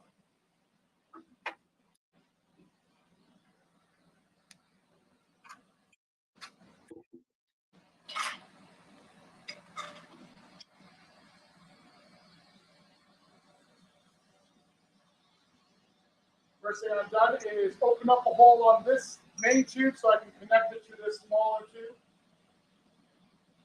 At this point, the glass is heated up enough, so I'll turn the Bunsen burner off. Connect 2 pieces of glass together. Once it's fused, I'll pop into it to make sure that it doesn't collapse on itself. Because as glass heats up and becomes molten, it wants to condense on itself. So it's always collapsing. So one of the things I'm doing with the blowing into the blow hose is keep it from collapsing and closing itself off.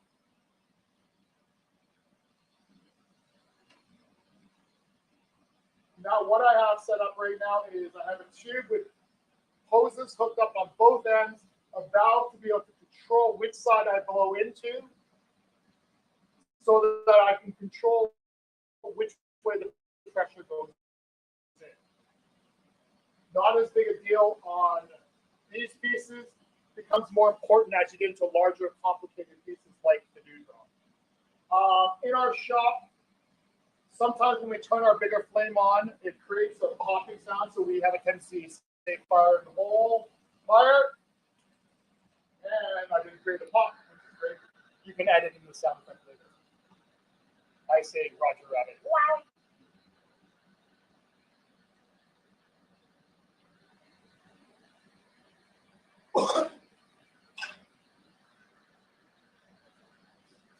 So now what I'm going to do is I'm going to heat up a section of this glass here. And you'll see here I have a little template that I take here. And my template, you'll notice that this tool is the right width for the length as well as the width of the handle. So I look at that, make sure that this thing is still the same size. I do this every time because for some reason I'm worried that this tool will change size.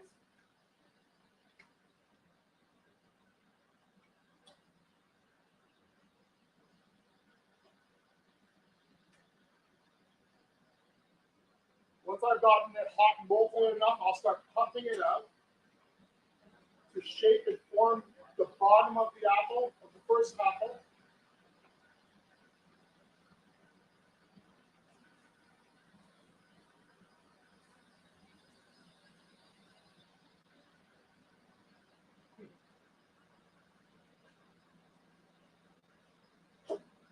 Yeah. Right there, yeah. You want to slide that on now if you want to. Yeah. It'll help to cut that glare out a little bit. There you go. What Dave was mentioning was this device right here. I got in my hand, and what it allows me to do is to watch the flame, because that can, Filters out the yellow. Filters out the sodium. yeah, which can be end up where you get. Well, I guess it's not like a welding flash or anything. Yeah. So you'll notice here I formed the bottom half of the apple. I've made it about 2/3 of the size I want it to be. Using my template. Use my template this way. Now I know how long it's supposed to be. I've got that section there earmarked out for this particular apple. And then now what I'm going to do is heat up the whole piece.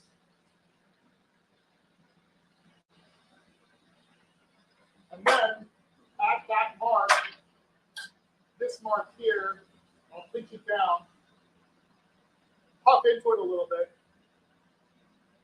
to start that apple growing. It's kind of interesting. It's kind of interesting. I actually watched a bunch of YouTube time-lapse videos of apples actually growing because that's kind of what it was. It didn't help, but it was cool to see. So that is extremely hot. Oh, yes. What's the temperature when glass is molten after? 2,500, 2,000 degrees Fahrenheit. So now I puffed it in, I puffed it out, and you'll see it's about the width that I want it to be at, the height that I want it to be at, but the shaping is not quite there, so I'll go back in briefly, heat up the bottom of it, just the bottom half of the apple. That's where I use this tool, brace it. And what I'm doing is I'm pushing it against the glass I don't want to move so that it'll cool faster. So the glass that's still hot moves more. So there's my, pretty much the apple. Kind of like it. The bottom could be a little bit more puffed out, so I will keep that bottom a little bit more. Puff and blow it out. That's my first one in this string. I'll go in. Now I'm going to pinch off the top to create the top opening as well as the bottom of the next one. So I'll do that. This tube here is thicker, so instead of, if I condense it down, it's going to be too thick there relative to the rest of the apple. So I actually do a combination of condensing and stretching to maintain the wall thickness of the glass. Try to keep that wall thickness as consistent as possible. Now that I've gotten that kind of thinned out, I'll go in on this side and I'll pinch off to create the top of the apple. That's it. And then what that does is it also has thinned out the glass between that and the next one on the string. So I can just move down the line, set up, heat up to do the second one, which I'll do quickly.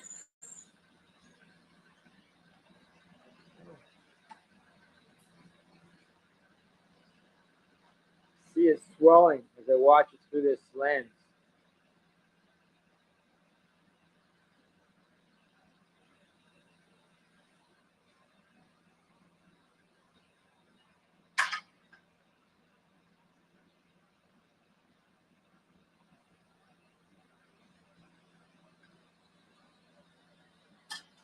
So yeah, as I mentioned, I'm not using a template or anything like that. I'm just trying to grow out each apple out of the glass. And I only do it this way just to keep it interesting. Like, it would be faster and easier if I used a template, but this is what's been making it somewhat interesting for the last 10,000 tries.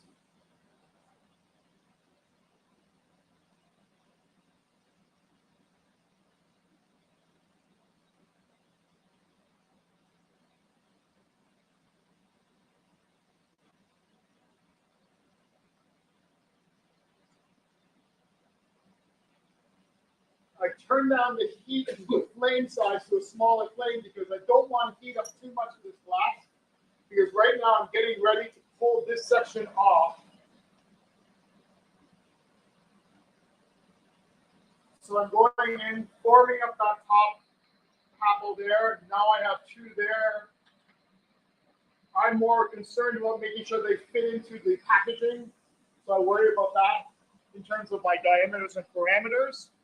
Not so worried about the actual shape of each of them. Mainly because most people only buy them one at a time.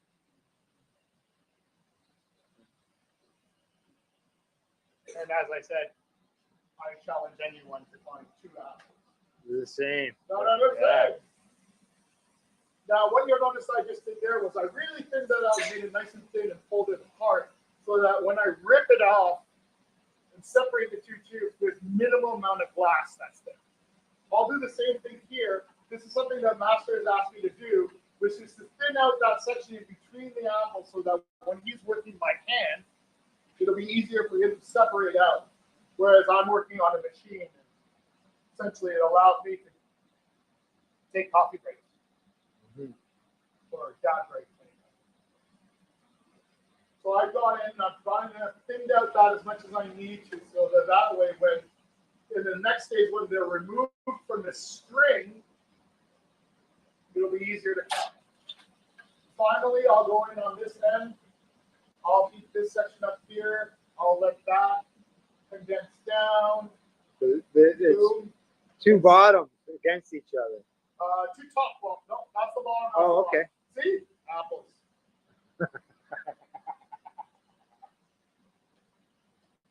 Thanks, Al. Thanks for measuring my point. All right. So I'll turn that off, and then I will take these two, and I'll pull them off of here, and then I'll place them over to this station here at Master. Okay, so now they're full. So we're coming over here, and we're going to come over here on this side. He's working off of, now what he's going to do now is he's going to finish off the apples. I'll talk it through one. You'll talk it through one of them. I'll talk it through one of them, and we'll do the other one. Does that make sense? Yeah. Right, and then that way, kind of gives you both, right? Correct. So now once the prep work is done over on the lathe, it now has to come over to me to put the mouthpiece on and finish off the top part. So first up, I just need to clean up and close off the top that's left over from the lathe. This is to prevent condensation from building up on the inside. So it's just a quick little maneuver there to clear off a little excess glass.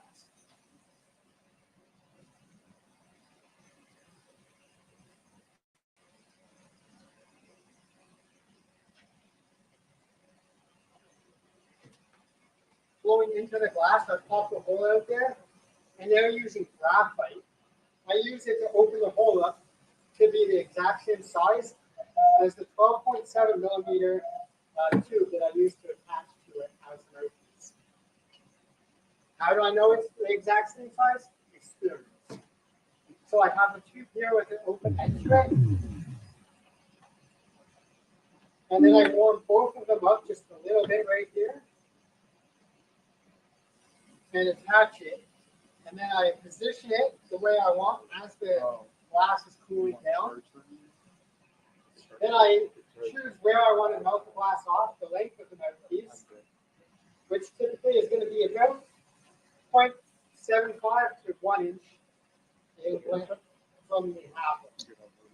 So I break that off just like that, and using stainless steel tweezers, I just clean the end off a little bit, which makes the last step a little bit easier. Now I need to make that mouthpiece fully melted in and lodge this with the rest of the apple. This creates the strength in the apple. Okay, that's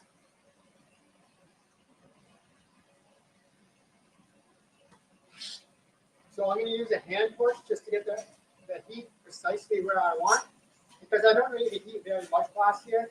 I just need a very small section at a time. And I'm just going to work around slowly, get it all melted in, getting tiny little puffs between heats to put the glass to the position I need it to be.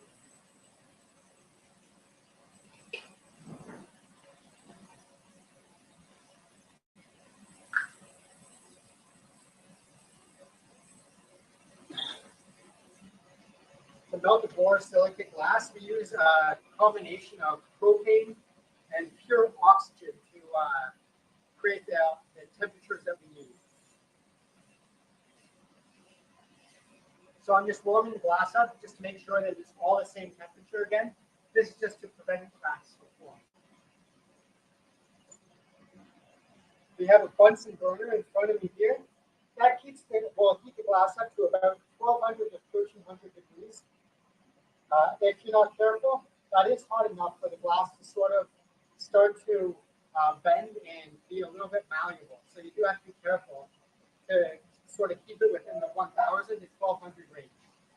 Now that I have opened a hole up on the top, I'm going to heat up the glass with the flame and use my graphite to push it down and create a flat top. Now, one area of the apple that needs to be consistent is the hole at the top. The top needs to be consistent so that stem that we've shown you fits properly and has the right amount of wiggle space. So I use another graphite beamer here, and this one has a measured line on it. So I open the top of the hole here to 14 millimeters. Once again, I'm just going to make sure that that's flat with the graphite. And then again, pushing heat into it to make sure it's all even.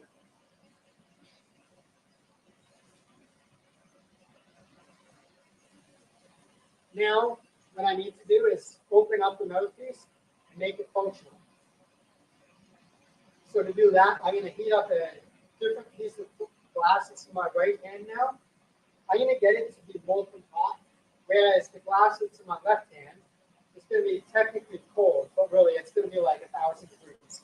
But compared to the 2.5 or 3000 degrees that this side was, this side was cold, relatively speaking. So now I'm going to allow that heat line to dissipate, which will create stress and allow me to snap it off in a very nice, clean way right there. Now, if I just left that, it would have been razor sharp. So a little bit of flame goes a long way. Now, once again, bring heat in, introduce it to the glass, bring it all up to the same temperature. And then when I'm ready, I'm going to use tongs covered in Kevlar to hold the piece of work and melt it off. This is why the step that Dave took earlier for me is so important.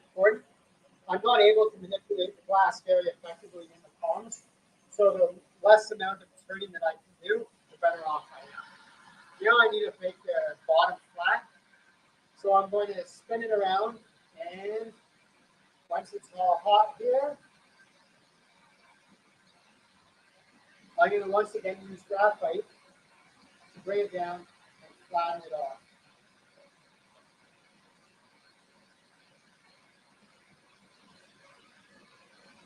And there you have it, a finished apple.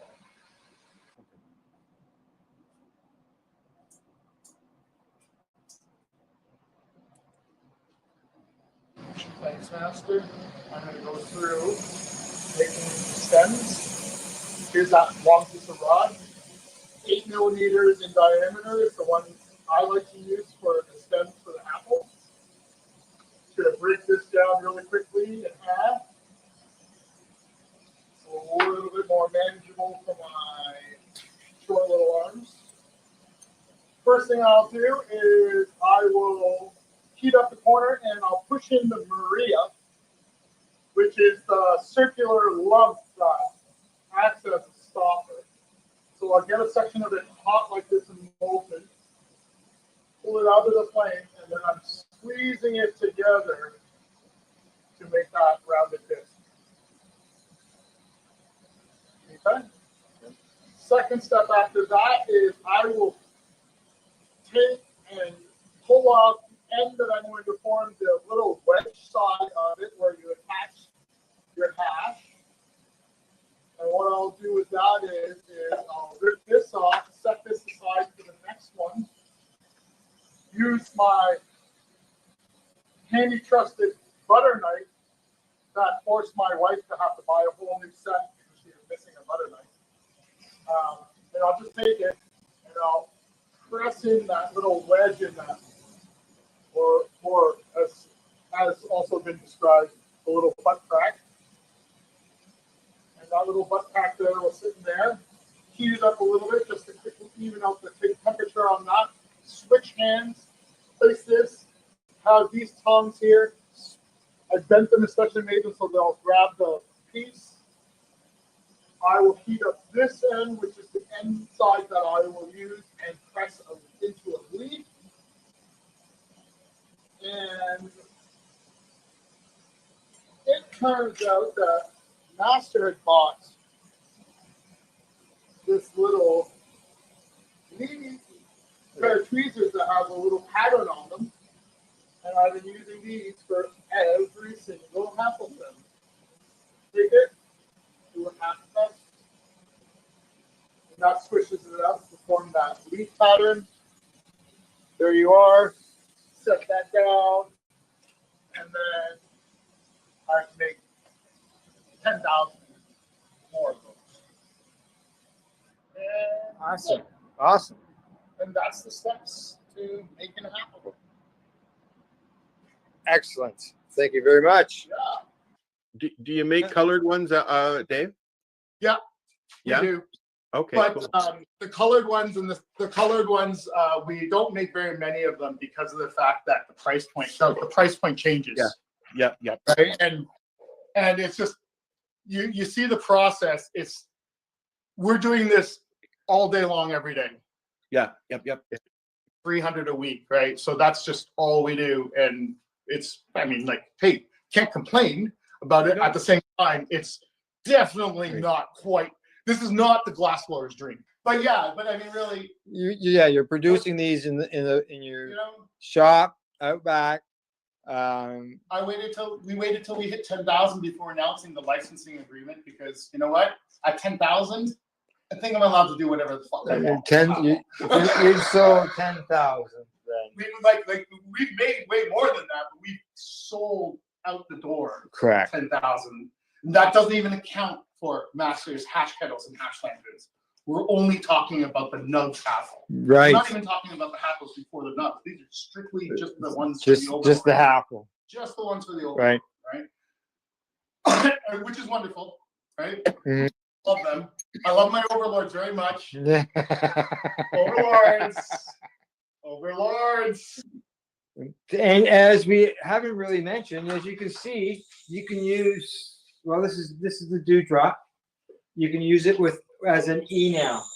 With As an well. E now. At Dabrick. Yeah.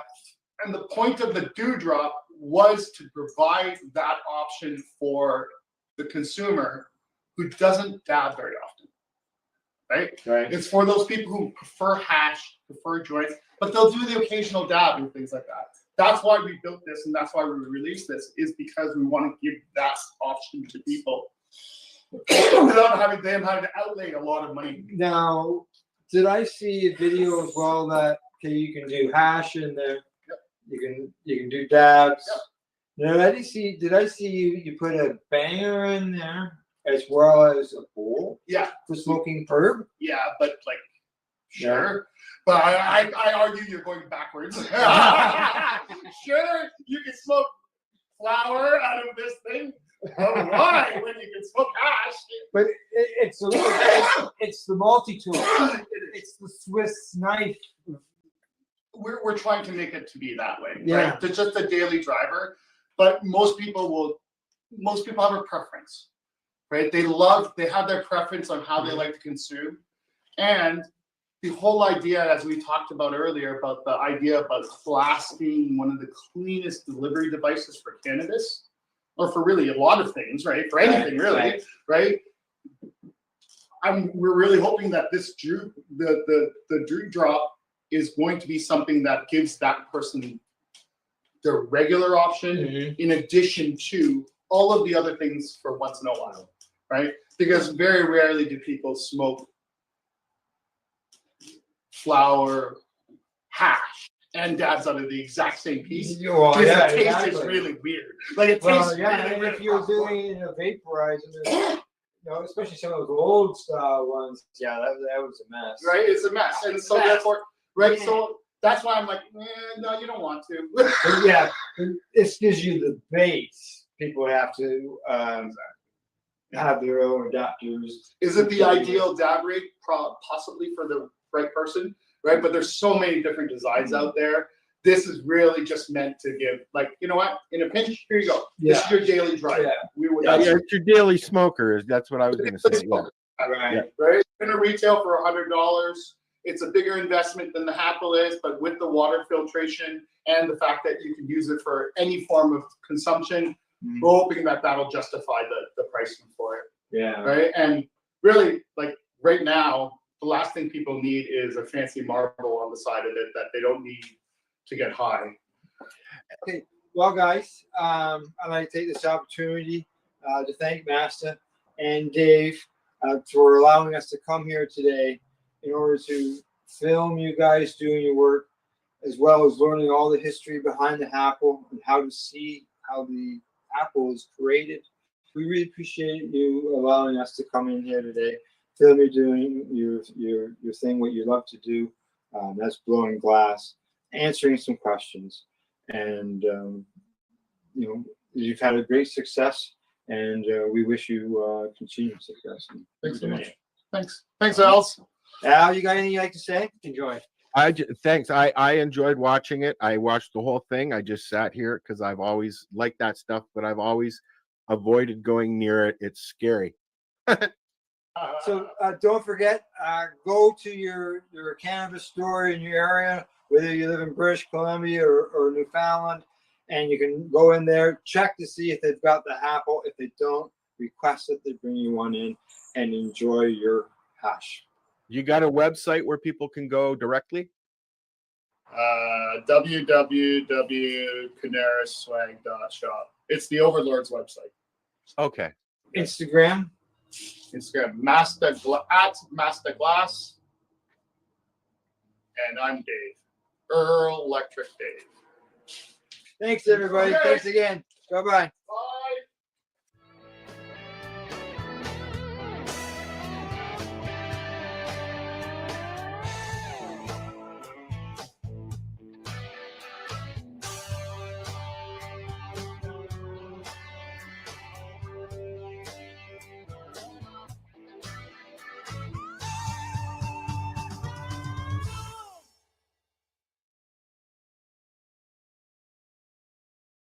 Rerolled Saturdays. Check it out. Nothing but non-stop cannabis and psychedelics. You're watching the 420 Pace, found at 420pace.ca.